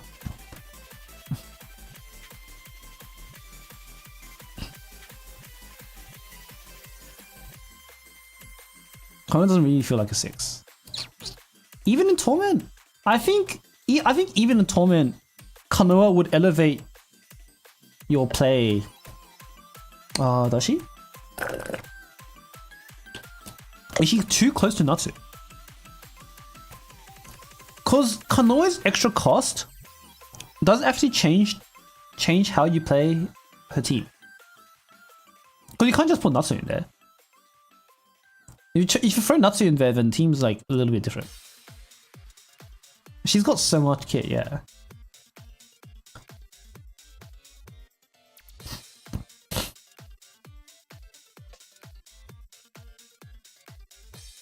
Yeah, it's fine.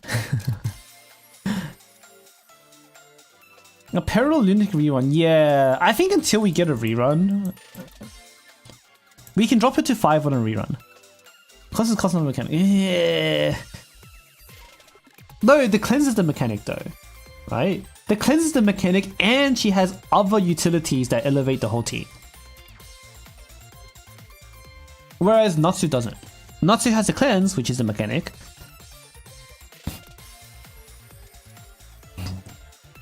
But it doesn't really elevate the entire team. I mean, I'm okay with Kanoa at 5, to be honest. Has attack buff raised, has defense down. Fair. You know what? Whatever, we'll keep Kanoa at 5. Doesn't Kanoa's region? It does, but like it's kind of whatever. Like I feel like Kanoa is just like kind of whatever. Like being replaced, yeah, she's replaceable, but like that's not really the metric. Okay, we'll leave it there. Like if we dropped Noah, I'm okay with dropping Kanoa.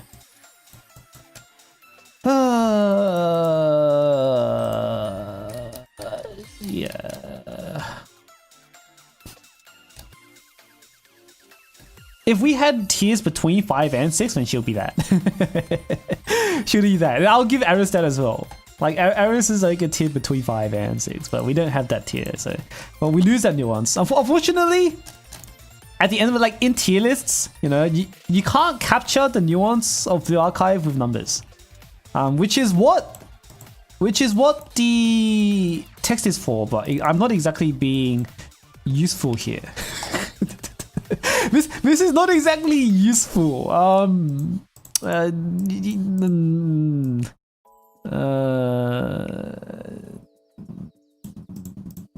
well. Oh well. Anyway, something I need to do is describe our. Same for Tomoe. Yeah. Tomoe's a lot though. I think Tomoe is on a different level to Kanoe in Pero.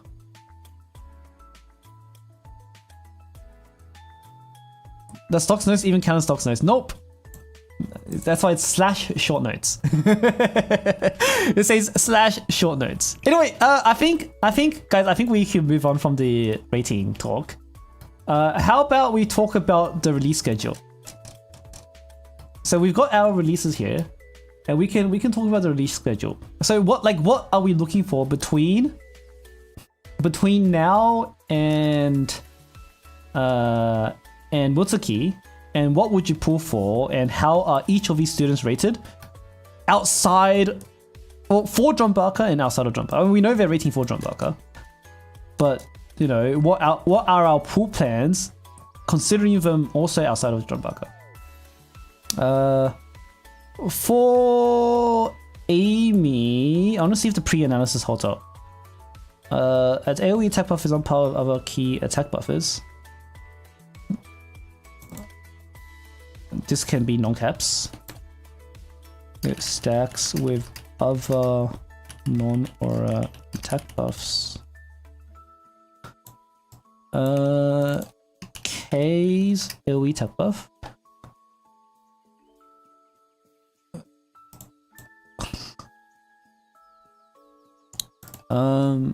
Easily used everywhere. So K, if you haven't pulled K yet, please pull K, don't break your account. And I've seen her already in people's practice rooms. I'm gonna leave these out for now. I need to get rid of all the ends. Because now technically we can find out for all of them. So K is 5. I've seen these already. Oh, Greg, not really, right? Maybe the 4. Geb also not really. Kesed, I don't think I saw her in Kesed just yet. But she could easily, in theory, be like a 5. Bina Hovercraft is a 5. Hod. You know, I saw her in Kaiten, yeah. I saw her in Hieronymus too, but I'm gonna leave that unrated unless someone has a video. K's a 5 here, 5, 4 here, and a 5 here. This is a Hod, I'll leave 4. Hovercraft 5 is sus. Yellow was neutral to green, right? I'm thinking here. Because would you not... Isn't... Because we use... No, that's a 4. Because I was thinking about Hoshi.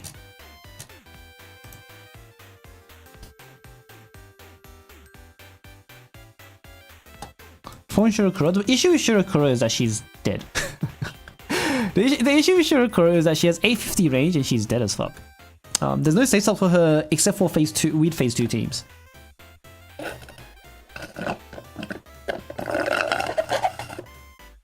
Sorry, I'm finishing my boba. Yeah, there isn't a real way to keep her alive. There's 5 here, sorry, not 6. And Yesod. Has anybody done a practice with her in Yesod yet? I can see her... Like, she's just an attack buff, right? An attack buff in phase... Kotomi and Sketchy, yeah. Yeah, there's... Just an attack buff is just a 4 in Yesod, right? What did we give Kotama? Like, she just gets whatever Kotama gets. 4. 4 across the board, alright, bet. Because she's just a Kotama if she doesn't have the effectiveness.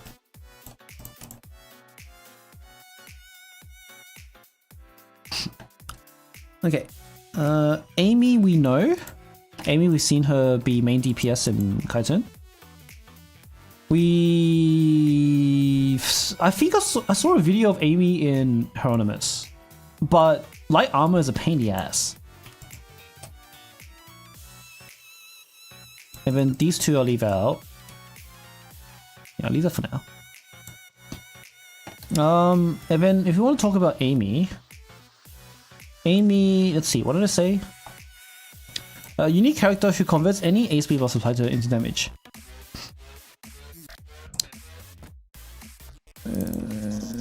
Building.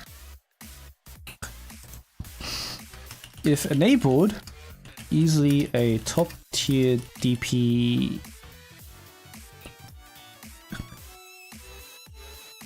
If enabled with the correct buffs, easily a top tier DPS. Baimi is a unique character. Yeah, good enough. I think my pre-analysis is spot on for that. You cleared God's Lunatic without K? Wow. Clap, clap, clap, clap. Wait, didn't God's Lunatic come out before K? My timelines are being mixed up. God's Lunatic came out before K, so like if you just cleared the first God's Lunatic, everybody has that title. Everybody who did that has that title. So should you pull Amy?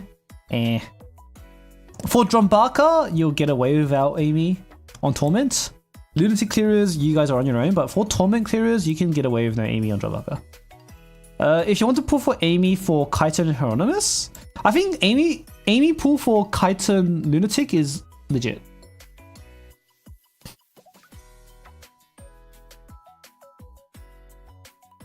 Pulling Amy to do Chiton Lunatic is legit, and that means with Amy you can do both Chiton Lunatic and Drumbaka Lunatic. But if you don't want to pull for, like, if you want to do Chiton Lunatic without Amy, that's fine too. And you don't care about Drumbaka Lunatic, then you can do without Amy. So she's kind of just a maybe, right? Amy's a little bit of a maybe. But her partner banner, Yuzu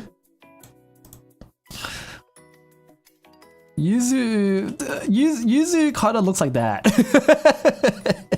Yuzu kind of look this. Any of these are 5? No, not these. Any of these are 5? Maybe that.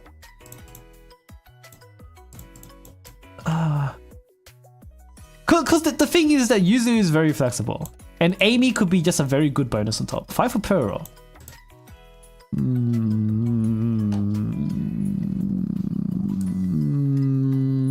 Yeah? No? Yeah? Who's the main DPS for Pearl? It's fucking Boshi. But Boshi has... The weird part about Yuzu is that we don't... She excels when you need the roll compression. But do we need the roll compression? We don't need the roll compression on Pearl. Because on Pearl, we have other units that are much more roll compressed that we can bring, say like cost reduction and Kisaki and other buffs, right? And she doesn't help non-Boshi teams either. Like it's good, but like it's fine. It's fine. Yuzu be casted Lunatic, but well, we can't test that, so she's staying for. I don't doubt it though. I could totally see a Mika team abusing Yuzu for sure. But for now, it's a 4.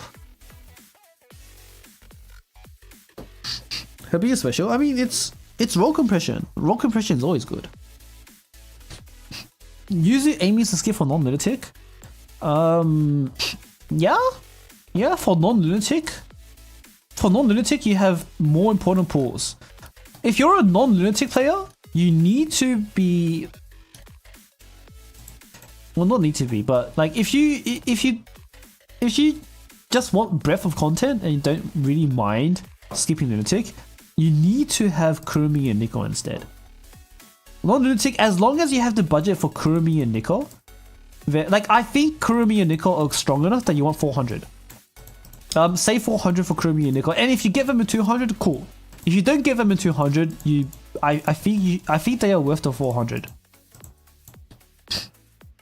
Nico does a lot, Kurumi does a lot. Kurumi's kind of a super unit.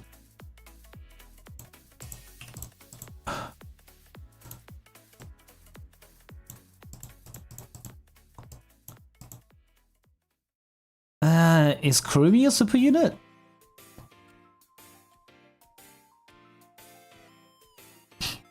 Does Yuzu kill Fuka? No, funnily.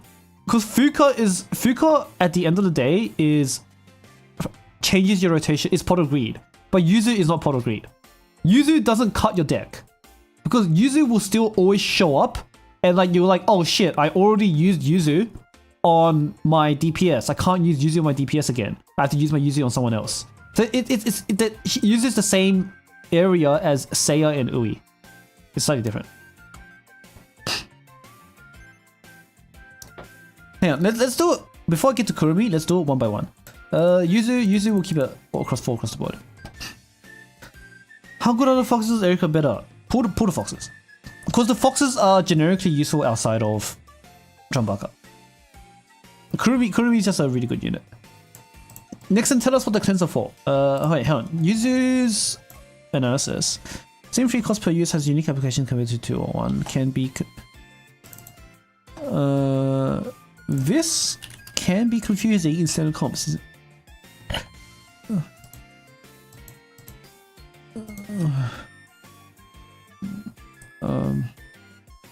Although it's much easier to use on DPS with redraws on VEX. We'll always overwrite others. That's a decent enough thing. Saving. Okay, good enough. Erica is on the choice ticket later. Erica won't be on this year's choice ticket. Erica will be on next year's choice ticket. Because the choice ticket is before... The next choice ticket is going to be everyone before Himari. So all of Sukuyo is probably going to be the last character on the choice ticket. So if you want to choice Erica, that's next year. that's a long time. You're waiting 1 year without Erica. Kurumi shows up on Hovercraft? Bet. Hang on, let's do this one at a time though. So before we get back to Kurumi, Koyuki. Koyuki, I did not write anything for Koyuki. I'm gonna have to write it on the spot now. Koyuki. Koyuki, debuffs. So cleanse, crit damage, attack speed. What do I even say about Koyuki? what do I even say about Koyuki?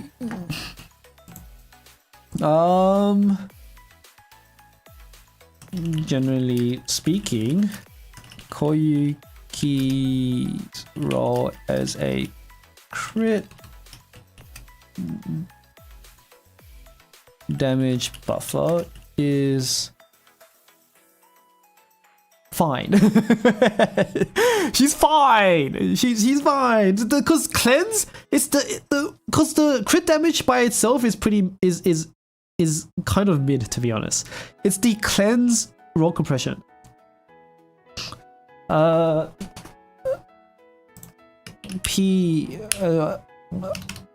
its own is barely above average at best. Her the reason why you'd want to field her is the roll compression she offers with cleanse as a utility. Since cleanse is a core utility on certain raids, this makes her one of the most flexible and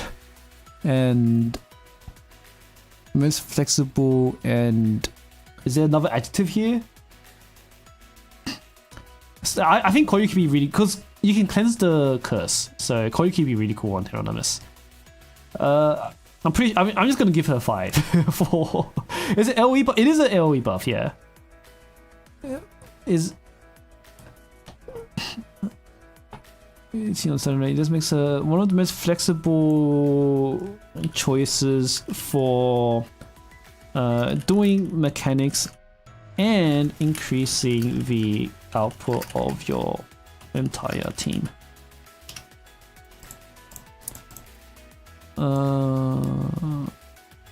Doing those specific mechanics. Cleanse and seed damage combo unit makes team building very easy for cleanse raids. And those cleanse raids are John Barker and Hieronymus. Oh, that might be a 4 for now. 4 for now, and then we reevaluate when Hieronymus comes out.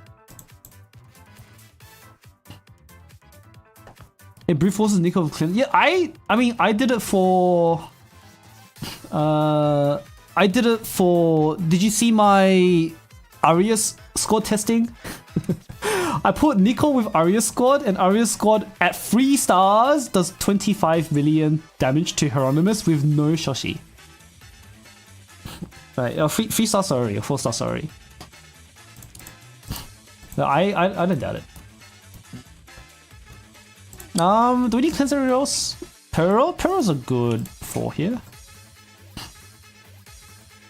Everything else will leave for now. Any students who debuff themselves? Yep. Shuni debuffs herself. Koyuki band team? Yo, that's hot. I need to update this. This is 2 years out of date. Koyuki would be good here, but we don't worry about it. Kazusa debuffs, yeah. Kazusa does debuff herself. That's true. I don't care. Do you ever care about Kazusa's debuff though? Like attack speed debuff sucks, but like you can take that. Cleanse any buff? That's nasty. I think they'll introduce some really weird things, really weird interactions. Konoka. Konoka's a weird one. I wrote here. This said before Konoka came out. Right. This was written before Konoka came out. 3 months ago. She came out 3 months ago, and I wrote this on the day. She looks like a Walkabout character, but her sub skill at the time of her release literally never worked on existing content. The only thing that worked for Konoka's sub on her release is Kuroko in PvP. But now we know she's good in Kaiten. Yeah, she's good in Kaiten. I think we can give her a 5 in Kaiten. That's okay. And we know she's good in Drum-Mocka.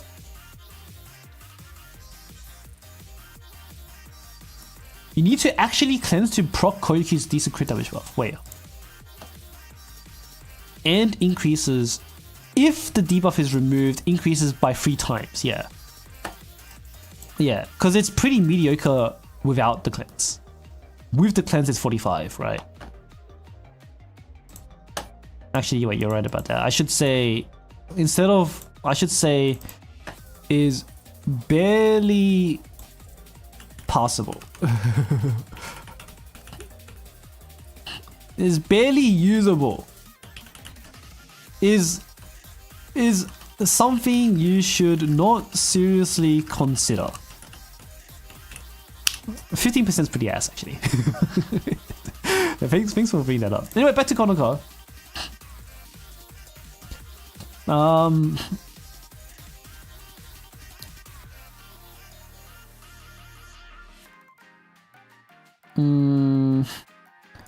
I need to rewrite this. She's still extremely niched. She's still just a tank for Drum-Mocka and Kaiten, though. Peril, would you? Hang on. What do we say about Konoka?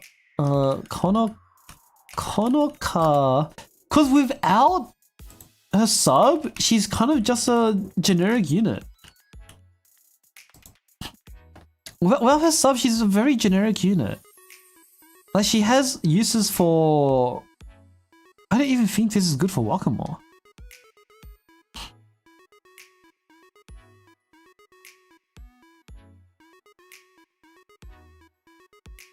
Like, she's a very generic unit that's like barely useful. That's barely useful if you remove her sub. Like, the Kaiten's a thing. She's pretty good in Kaiten. Konoka as a generic tank is somewhat possible. She has the stats to be a tank, but she doesn't seriously offer much more than that. Her real clutch is her sub skill that enable. Her real clutch is her sub skill. No. The content she is best at is specifically against bosses that would hit you 25 plus times. Hold up. In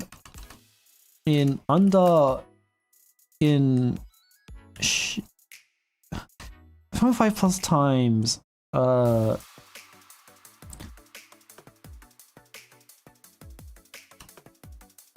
I just say 25 times. I wanted to put the word burst in there, but I don't know how to write it. To trigger her sub skill. This keeps her alive better and lets you continue chaining her EX for more self-sustain. Now, aside of this niche, tank is tank.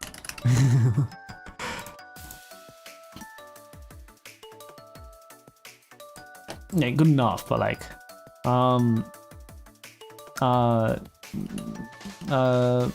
pretty okay. Okay, generic tank, good tank vs hit count.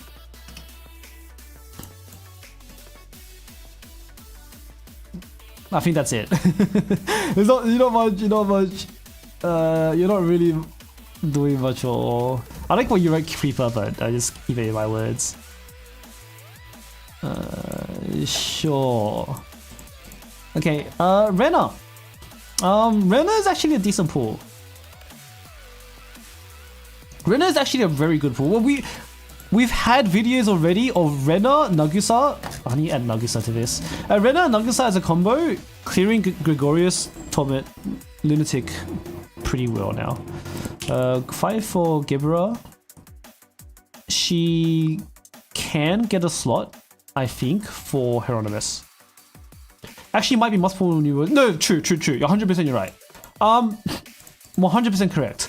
If you are a new player that doesn't have Asuna and Sakurako, I actually think Renna is nearly must pull. I would still rather a new player have Nico and Kurumi.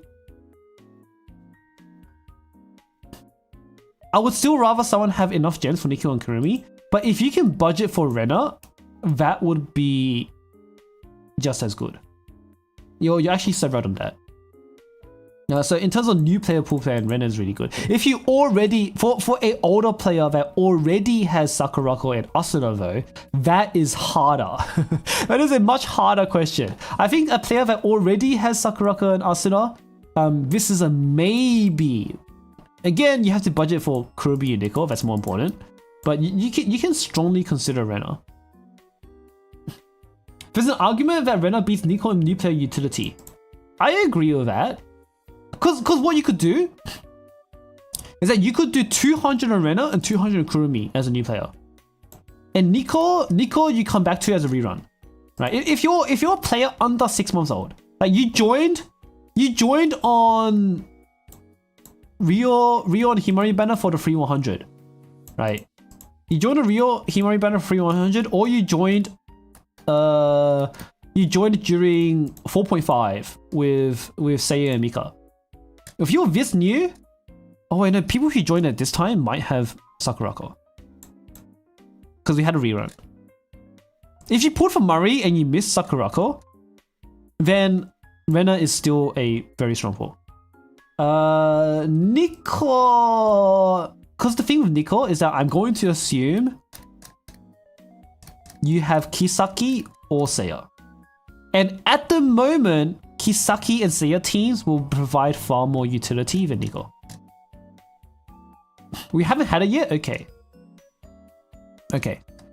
We'll have to see then. So if the rerun shows up and you barely get...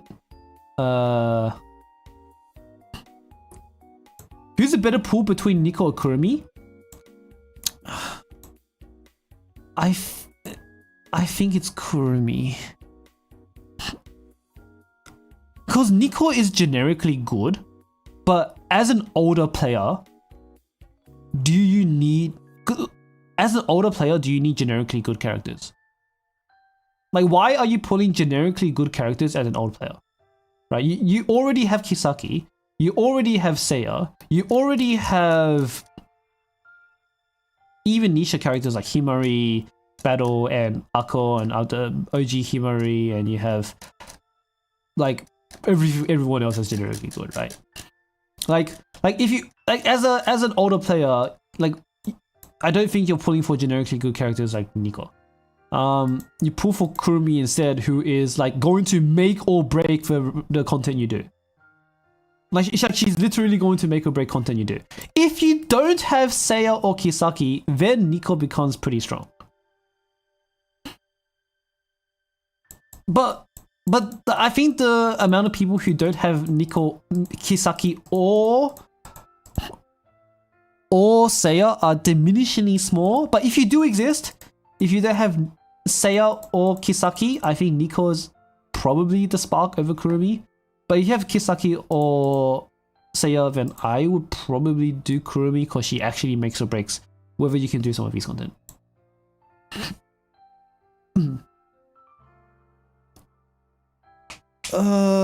Especially because newer players probably aren't buying Amy.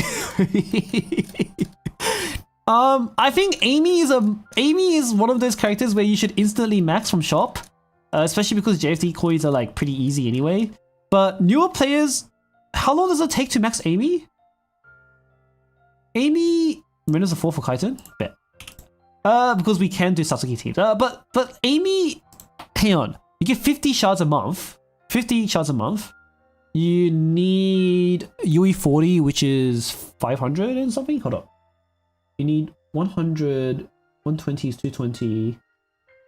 120 again is 340. It takes 7 months. It takes 7 months for a new player to max Amy. No, plus 120 for the initial. So my brain break. My brain break. So 120, hold on. 120 plus 120. So 120 plus 100 plus 120 plus 120 is 220, 340, 460. 10 months. Yeah, so the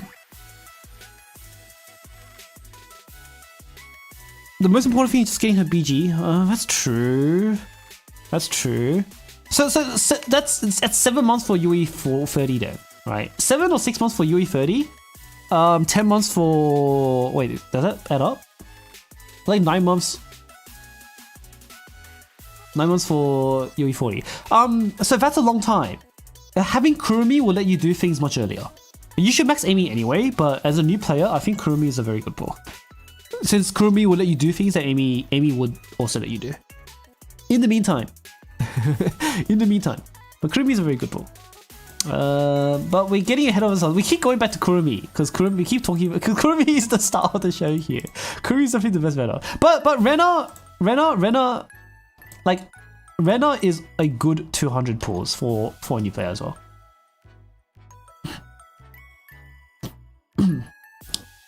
Kurumi is better. I think you can run Rena.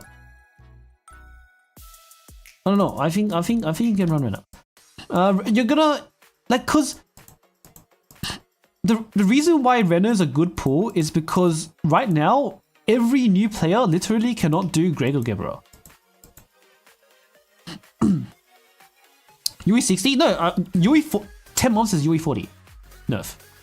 It takes 10 months for a new player to get to Amy to UE 40. Because that's 400 something, 460 LFs, which is 10 months. It takes even longer to get UE 60. Anyway, yeah, like a new player literally cannot do Greg and Gebra.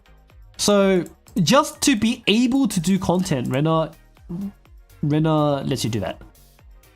I think Rena's a good pull. Rena.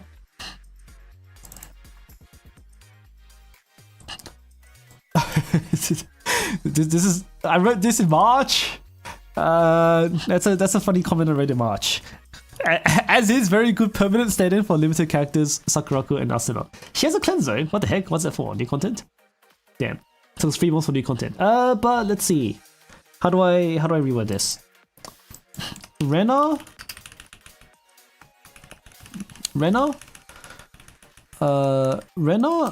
enables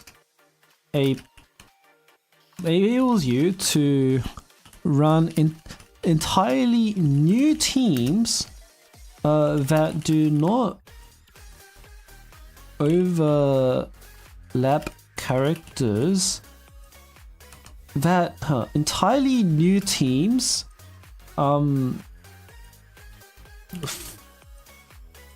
completely independent from common setups. You think freestyle aiming is probably fine? That's true. That's true. Wouldn't a new player be happy with freestyle aiming in 3 months? I guess that's true. Would Kurumi solve problems that a new player would see? Okay, hold up. Save that thought. I need to finish fighting Rena or we'll never get to this. Rena enables you to run entirely new teams completely independent from common setups. These teams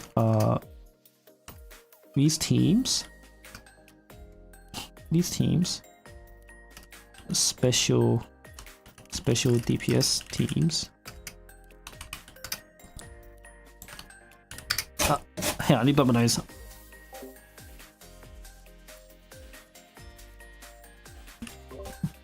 Can a new player get enough coins to buy all LFs from JFD? Pretty close though, right? Not exactly, but I think a new player should also be buying the purple shards and artifacts. I think it's an easy yeah, no, that's what I'm saying.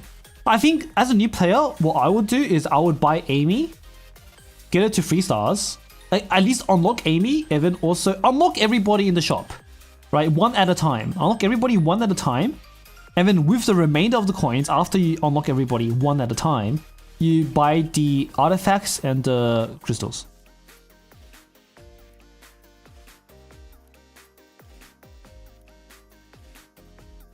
But let's go back to Amy and Kurumi in just a bit. These teams, special deep. Hang on, let's do this. To run special DPS teams,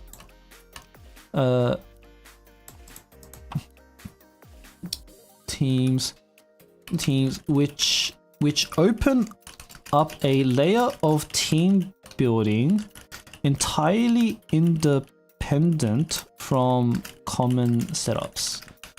This on its own is very nice to have to push to allow you to push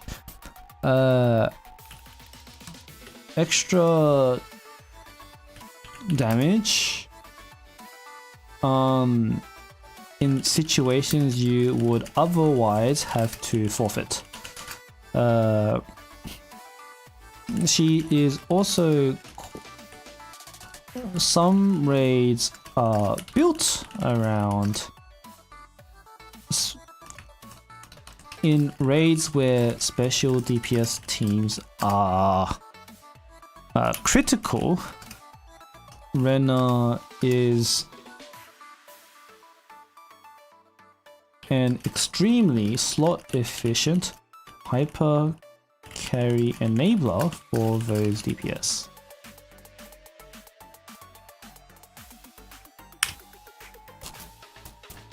Good enough? Any questions?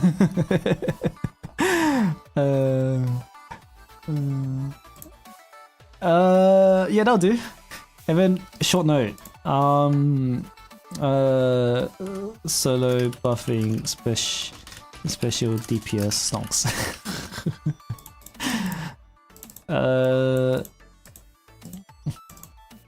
Oh wait, cleanse. The additional cleanse is also a fantastic team role compression perk for raids which have cleanse as a key mechanic. Capital C, I guess.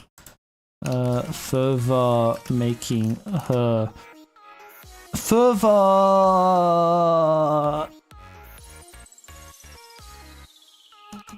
increasing her slot efficiency further. Good enough. Voss DPS, did I write that?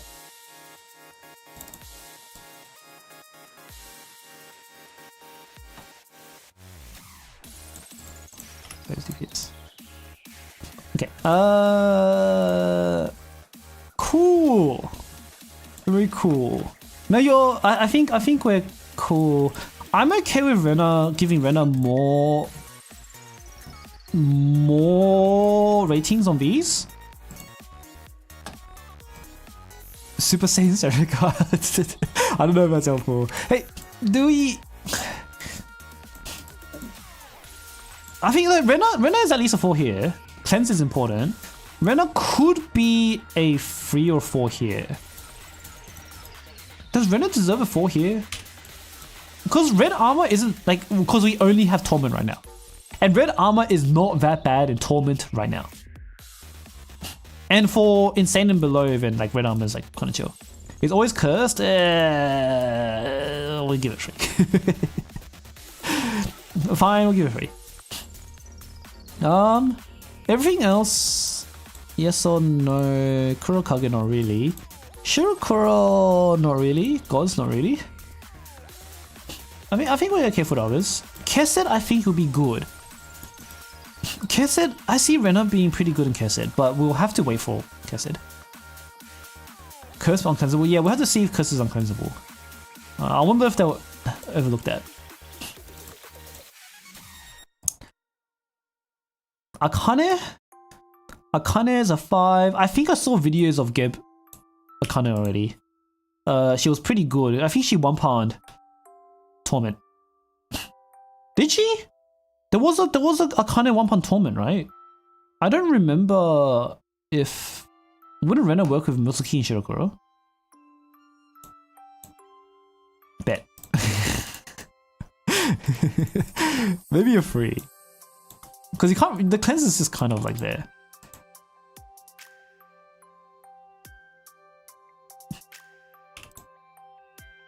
I don't know. I'll leave it like that for now.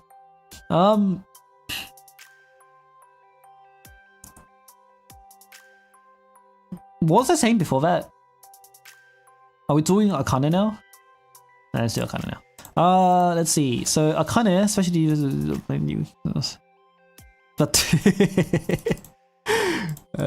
okay. Oh yeah, no. Akane was really good for Gebra, right? In Charlotte for Gebra is cracked. Is it as good as Satsuki? I'm pretty sure I saw Akane 1-pound. I don't know if I'll be able to look it up though. Akane Gebura. Comparable, slightly worse.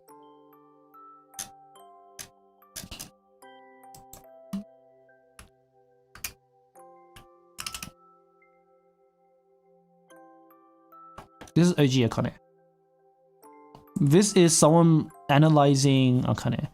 No one has a video of it yet. A little worse, but still solid. Oh, this is the 1-pound Torment, guys. This is why you want Rena as a new player. Because then you can actually possibly do the raid. Maybe. You still need Murray. Maybe. You still need Murray. But at least there's a possibility now. Technically, you can also select a ticket Michiru, but most people are probably going to select a ticket Kisaki. I'm not gonna look through that. There's no kind of team, is there? 8 months ago, 1 year ago. No, there's no video. Was it on Bilibili that I saw it?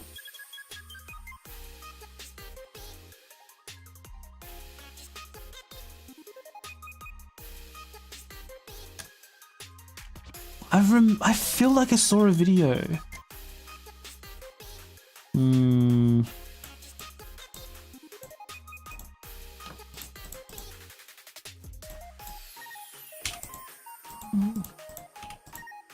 What the fuck? I have the wrong font, that's why. Can I leave her at 4 for now?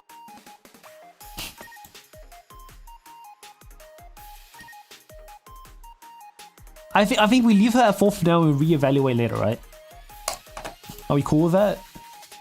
Because I don't think I've seen any videos of her. Like we just know in theory that like it's good. Kaiten we saw. Did we not? Kaiten we actually saw. That was like a solid 4. Check clear teams in mock on JP. Oh, true. But then we have to fucking look through that. Let's see. Because there's no leaderboard, is there? Is there a leaderboard for this shit? No, right? Going this way.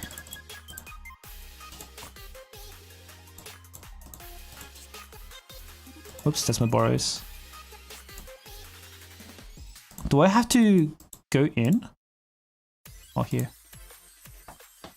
Like we're never gonna see it because everybody's just practicing with Dino. We're literally never gonna see it.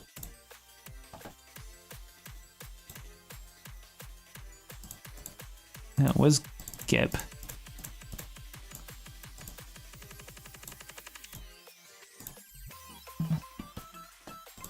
Oh, we saw Akane. That was the first one. Hold on, let me get back. Let me see again. Akane. Yeah? Oh, Takane does enough to heal. Well, we can give her 4 for now.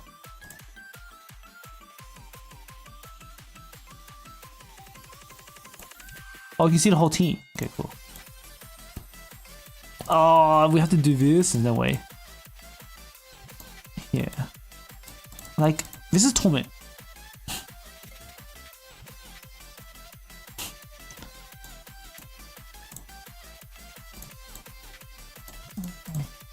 I don't want to click on these one at a fucking time. She's okay. It's usable. Leave it at that. That's Luna? Yeah, sorry, Luna, my bad. My brain slipped. I'm making sure you're paying attention.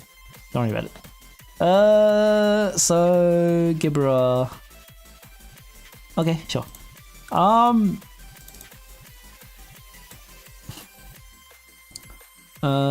You Akane is special DPS with the gimmick of this damage being applied as not as EX damage but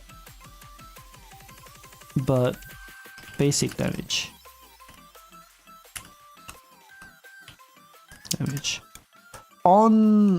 In a vacuum, she's fairly competent DPS from the special slot. Her value increases in certain team comps if you are able to make greater use of her unique weakness debuff, which is multiplicative on all other, which I just say that.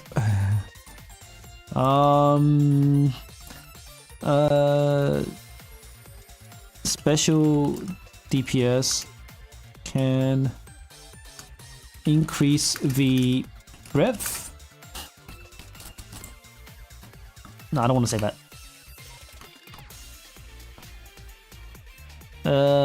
Overall, I'll say very competent. Overall, great character for red raids.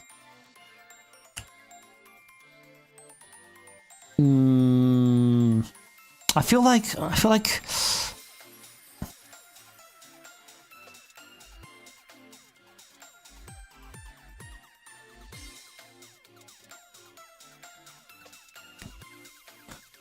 which can extend your team building capacity if strikers are less desirable.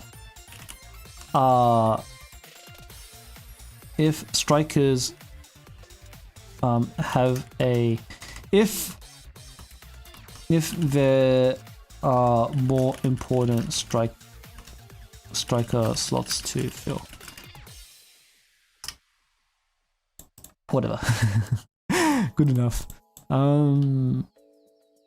Weakness debuff is pretty good.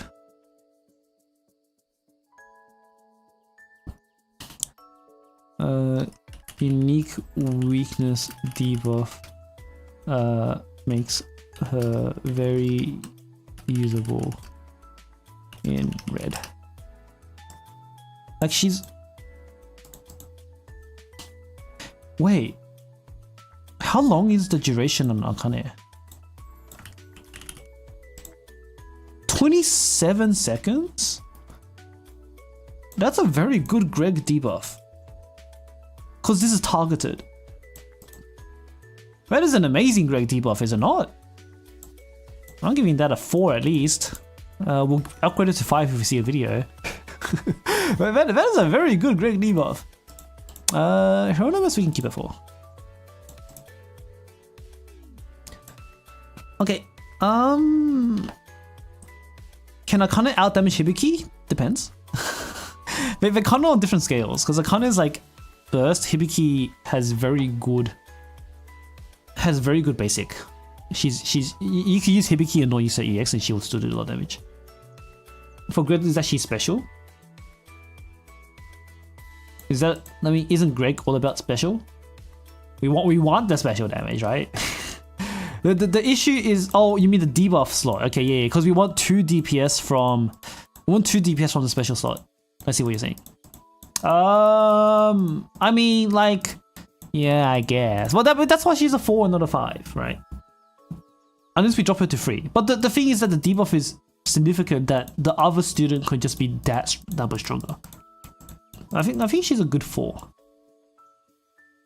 Like you could use her, you could use Akane and Yuzu together or something like that, and that would make Yuzu or Miyu much more competent. Which is what a 4 is, because I think Yuzu and the debuff is insane.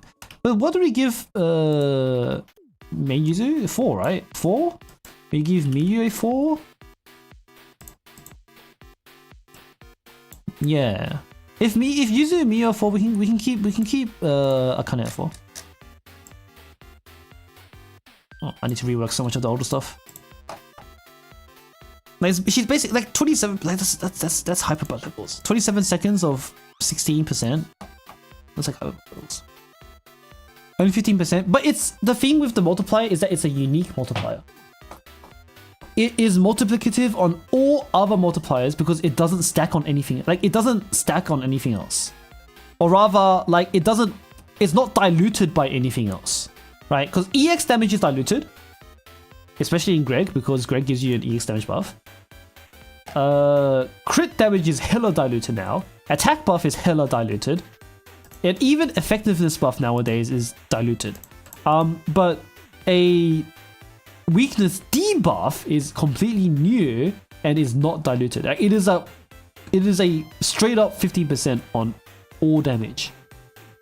Like Suzumi, yeah, Suzumi's basic proficiency has no dilution. So it's extra damage on top of existing damage, which is pretty strong. Oh.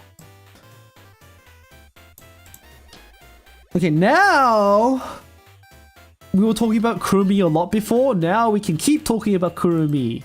Yay! A super utility unit that kind of does a little too much. Why does she have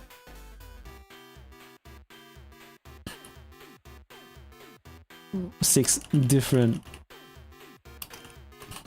buffs / debuffs in her kit? Is it 6? How much does she have? It's all groovy. Swiss Army tank, hell yeah. Is it 6? So do we consider self heal a utility? That's 1, 2, 3, 4, 5. I guess 5. Let's put 5. Whatever.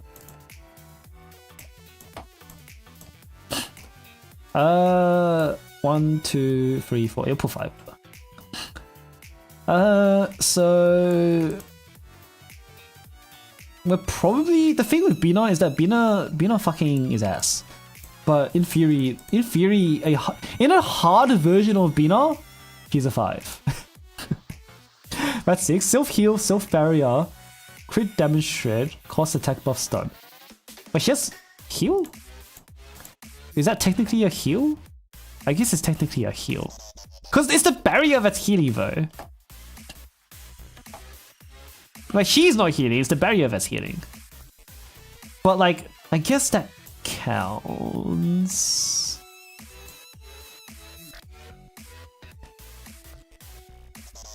Wait, she works in gauze? That's a 4 at least, or 3. Or 4. Remaining barrier heals her. Oh, does it? Wait, what? Did I miss that? Stuns when and restores barrier equal to each time it's attacked and deals damage. But where's the heal? I don't think she heals. Wait, does she?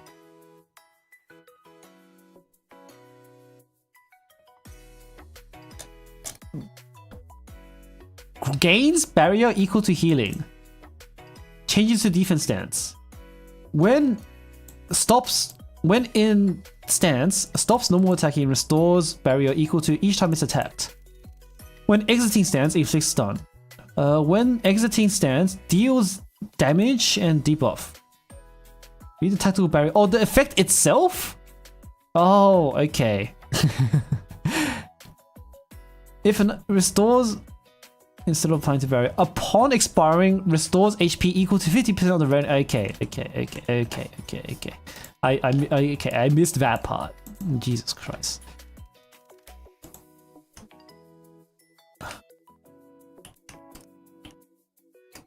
Jesus Christ. Okay. Okay.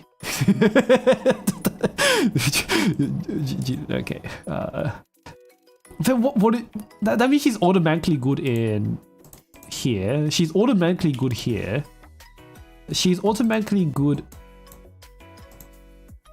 We don't need her in Crusher Crew, but 40%. Well, 40% is pretty good. Wait, can she take Pearl? I didn't trust Fallen Gods. Yeah, fair enough. Yeah, can she take Pearl?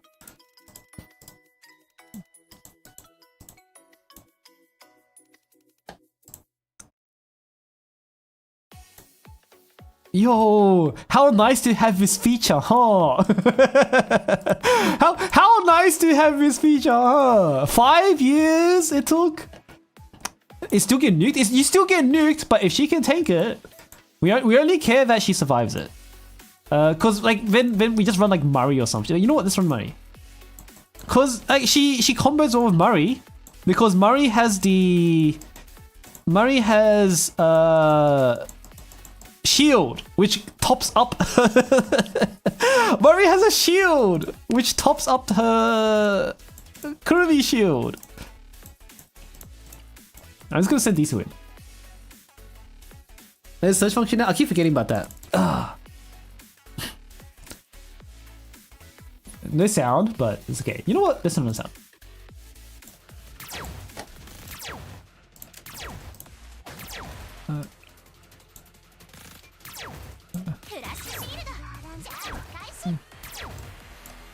Okay.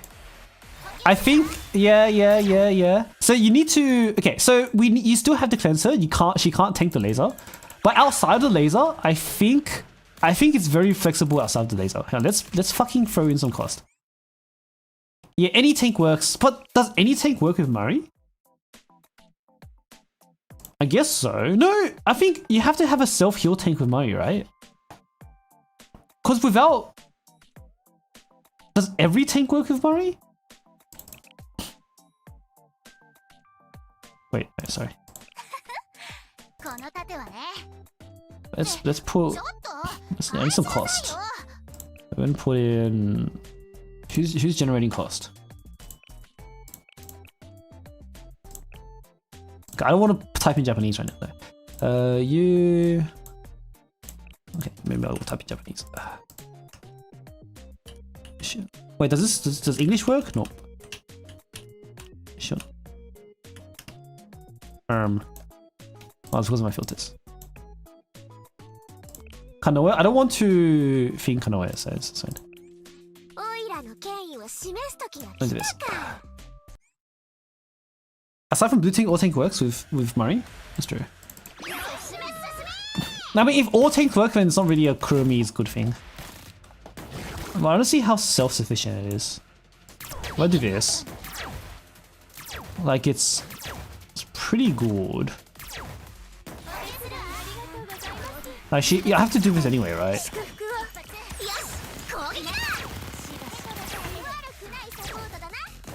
Like it's...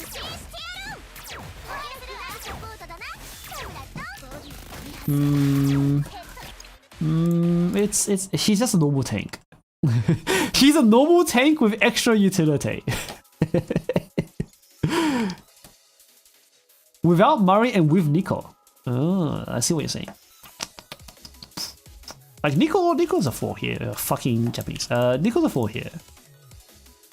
Like attack buff. Attack buff.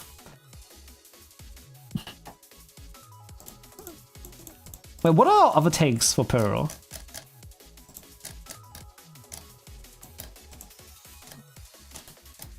All of these purples are freeze. Center's a 4. B team take yes.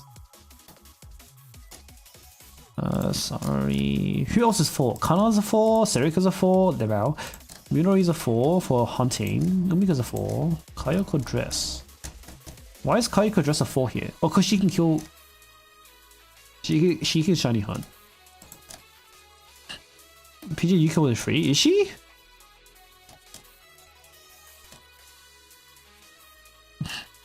The thing with Yuka is that she's a shiny hunter. That's 4.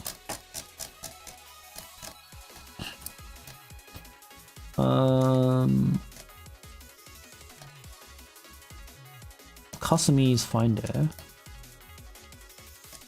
Yeah, she's a tank that can help shiny hunt, so I guess that's a good 4. Like any good shiny hunting team is already a 4. Let's see. Mers, Kaho, Haruka. I guess we can give Kurumi a 4. Mina's a 4. If Mina's a 4, then we can give... Oh, but Mina has AoE defense. Hoshino's a 4? Holy shit. That makes sense to me though. Ah, fuck it. I think we need Kurumi a 4 here.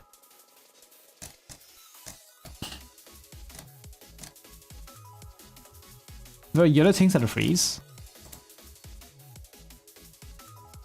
But are they just yellow tanks? Because Mina's a 4 because Mina has defense debuff. AoE defense debuff. Wait, but AoE defense debuff is better than the attack. We're gonna see a spreadsheet. It's linked in all kinds of places, but I can just link this to you right now. It's right. There's a casual emails anyway. Let's see. And then for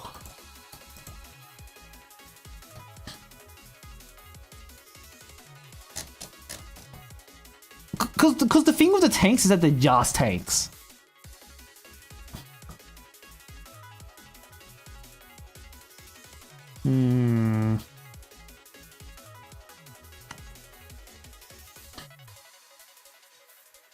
I'm okay with her being at 3 for now. We can reconsider later. Why did Burger have a 1 in Peril? Cause the thing with Peril is that any unit that lives gets free damage. Like any unit that survives is free damage because the explosion will always farm. The shiny Peril will always explode if you survive the wave. You survive the wave, the shiny Peril explodes, and you get what's it called? You get a little bit of chip damage on the body because shiny Peril explodes. So anybody that can vaguely survive is inherently a 1 in Peril.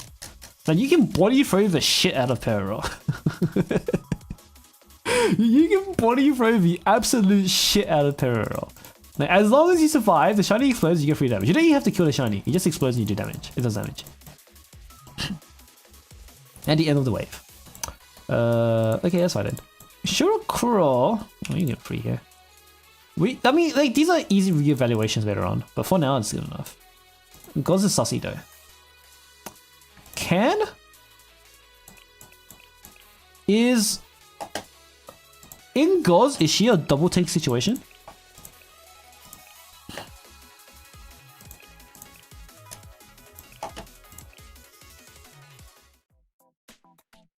How much damage does the bomb do? I mean, she's probably a double take situation, but I'm gonna see how much damage the bomb is gonna do. Like, the bomb should kill her, right? Like, it should kill her, right? I mean, like, with that. And then I do this. Oh!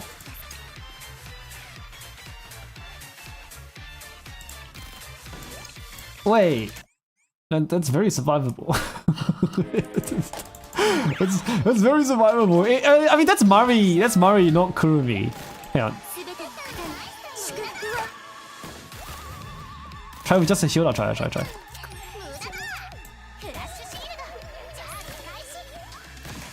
That's not bad. Wait, she's taking a lot of damage from paper tank. That's not bad paper. It's a good second tank. Like if for some reason you're doing weird double tank strats.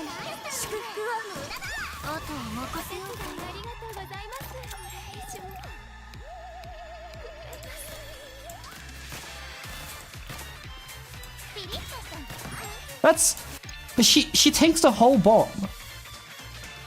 She takes the whole bomb. Mobs are gonna mill her outside of her EX? No. That's fine. No. Let's bring... I don't have Mutsuki. Can I borrow one? Yeah, let's go to outdoors. Oh. Okay. Oh wait, I'm in a raid.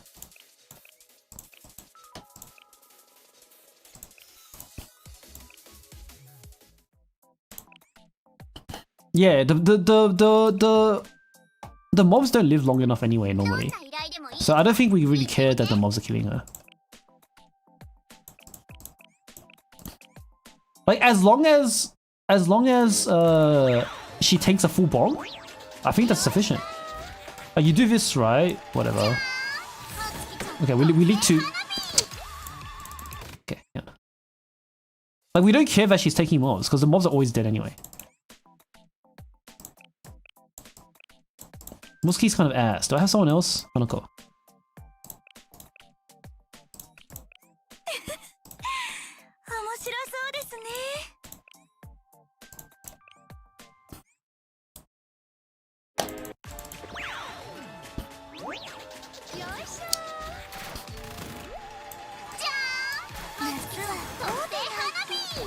Whatever. Okay. So she's half HP right now, right? I'm gonna do that. Doable. Like vaguely doable. No? Like she's dead now, but like it's actually not that bad. Like, will she die here?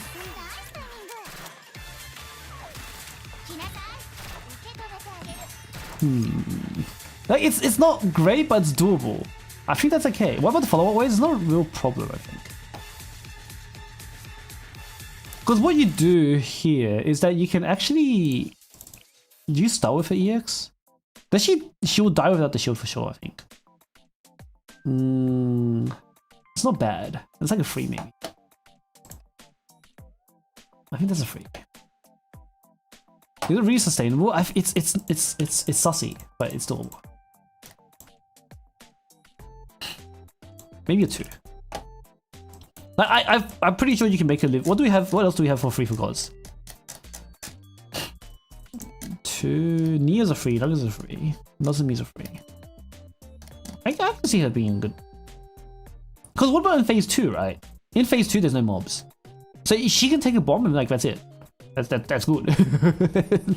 Like, that's good. She takes the bomb in phase 2 and you're good. Like that's chill. What is Mine and gods? 4. But the thing with Mine is that Mine has repos.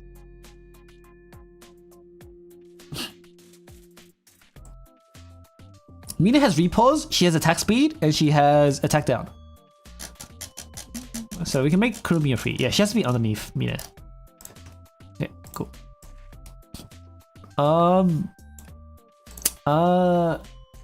Kurumi is a do-it-all unit, cramming dude who is not only an extremely is not only a strong self-sustaining tank, but also downside you never get an attack buff. That's true, I suppose so. It comes with a bunch of utilities that can enhance the output of any team. She's not necessarily the numbers on these utilities aren't necessarily big or better than dedicated buffers, but the fact she has them and they generally stack on top of dedicated buffers makes all of these small extra additions very, very, very efficient. A fantastic unit for flexible team building.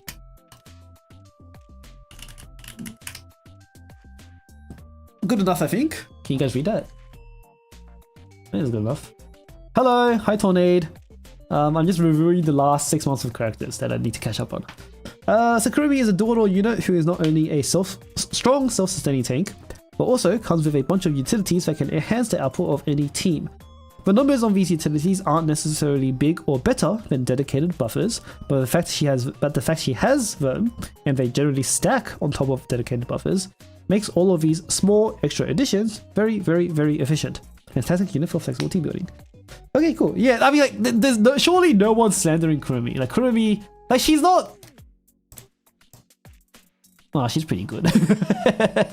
she's pretty good, but she's nothing groundbreaking, but she's pretty good. but back to the pool plan. It's a hard choice between Rena, Kurumi, and Nico.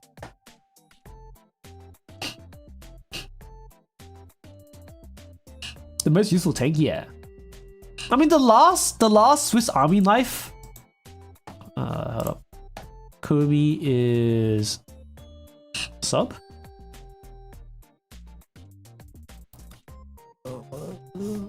That looks like a sub basic enhanced.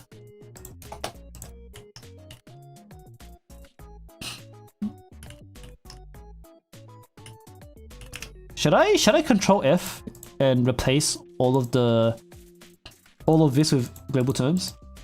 Like, are JP players reading this nowadays? No, right? I'm just gonna control F replace all of these. Because this used to be this sheet was originally made for JP, but I'm pretty sure JP players aren't even looking at this. So I'm just going to clear the confusion. To control H.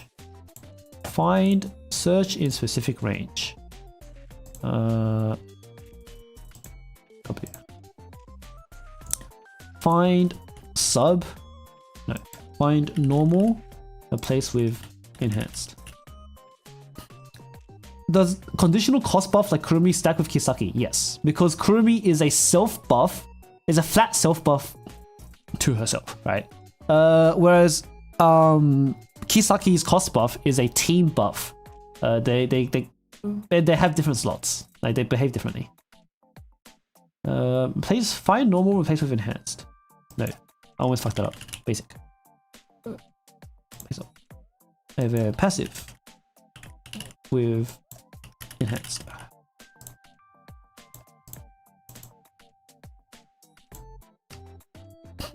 There we go.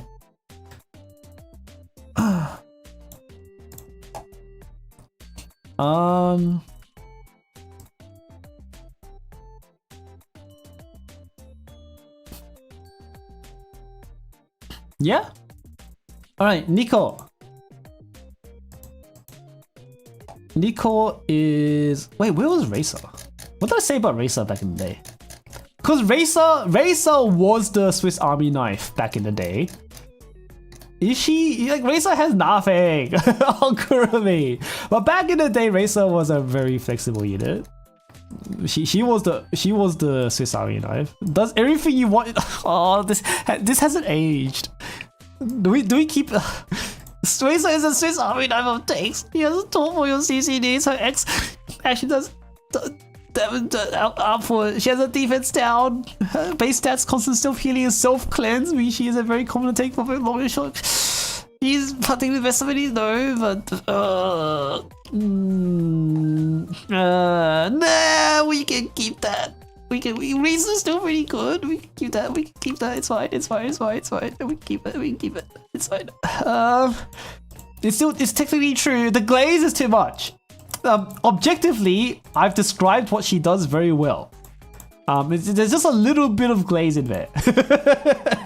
there's a little bit of glaze in there, but objectively she does those things. You know, it's fine. It's fine. Okay,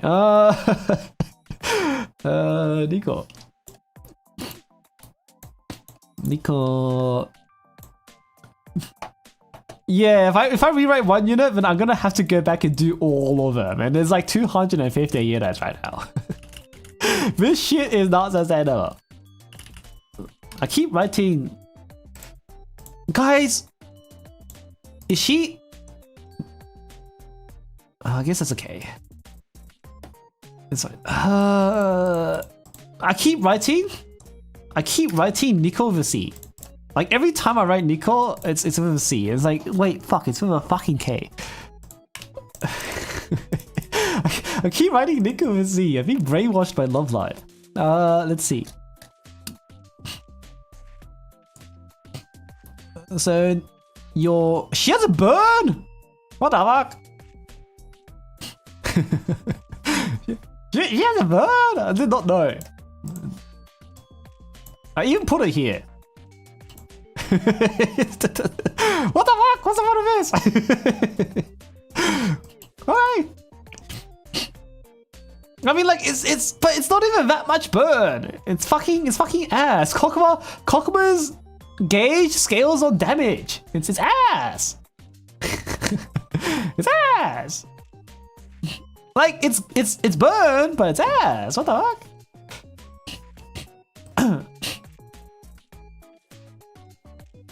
What are you raising on her, though? You're definitely raising her sub first, because the sub makes or breaks the unit. You're looking at sub. Sub and the other two kind of don't matter. Sub over basic equals enhanced. I'll say basic greater than equals to enhance. I mean, damage is damage, that's true, but is that alright? Okay, what are we saying about Nico? Nico is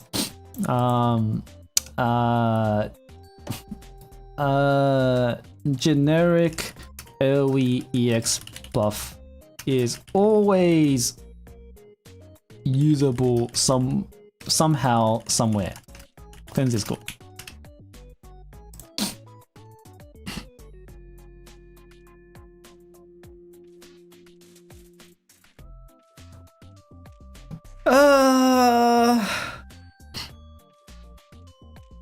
What do we say about her? Nico's ability to buff EX, buff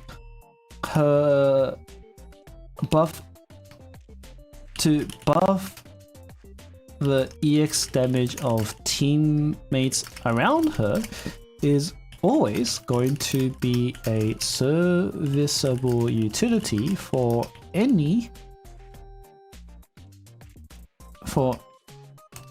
all content. Effectively all content. She won't strictly be the best at this, especially because her buff is somewhat backloaded on fight. Backload. I just said backload.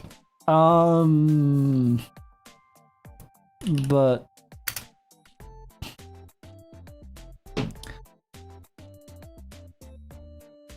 what? Where's my fault going with this? But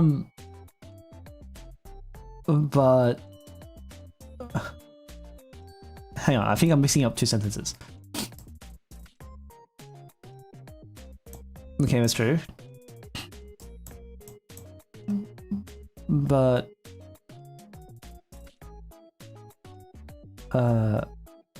lacking other options. Oh, but there's always appetite to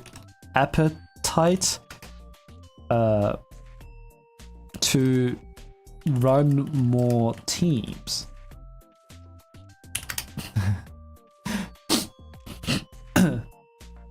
Range? Yeah, her passive is range increase. Run more teams. In raids where cleanse is valuable, this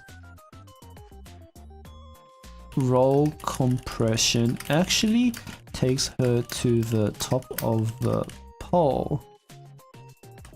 Actually, in raids where cleanse is valuable, the role compression, the role compression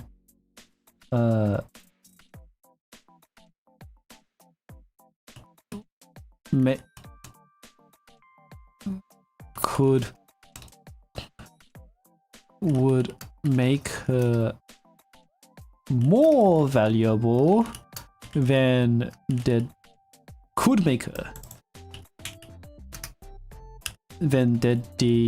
dedicated EX buffers.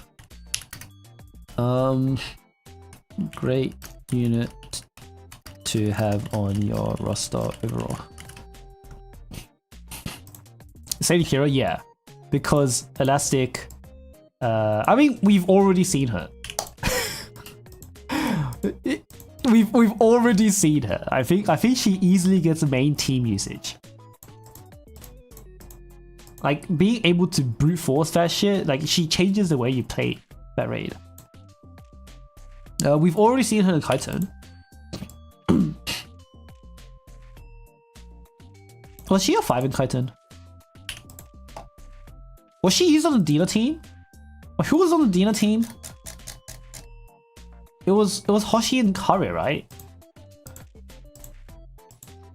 What? I think she was the. Over cleanser, yeah. I mean, now, not anymore. Not anymore. Some of them are good now. Viable in Peril as well. Go for Peril. Well, we can reevaluate and people will make better teams for Peril. But for now, she's fine with Peril. Generically useful in Kesed. Generically useful in Beta. Generically useful in no in Hovercraft. Maybe not HOD. Are we running multi DPS in HOD? Probably not. Goals, yes. 56, no, 5. I think until we see more videos, she gets a 4. I think in theory, Nico's a 5 in Goals, but I want to have some actual. I want to see videos of it. And until we see videos of it, we'll leave it at 4. But I'm pretty sure Nico in theory is a 5 in Goals, because you are running multi DPS with some EX damage. Shirokuro. What's her range?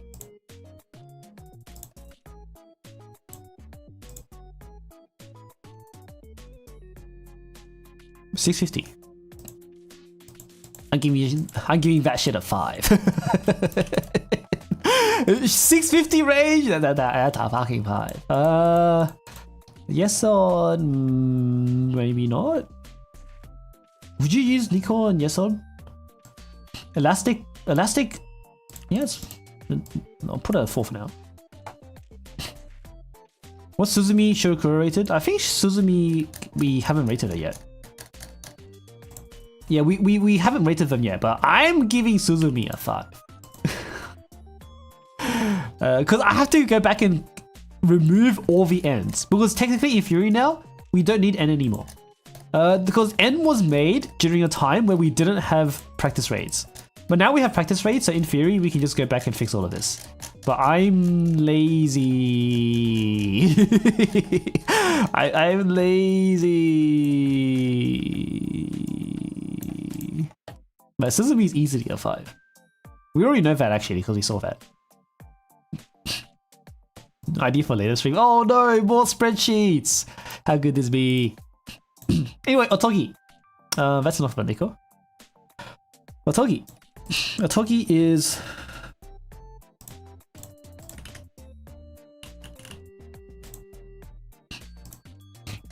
What are you maxing on her? Her EX, right? Her sub, right? Easily. Because the sub is her scaling. And her scaling is like... Oh, her sub is just her attack.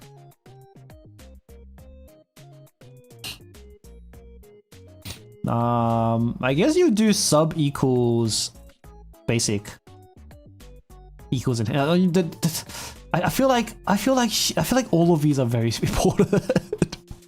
All of these are very important because without attack speed, you get less basics. All of these are like equally important.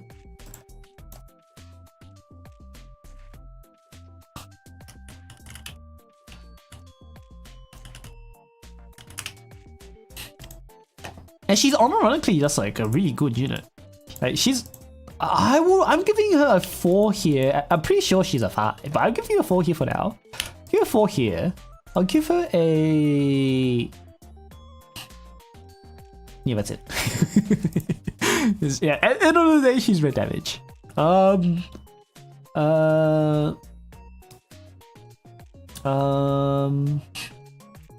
£1 per tournament. Yeah, but like, who can't £1 tournament? You know, who can't £1 tournament? That's fine. Underrated? No, she's just expensive. Otogi's event was ass. It was really bad. Serika? Oh wow. Wow. Don't worry about Serika. Let's see here. Otogi.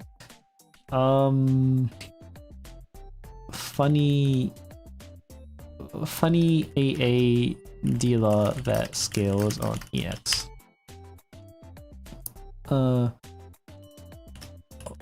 Otogi has a unique property where all her damage scales on.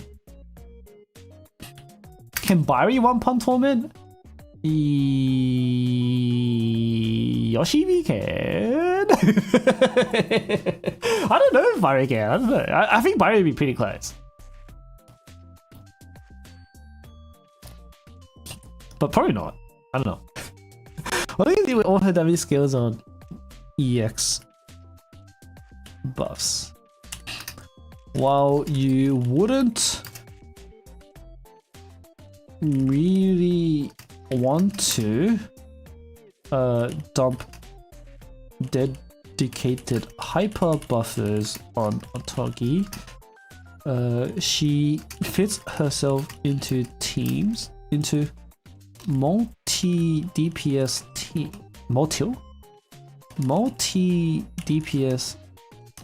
teams, which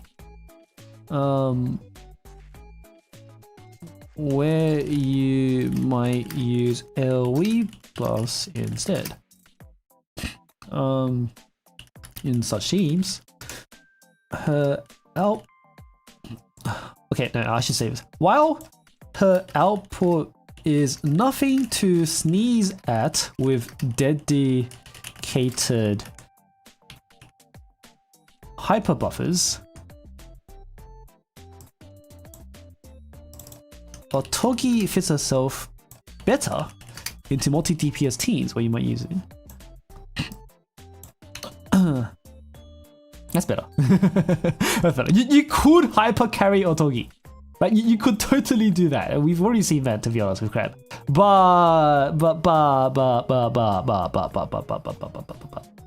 You're more likely using her on multi DPS. Pretty cool. No. An extra nice. No.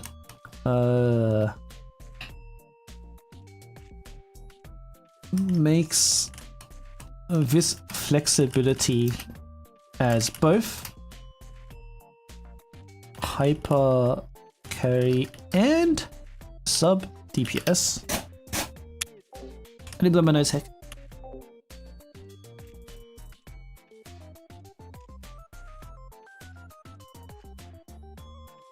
Okay, this ends DPS makes team building more fun.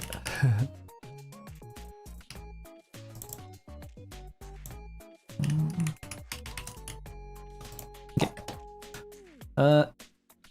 Good enough. We're not using her in anything else, right? So it's fine. Erika. Erika uniquely cleanses 3 debuffs. And she has crit damage and she can heal.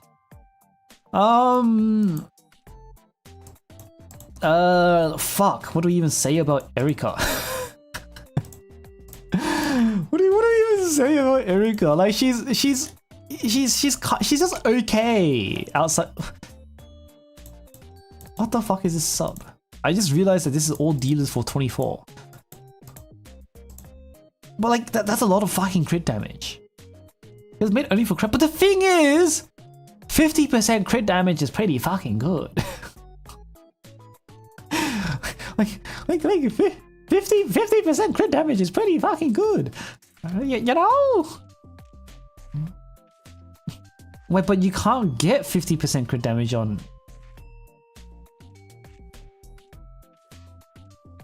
But you can't.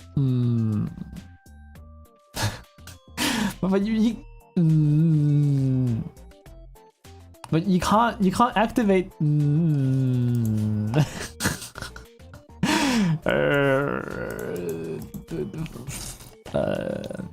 Okay. So you're doing sub, basic, enhanced, equal, basic.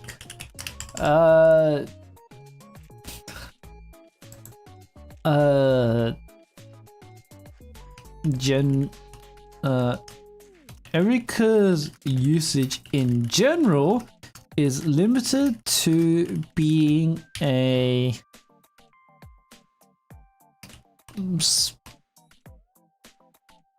pretty serviceable healer.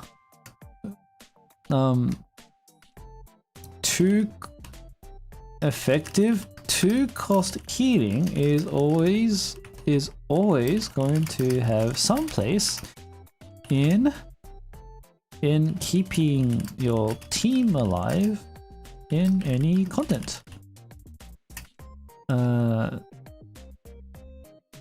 She's beat in this regard by other characters though. Her real where she actually stands out is wait, she's free cost? Well, you're right, she is free cost.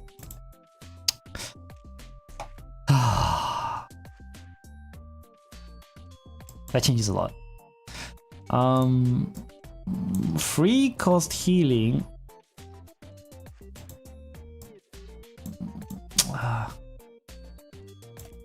is a bit on the more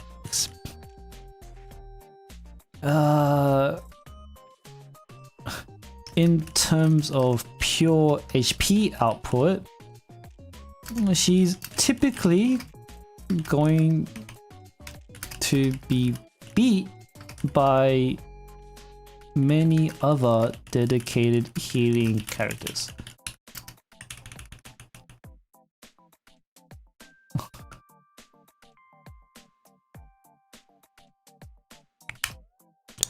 So you wouldn't think of her as a first choice in many situations.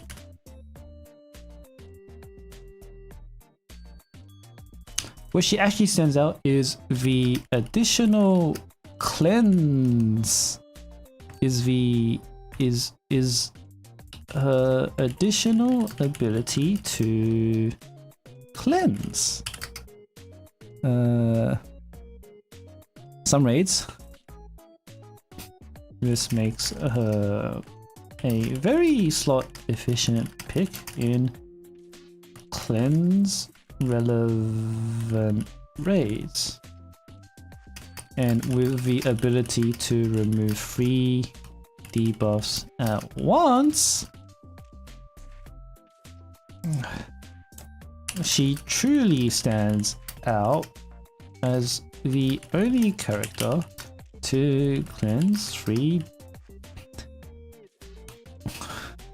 Now, with her ability to cleanse multiple debuffs, extremely effective at this niche, but you aren't really thinking of her outside of this. The meta of bringing someone just for the sub, yeah. I mean, I'll still give him a 1. I'll still give him a 1. Like, you know, but like Erika's like a 3 across the board. Like that's a 3. Oh no, that's like that's pretty good actually. Hold up. It's like a 3 or 4. I'll leave it a 4 for now. She can be a 3 here. No. 2. Maybe a 1. Maybe a 2. That's a 2. Like 25% is a something. That's a toe. That's a heal. Yeah, heal is before cleanse. It's heal then cleanse. Unfortunately, that was tested. No.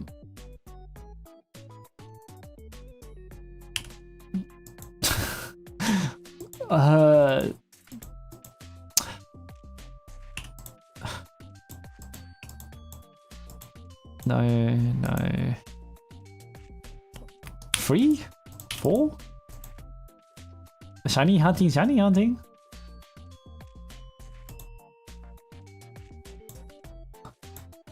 No and no. Maybe a 2.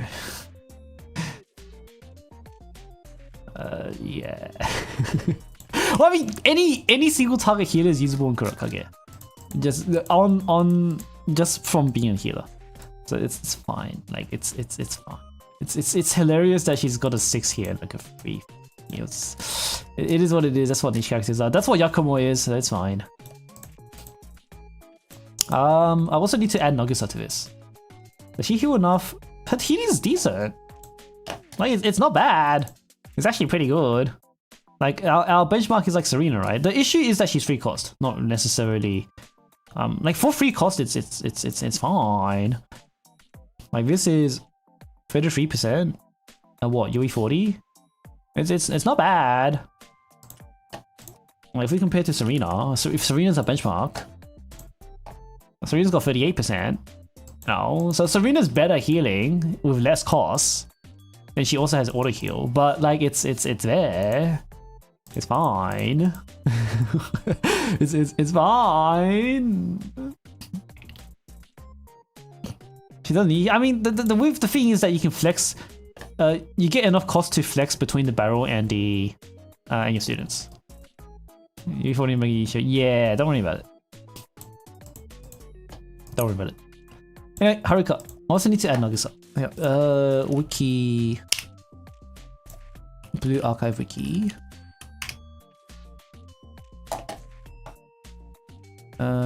And Nagisa.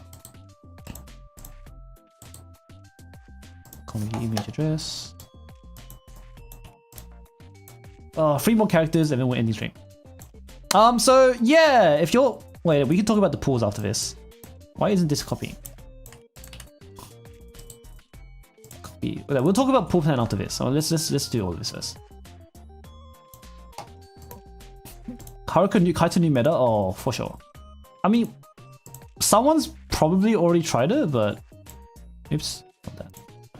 But I need to see a video of it.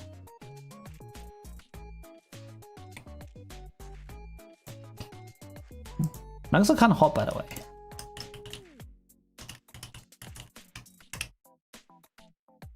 Why isn't this wrapping?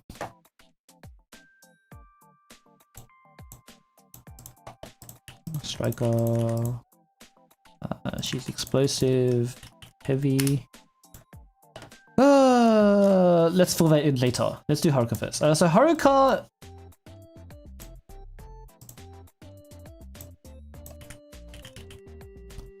Haruka does a lot of damage.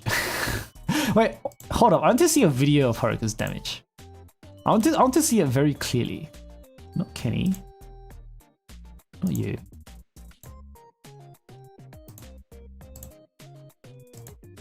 Toki. The lesser Haruka. How much is it really? Like how much is it really? She has a lot of. Her healing is pretty good. Cause this is at the very beginning of the raid.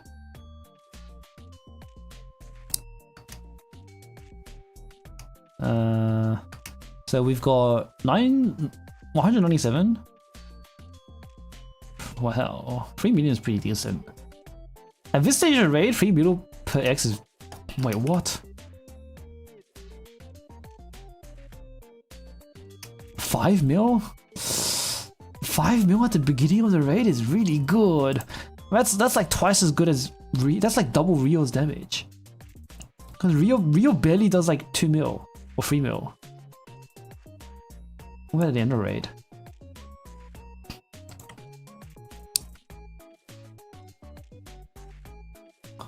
This is the last EX of the game. So surely it's got full buffs up, right?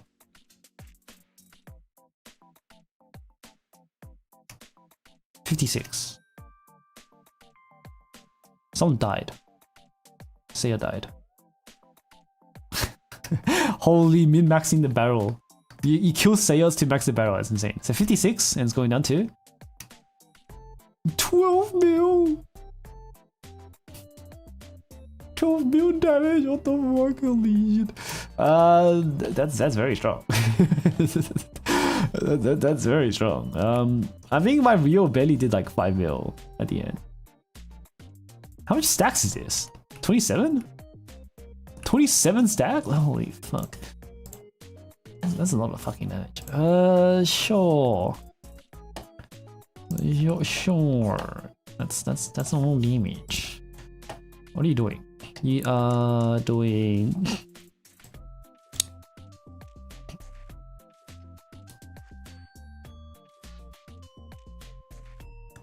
You're doing sub. A sub equals basic? Like they're kind of all strong, but sub equals basic here. Not really, actually. Yeah, sub equals basic. This goes from... This is 15% extra crit damage. That's 20% attack. That's sub equals damage. A bit of advanced. What are her moods? Urban! If you can keep her alive in Hieronymus, she's gonna be goated. I don't know if she's gonna die in Lunatic or not, but if she could actually keep, she's a 4 for now. But like, if you can keep her alive, she's goated. I'll give her 4 for across. She should be a 5. She should be a 5, but I need to see a video. Until I see the video, I'm gonna keep her at 4. When I get shown the video, I'm upgrading her to 5. Preemptively. Someone leaks me the video, I'm like instantly 5 when I watch it, you know what I mean? Everything else is fine. Doesn't help, but she has self-healing. She has self-healing. So it doesn't help with her with Hieronymus, I guess, but they're healing. That's not bad. 5 just for green aura farming, that's true, but I need to see in practice. We can if it's staying in theory, we give it a 4. Her damage is a little unfair, just like her. I'm trying to make a joke, but I don't know how to make it without being mean. Her damage is just a tiny bit unfair. No.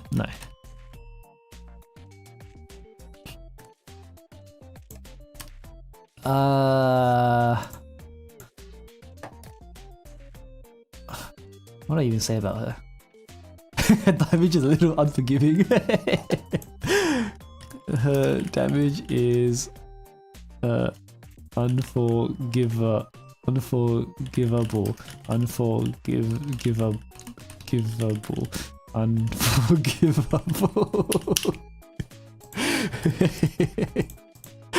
Okay. Let's see.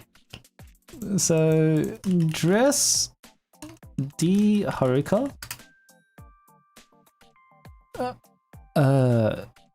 doesn't offer you any utility or solve any interesting problems for you. What she does offer you is the blood of her enemies on a silver platter.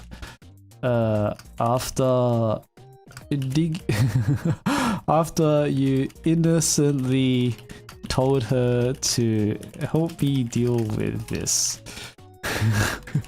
with this annoyance. What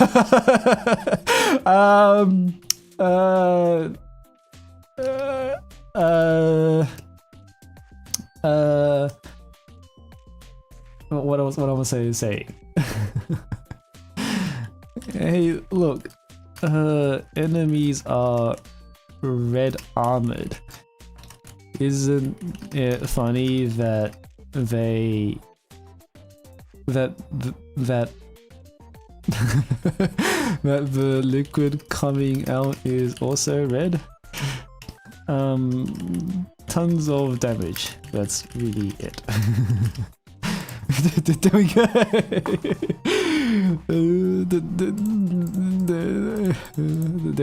There we go.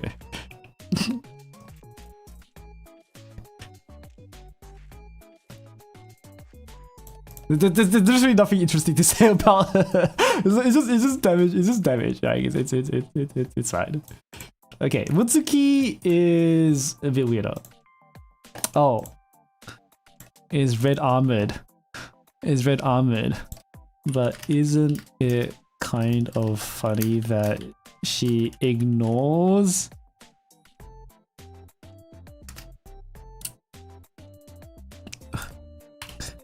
hang on. I need to put her defense ignore in here somewhere.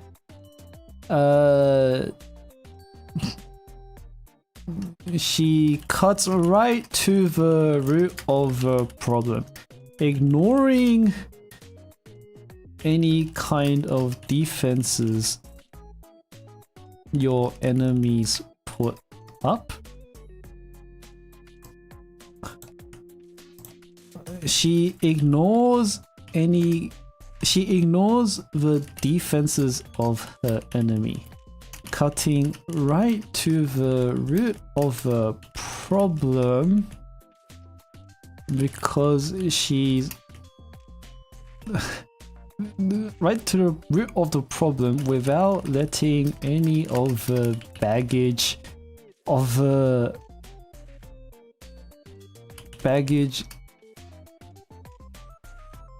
get in the way. In this sense, she's pretty damn self-sufficient without support. Tons of damage. There we go. There we go.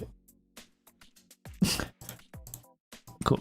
Alright. Mutsuki. Mutsuki's a little weird.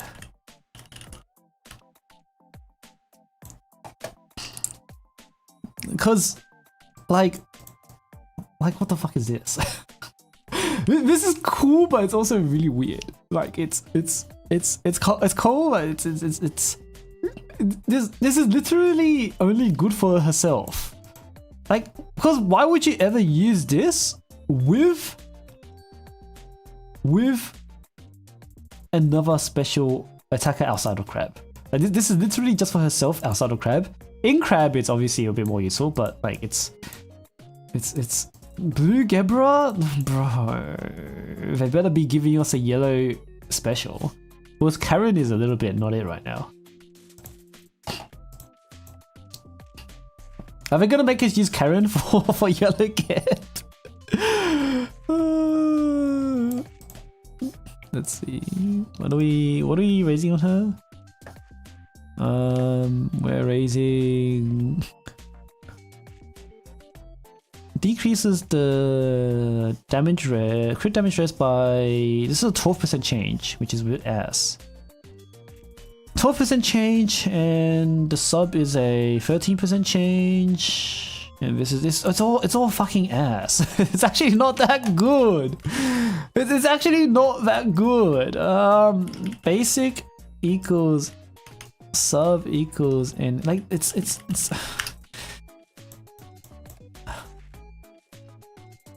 where's Tifra from the raid rating? Don't look at this. This is garbage. I need to fix that. Anyway,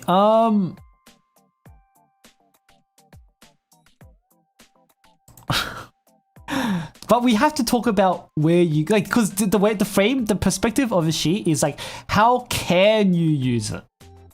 How can you use Mutsuki, right? That's the purpose of this entire sheet. Like, how do you use this character? Like, if you had them, how do you use them?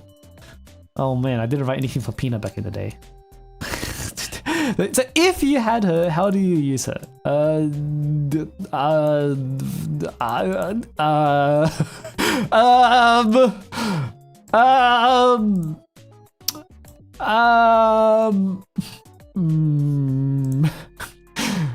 Very good shiny hunter. Not bad Shirokuro damage. You can run her Rena, you know, Rena Mutsuki, pretty good. Goes.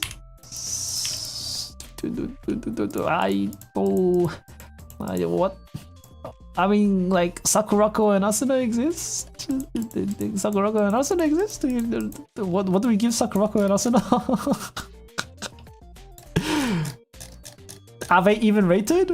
I think I have Sakurako and Asuna unrated here. I gave him a 3. Fuck it, she gets a 3.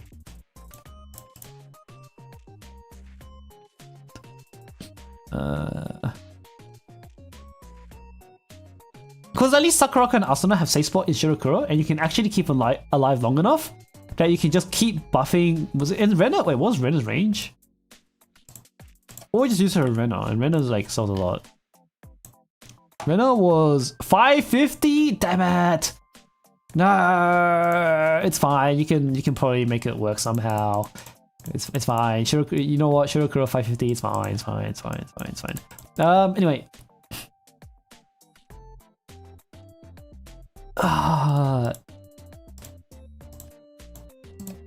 Claw breaker for for crap.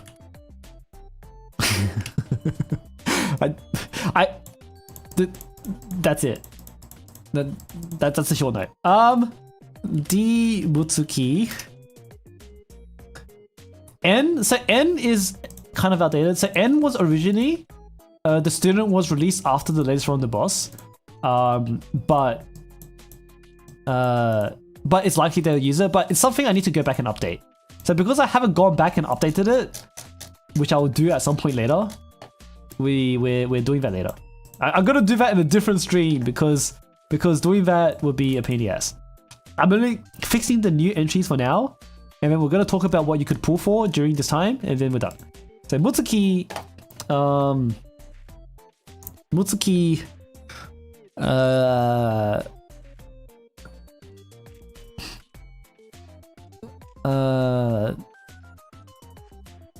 Mutsuki's primary purpose is pure damage from the special slot.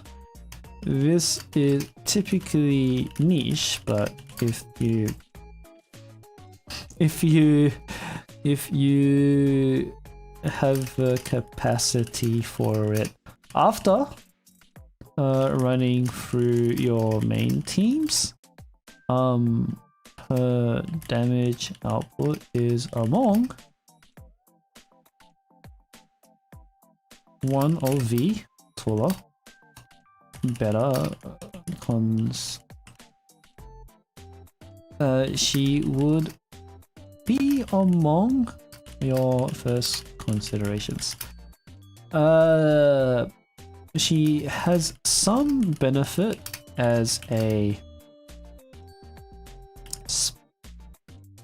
buffer for your other special slot. She also has a...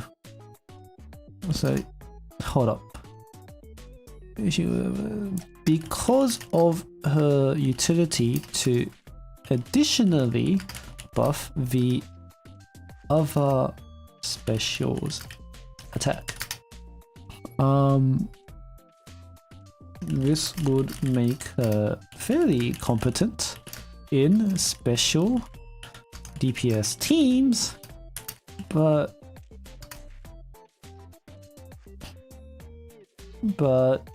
you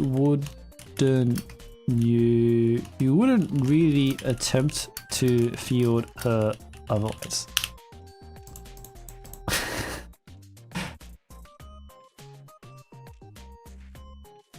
6x 4x during event.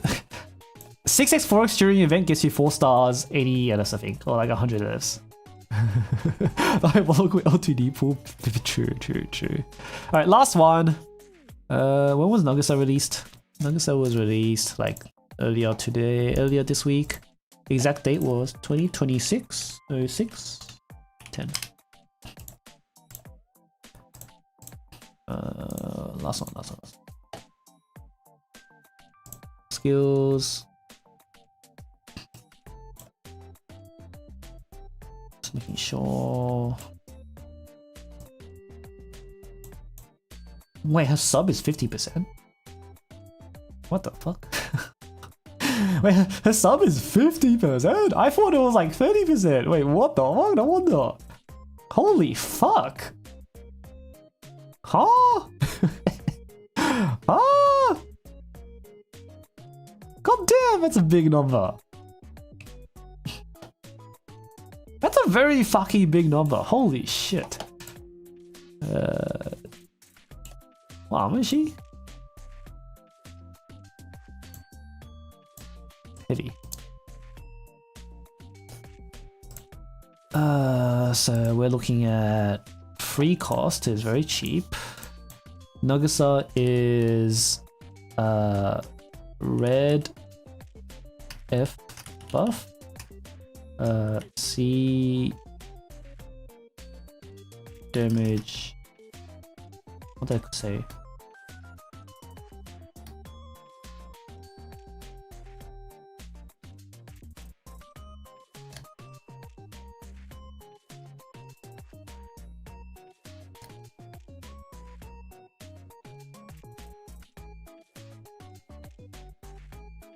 Kofi's crit res debuffs, but actually crit damage res debuffs. CD res debuff.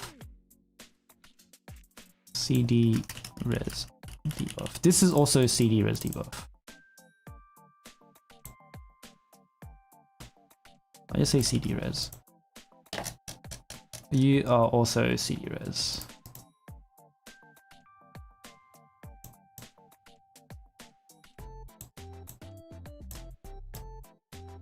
Kanoa is not? Oh, okay. Oh, okay. My bad.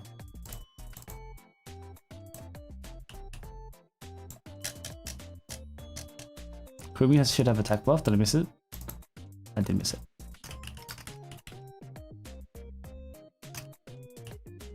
Oh, we have CC over there. Okay, yeah, that's it.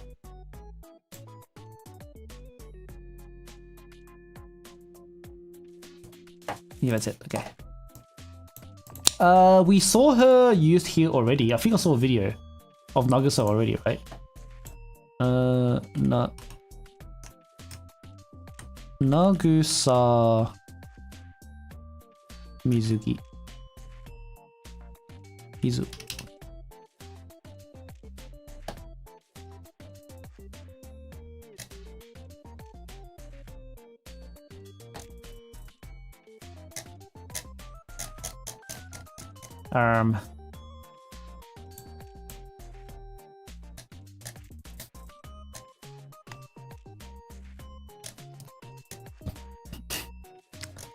No one has any videos of actual combat content.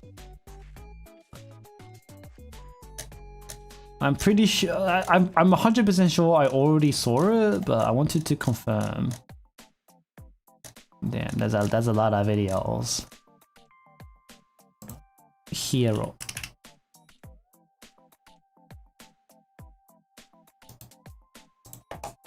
You're just explaining it, but not actually showcasing it, right? You're explaining it, but not showcasing it. I want to see an actual clear.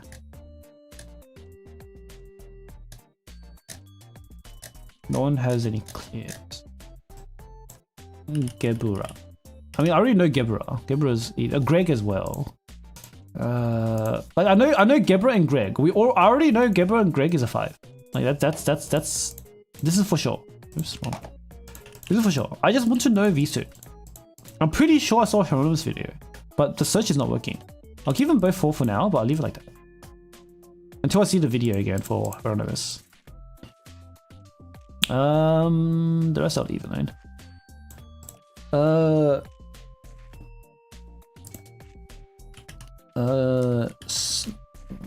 Red special hyper buffer. So Snagusa sends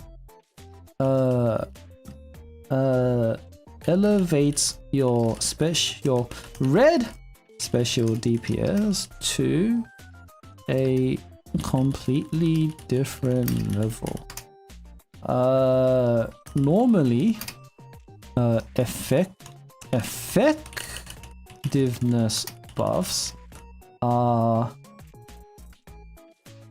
not applicable to until up until now, red effectiveness buffs were inaccessible to. That's not true. Can I send a YouTube link on screen chat?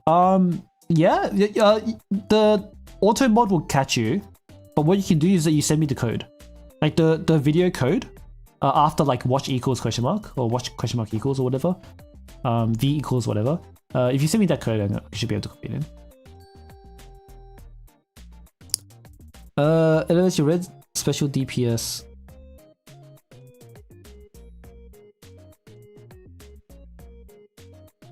Like that? Yeah, that will probably work.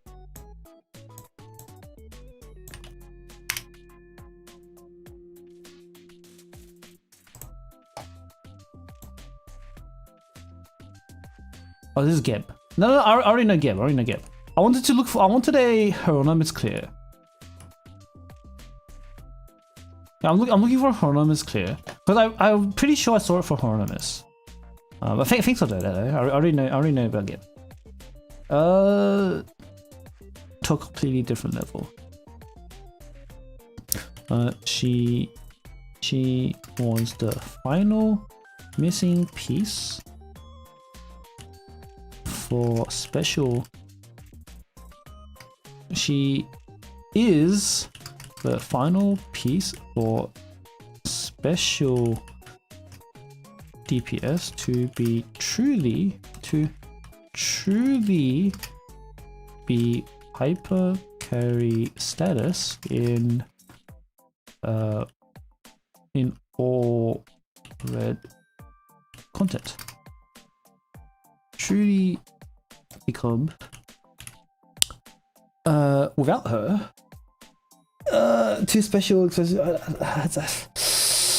I don't know how to talk about Nagisa here. It's kind of weird.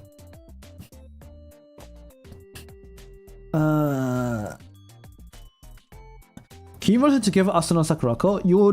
You'll run her with Rena, cause Asuna, Sakurako, and Nagisa on the same team is too many slots. You'd run her with Rena. Rena is way more slot efficient.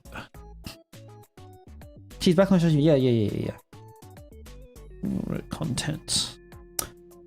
This in itself isn't particularly impressive, but what it does is enable you to run entire extra fully functional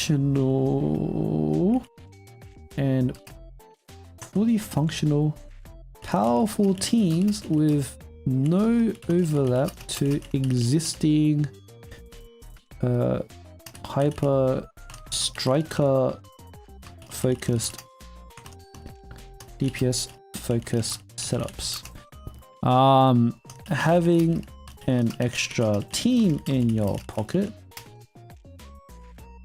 is what truly enables you to push content you have no business doing. Very nice for team building. It's very long. That's fine. This in. Yeah, I'll say that. And you're looking at sub over basic over inits.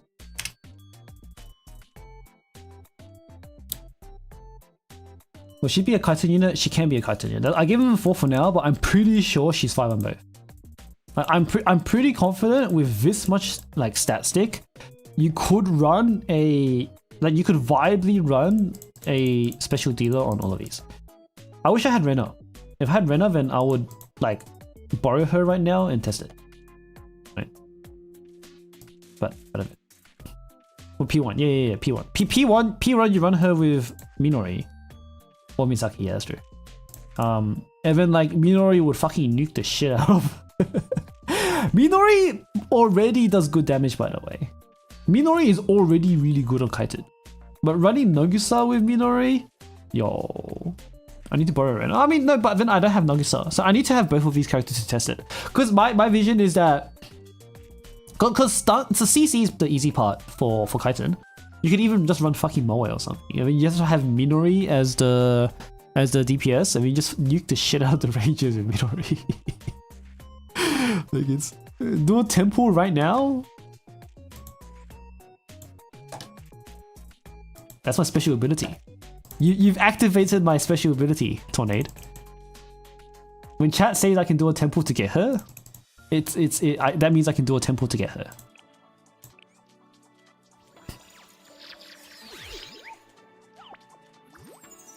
Okay. Well, it didn't work this time. Sometimes it works, sometimes it doesn't. That's unfortunate. that's unfortunate. Oh well, it happens. It has like a 50% activation rate. It didn't work this time.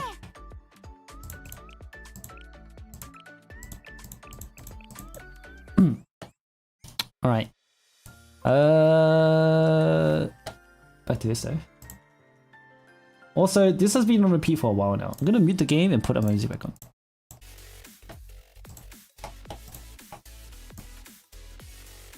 We're finally done, I think. Yeah, we're finally done. Alright. So back to thinking about pools. From now until Nagusa, right? New player pool plan. So if you're a completely new player and you joined right now. You joined when Rio and Toki had 100. Sorry, when Himari and Toki had 100 pools, and you just pulled for Aris and K, or you pulled for K. Right, you pulled for K. I think your options are: is Battle Yuzu any good for a new player? Does a new player care about Battle? I think it would help if you're this new. If you joined on K and Aris banner, I think Battle Yuzu is actually kind of good. But at the same time, not really. Because Seiya will get a rerun in half a year. Like, I think you can wait half a year to get Seiya. Wait, no. Seiya's getting rerun in 1 year. Fuka rerun? Oh, Fuka rerun's pretty good too. Yeah, maybe not then. Maybe not then.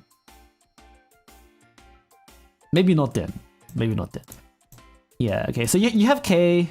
In that case, I think your next option is the Foxes. Rena is really good. Oh no, you want Murray. Like, we don't have the reruns in here. There's a Murray rerun. I think Murray rerun is like the most important. Like, Seiya rerun's pretty good too. Alright, we have Seiya rerun. Alright. So a new player has a lot of options. I don't think a new player needs to rush for Chare and Daru. I think they can chill on the Chare and Daru. The look at the planner spreadsheet.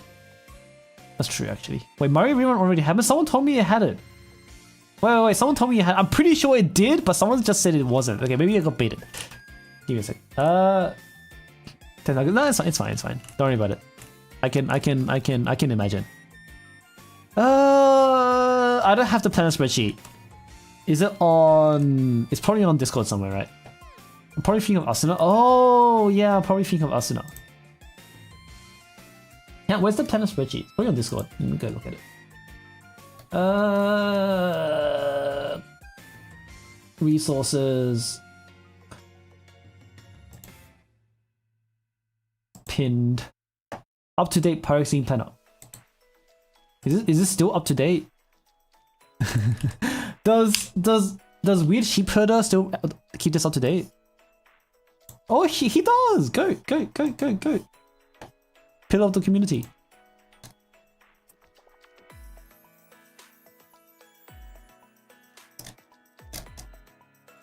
All right, so we've got Aris here, Ichika, Yuzu. So someone joined today. We're probably pulling. You're pulling for K. You maybe it's Fug. I think Fuka's pretty good. I think you're pulling for Fuka. You're pulling for Fuka, and I think you do skip Rena. A player that joined. If you joined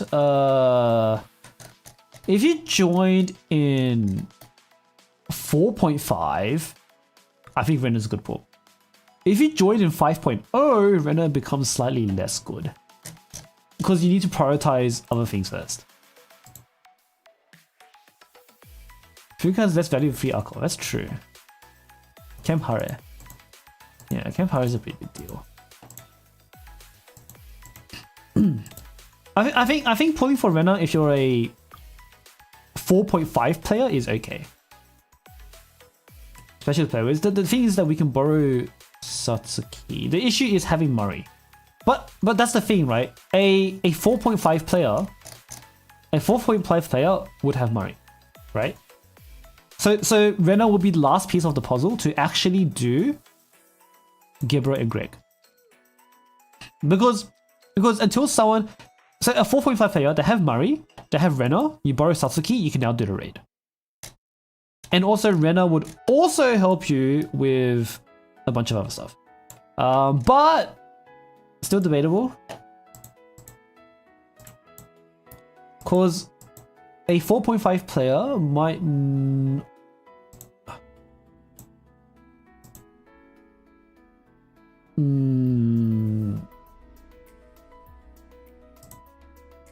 I'm not sure about Camp Hare and Dress Aru nowadays. You can actually spook the Dragon. That's fair. Konoka kind of sucks. That's true as well.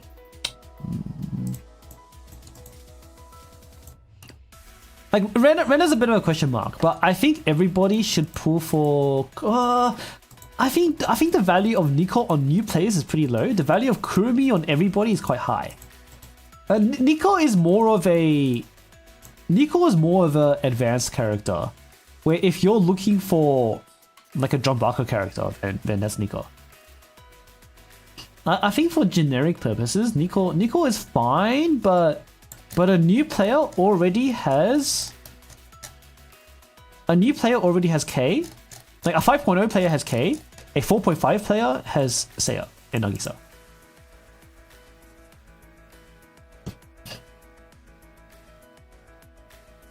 So if you don't have Seiya or Kisaki, then pull for Nico. If you already have Seiya and Kisaki, I think the value of Nico goes down. Like Seiya and Nagisa by themselves solve a lot.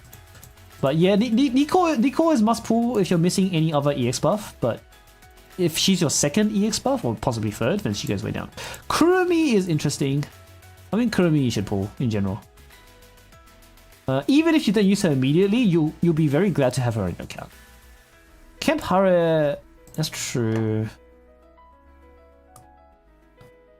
Seiya, yeah, pull for Seiya. That's definitely true. Pull for Seiya. I think pulling for Seiya is definitely a good play. Because Seiya is where? Seiya's here somewhere. I didn't see on the sheet.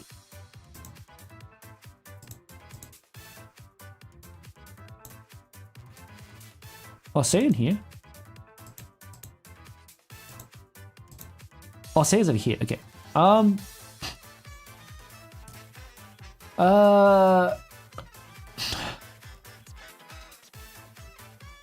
Yeah. Cause Seiya is unique. Seiya is someone that neither a 4.5 or 5.0 character would have an equivalent to. So in that case, I'm happy for people to skip Rena and get Seiya. I think that's a good idea. If you somehow, yeah, I think that's a good idea. I think Seiya is definitely better pull. It's yeah, definitely Seiya in Foxes.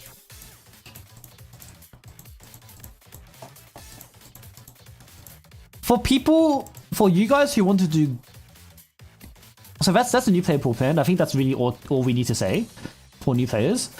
For you guys, for chat that wants to do Drumbaka Torment, if you're doing Lunatic, you're on your own. See ya. But if you're doing Torment and you don't know what to do, I think just pulling for Kurumi. Just pulling for Kurumi would unlock the raid for tournament. Because I'm assuming you, as a tournament player, you already have Seiya, you already have Nagisa and Himari, you already have Kisaki. As soon as you say it is. So I think just having Kurumi for Drum Barker, I think will let you play the raid.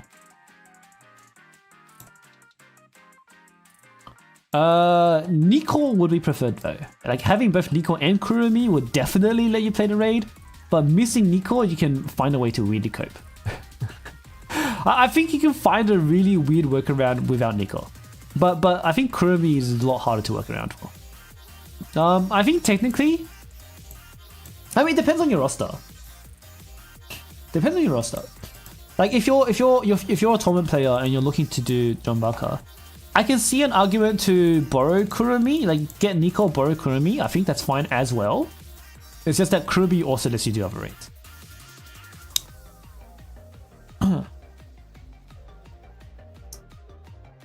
Because you could use Amy instead of Kurumi and just run an extra team. Because Kurumi does so much. Like, Amy technically is fine for Drambaka, but you're putting in so much extra work. Whereas losing Nico sucks, but you'll survive. Probably. Probably. It's kind of a tough call.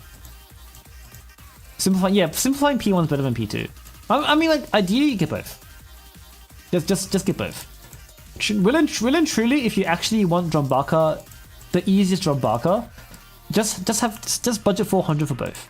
If you get them early, that's very cool. You can reallocate that budget. If you don't get them, then well, now you got the budget right. So just get both Kurumi and Nico, and then like clear phase 1, no problem. And then phase 2, you should be able to think of some weird teams. New players can do 400 Fox. Yes. Can new players afford 400? Like, can truly new players afford 400 of Fox and still get Seiya?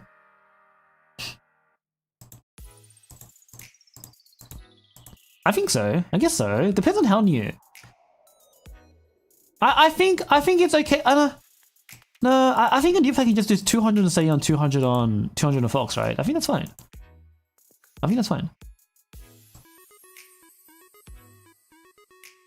But like we already talked about that. So, but like when it comes to the tournament players are not lunatic players, right? Then just budget 400 for both Foxes and you're fine.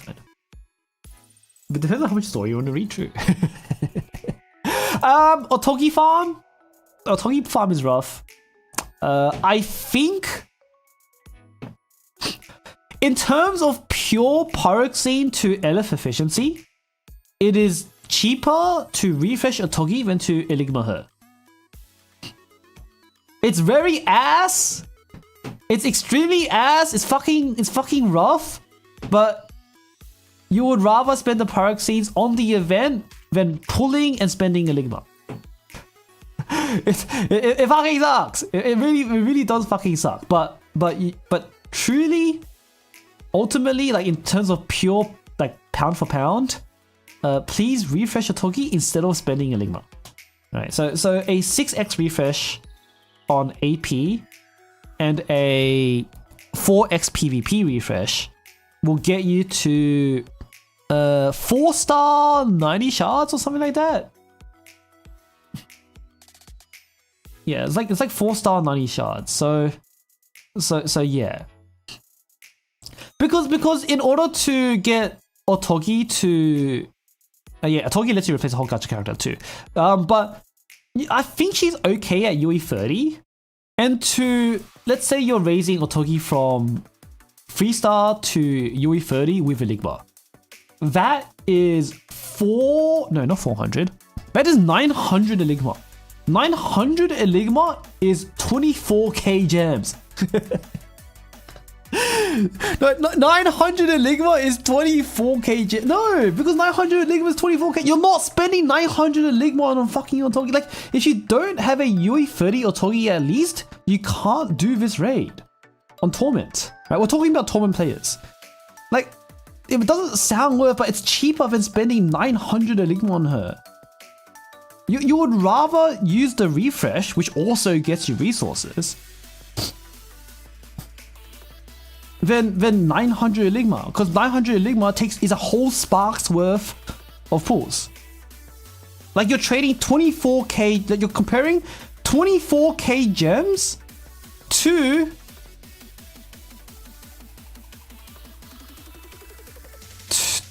two refreshes. two refreshes, right? Like if you're gonna spend 900 Enigma, yeah, just build Amy. Like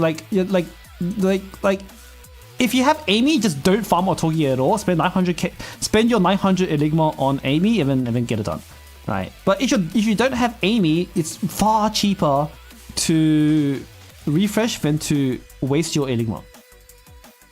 Like 900 Enigma is not cheap. Do we still have? Does Sheepherder have the calculator here? I'm pretty sure Sheepherder had the Enigma calculator, right? How much Enigma when you pull? Alright, let's say... I'm pretty sure... Like, if you type this in, if you fill it out, I'm pretty sure it will tell you something like... It should be around 800 to 900 Enigma for 24k gems. Like, that's a terrible fucking conversion rate. Just refresh. just refresh. Don't hurt yourself. Because the worst case scenario is that you don't refresh and then you fucking Enigma Otogi anyway. And now, not only do you not have the mats from the event, you've just wasted 24k gems of Enigma. Like holy shit. Holy shit. 24k gems worth of Enigma. It's a bad trade. Don't do that. Yeah. So that's Otogi. Enigma it comes in the AP column, is it? I actually have never used the planner because I don't need to plan for global, and like you don't need to, and you can't plan for JP. So I know of the features, but I've never actually used it. I don't know where it is. Planner guide, progressing planner. It's here somewhere. Whatever.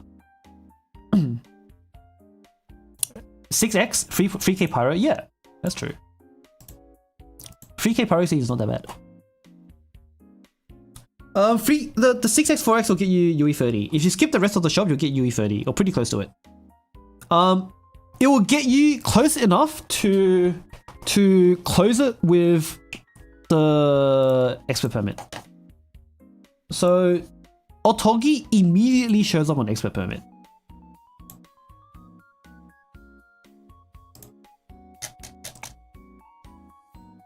Otogi shows up immediately on expert permit. So, if you do 6x AP refresh, like this button 6 times, not this button, sorry, the plus button 3 times. So like 180, sorry, not 180. Yeah, 180. 90 plus 180. 270 gems a day. And also 4 times PvP. That should get you around 4-star 100. It's around 4-star 100 or 4-star 90, something like that. And then because expert permit gives you 30 on the month, you buy this and you have 5-star. Right. That would be UE30 will get you. I think if you ignore the shop, you might have UE40, but I don't remember the exact number. It would be pretty close to UE40, and it'll be cheaper doing it that way than spending the whole sparks worth of Enigma. She won't be farmable with Fox's rerun? Likely, yeah, because it's a story event. The event will never be rerun. So if you ignore the shop, you might get her UE40. Have the pool plans already started? Yeah, kind of. Yeah, kind of. I haven't been talking about much though. I've been repeating the same thing like 5 times already. So I mean, I could make a stream highlight. I could edit the streams, maybe. That's a lot of work though, but I could. Maybe I could put that out as some funny as a side video. Who knows? Is that worth it? Only if you're doing Torment Drum Barker. Like, people not doing Torment Drumbaka, please don't refresh. Like you don't need it. I think a 3-star Otogi, or I think a 3-star Otogi is fine for Insane Drumbaka. If anything, you could even borrow Otogi, because you don't have to have Kurumi for Insane. You don't. And then if you pull for Nico, then you have room to borrow Otogi. And you don't need to have Erika for Insane either. You can use Toki for Insane. Or Dress Hina for Insane. That's true as well.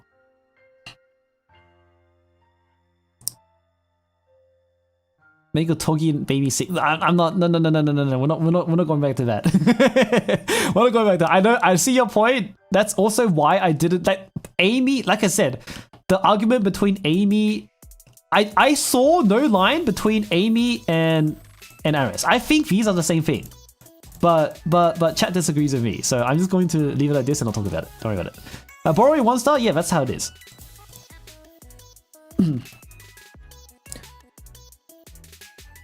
Just use Dina? Okay, yeah, fair enough. Yeah. So if you're just doing Insane, if you know you're just doing Insane, you don't need to refresh for Otogi. Otherwise, anybody that's planning to do Torment, you gotta refresh for Otogi. Can Rio 1 team P2 Drumbaka Torment with the right team? Can anybody? I think only Haruka can.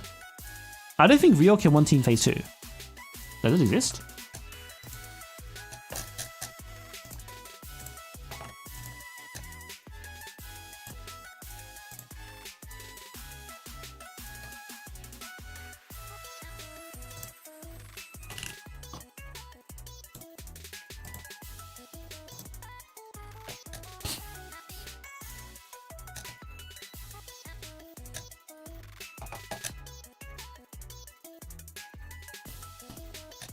It doesn't look like it exists. Because the fastest time is already 3 pawn. I think only Haruka can do it. Toki can 1 team phase 2? Can she? Oops.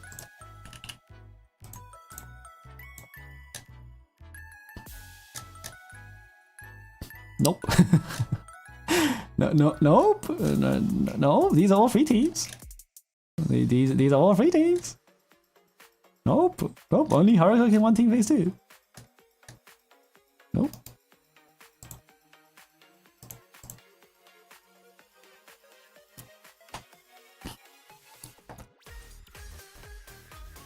Okay. Yeah. So yeah, that's my bit about refreshing for Otogi. I think truly new players, like, can someone that started 3.5, sorry, 4.5 even do Crab?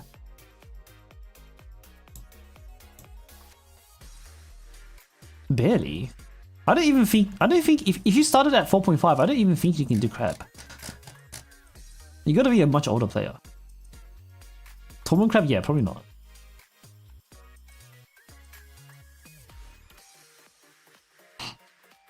For Torment, you need Fox. But no, not a 4.5 player wouldn't have what it takes to do it. I think you have to be at least a 4.0 player. Only if they got some good spooks. Yeah, that's what I'm thinking. Insane definitely can. Yeah, I agree. So if you're a very new player, I think you can tank not having Otogi for a bit. It's only because at some point, right? Because anybody who wants to do the first Torment or the first Lunatic already knows that we're going to be getting more units in the future. So like a very new player doesn't need to refresh Otogi or doesn't need to farm for Otogi, because at some point, I'm sure they will give us another Otogi or Amy. I'm sure they'll give us another Otogi or Amy. Maybe Yukino will be cracked Otogi, right? Right? Maybe? Question mark? Or someone's gonna be a very a more easily pullable version of Togi or Amy. So yeah. So new players don't have to stress about not having the mechanic solvers for this.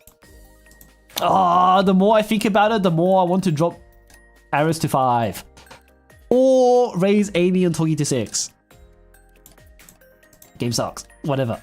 I'll leave it like that. Dual DPS. Dual DPS. Color changer? Color changer?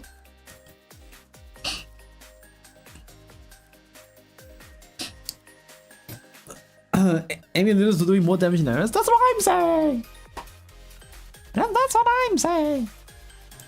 Wait, do I still have that guy's run open? Does he show the damage chart?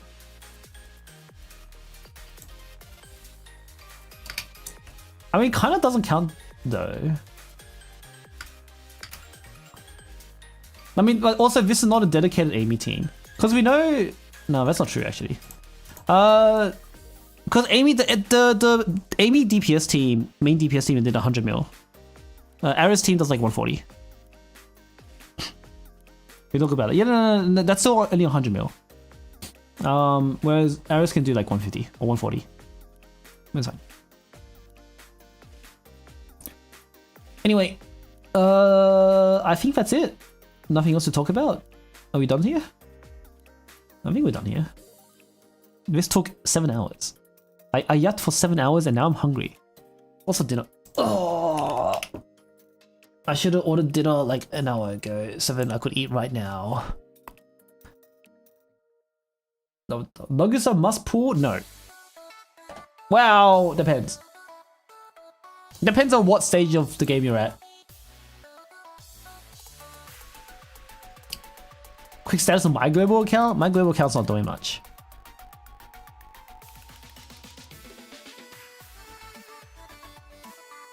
Look at that vid. What vid is it?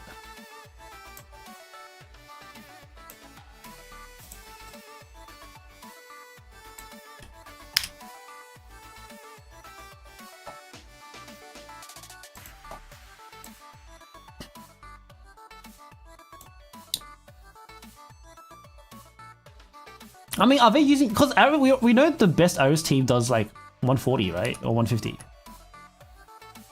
What the fuck? Amy team.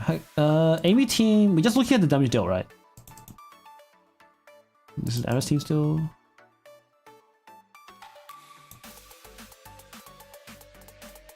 Because we don't care about this Aris team. We care about like the best Aris team. Oh, he's running Suzumi. Okay. Oh, if we get a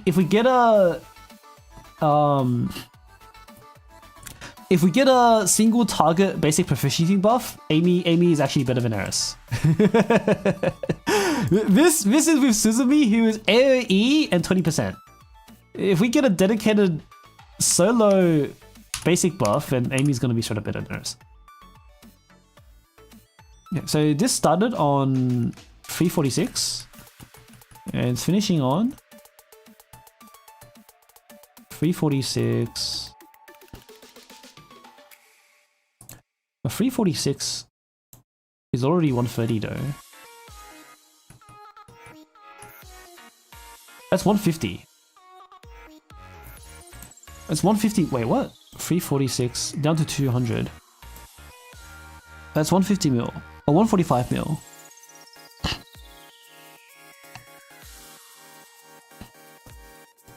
Wait, this is a good Aris team. Wait, was the best Aris team only doing 150 mil? I didn't know, because I knew about the 100 mil Amy, but I didn't know there was a 150 mil Amy. If there's a 150 mil Amy, I'm dropping Aris. Because I knew about the 100 mil Amy already. I already knew about the 2 mil auto and the 9 mil and the 9 mil 9 mil enhanced. 9 mil basic.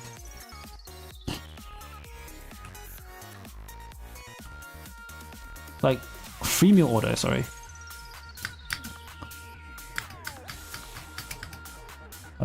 That's 3 mil enhanced, but she does 9 mil at cap. Broken Mirror, no, that's okay though. Like, well, it doesn't matter what the subs are. We're rating them by their ability. It doesn't matter what the subs are.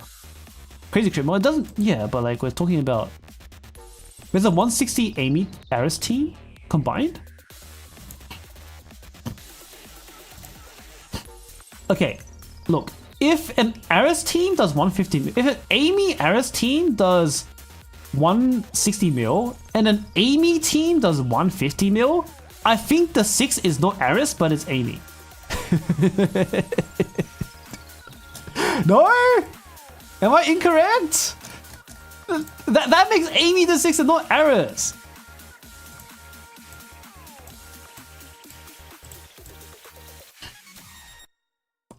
And if no one agrees with that, I'll give them both a 5.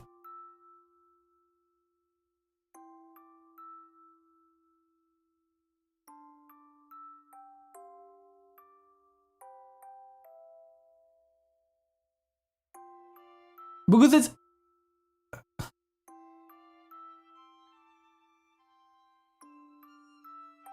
3.7 mil on auto.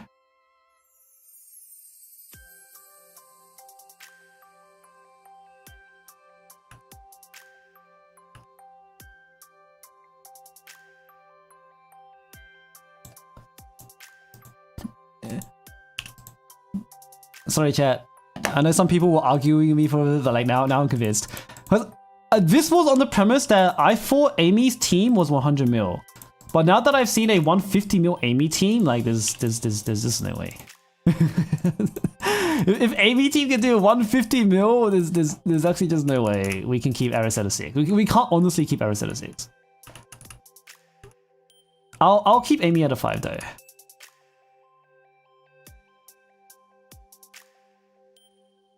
Some kids are doing double Amy. Faye, I wish you were here earlier, Tornade. Because I was like, I don't think Aris is a 6. I don't see the difference between Aris and Amy because they just damage, you know. But nah. You know what? You know what? Nah, it's not. Nah, it's fine. It's fine. It's fine. I'll keep Amy at 5.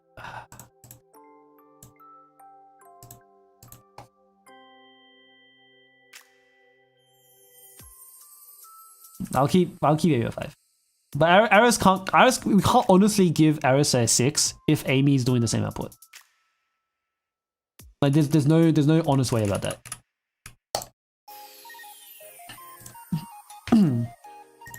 I want you were here earlier. I was fucking fighting chat about it. Thanks for the video, Tony. Where'd you even get this shit? How did you find this video? What the fuck? Oh, it's from Yuki. Oh, we know Yuki. Oh, it's from Yuki. Okay, I guess so. Yeah, okay, fair enough.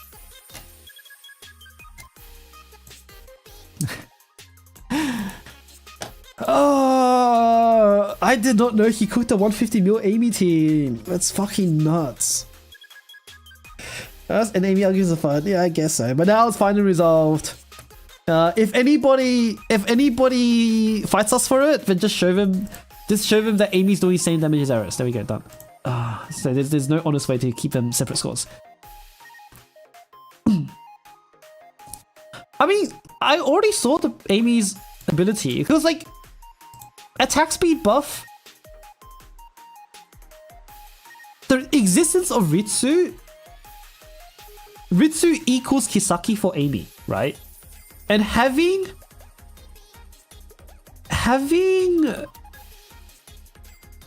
Amy means you have 2 Kisakis. If you have Ritsu. if you have Ritsu, having Amy means you have 2 Kisakis.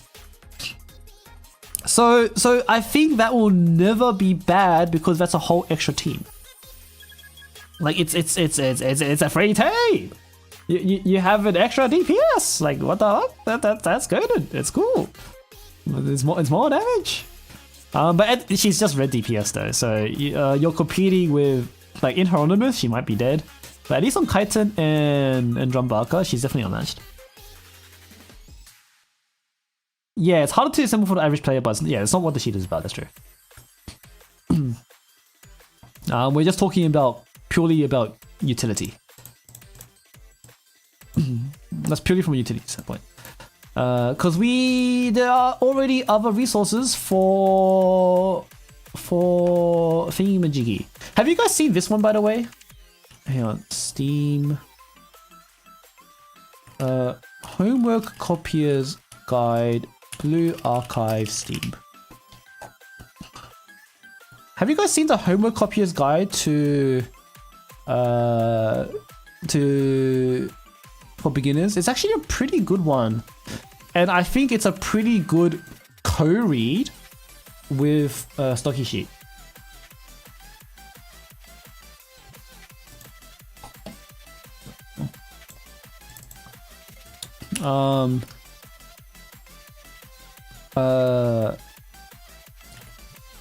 As strong as Fest DPS with a speed buff.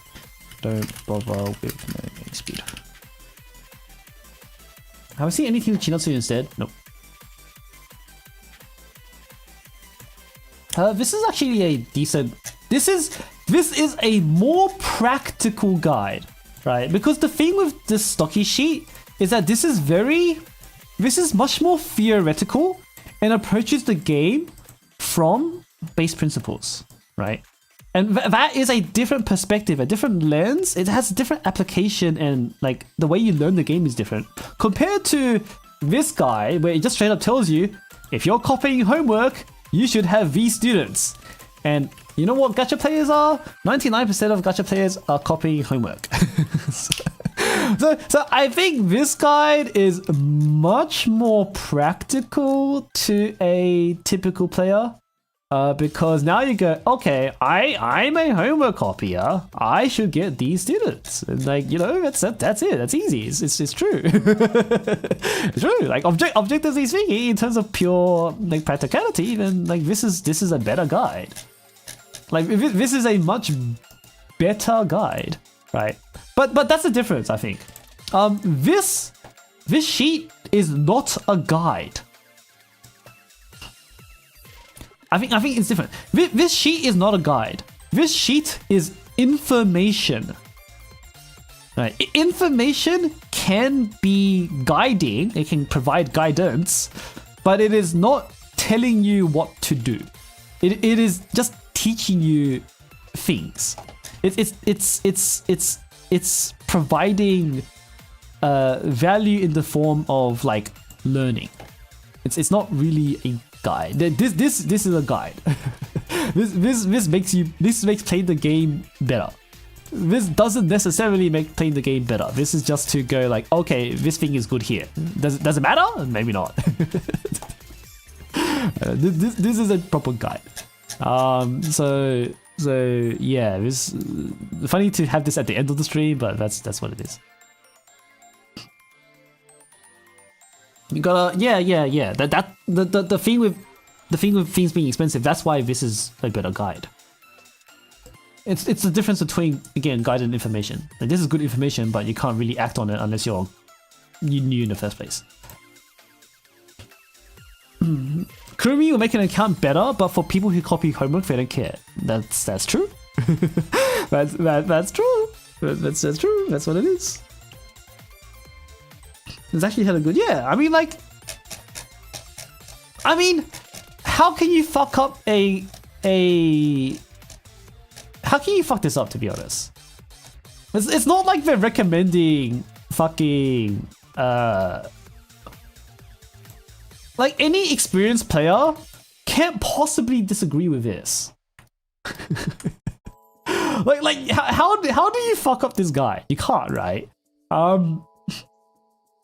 It's just kind of like decently presented, and again, a new player wouldn't know this, so it's fine for it to be presented to them this way. But it's good.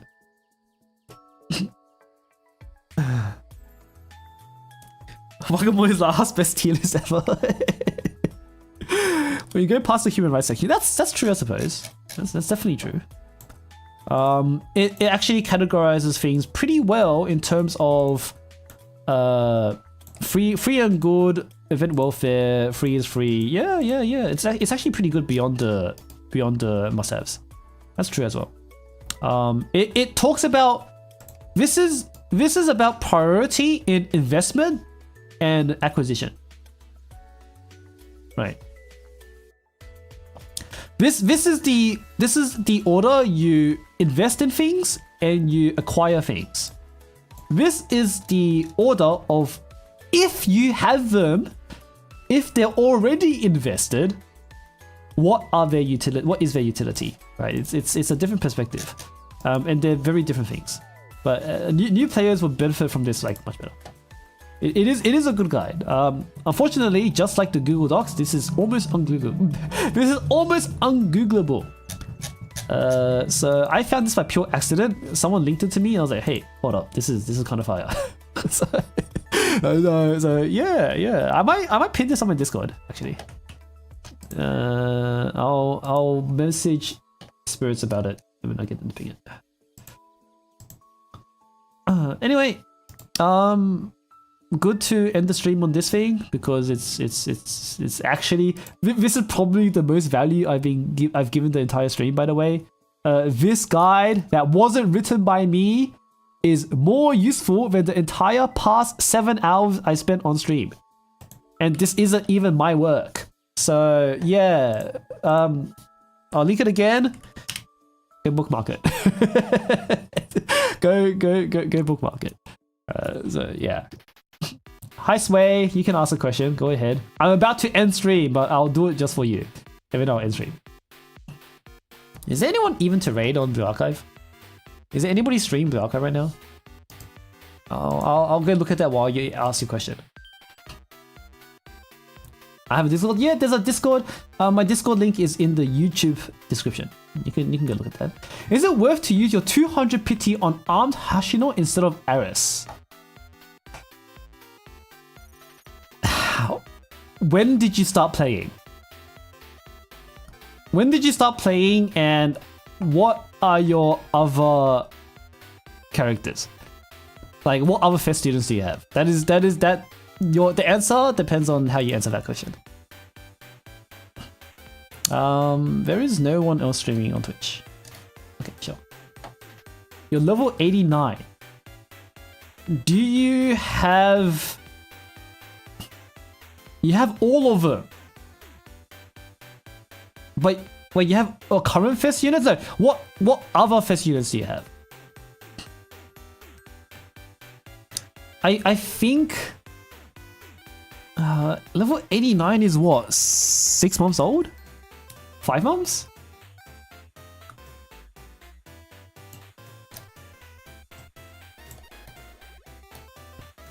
That's a hard question. Because the thing with Armed Hoshino is a very good support. But level 89 is kind of on the precipice of you're starting to build your own DPS. Right? At level 89 you can build your own DPS. But also Hoshino's a support. And I think not having Hoshino is like mega brick in a lot of raids. But also having Ares is, you know, very nice when you're trying to as you're approaching level 90. You have Hoshino. No, armed Hoshino, right? Are you talking about Enigma? Like, do you already have both Battle Hoshi and Ares? You're only talking about Enigma? Oh, you're talking about Enigma, spend it on... If you just want the 100 LS, and it's on Ares, because she's DPS. I thought you meant you had neither. Oh, that's a different question. Okay. If you already have Battle Hoshino and you already have Battle Ares or Armed Ares and Armed Hoshino, then you get the 100 extra shards on Ares. Okay. There we go. Okay. Ares doesn't have a bonus. Oh, I understand. They use on Hoshino because Hoshino will also benefit from because Hoshino has a DPS version as well. I think they're both good, by the way. Personally, I might consider actually using it on Aris, but there's no wrong answer to that.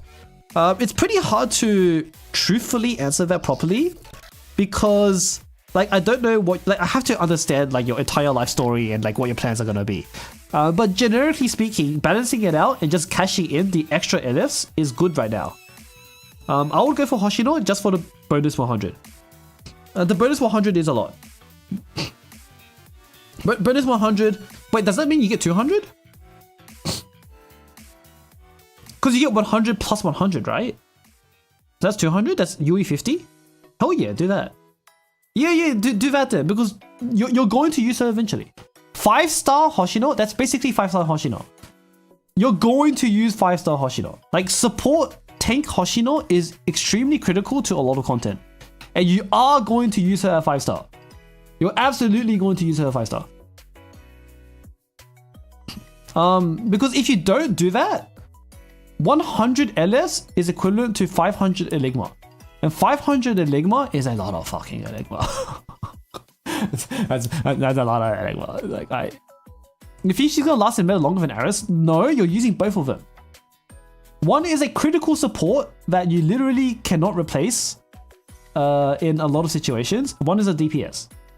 Like you're using both of them. This game is a game where you're typically using at the minimum like 12 students in at the same time in most content.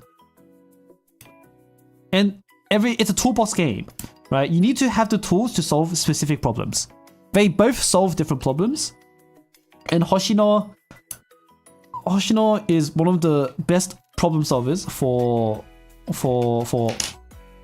a lot of content. Armed Hoshino support, she has 2 modes, right? Armed Hoshino version 1, which is a tank, is support.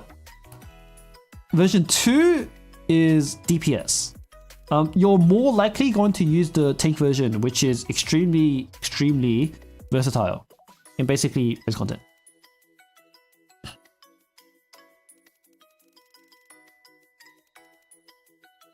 I think I have it on the sheet. This is the difference between utility and pool guides. So here, Hoshino, you're going to use her in Yesod. You're going to use her in Shirakura. You're going to definitely use her in Gebra and Gregorius.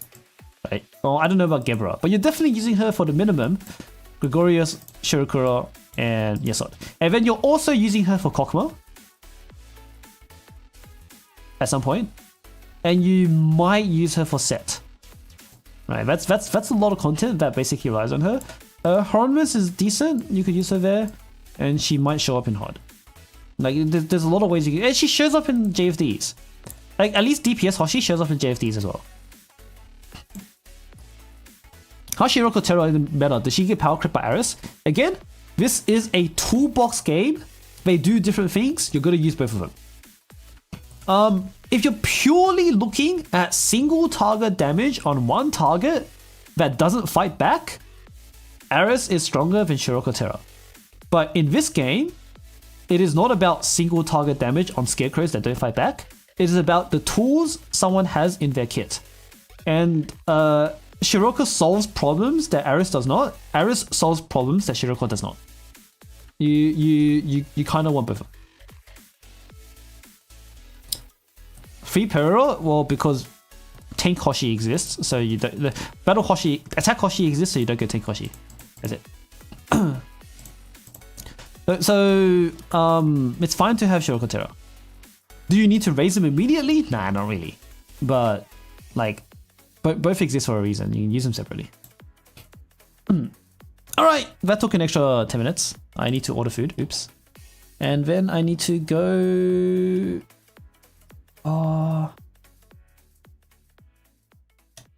What else am I doing? Nothing. Okay, I'm gonna order food and then scroll up. You guys will see me. When's the next time you'll see me? You'll see me next week for Uma. You might see me tomorrow for Weathering Waves. I might do a stream where I catch up the rest of this spreadsheet. Because some of this is a little bit out of date. And I do need to catch up on this. I might catch up on all of these ends. I have to review the last year of students. Possibly look a bit further back, but at the very least the last year of students I'll look back on. From Sakurako, I suppose. Everybody with an N I need to review. And I'll do that next week. If not next week, then I guess I'll do that, I don't know, 2 weeks, something like that. Who knows, whatever. We'll think about it next time. I will see you guys whenever that is. Otherwise, I'll see you tomorrow for Wiwa. Or next week for Uma. Bye.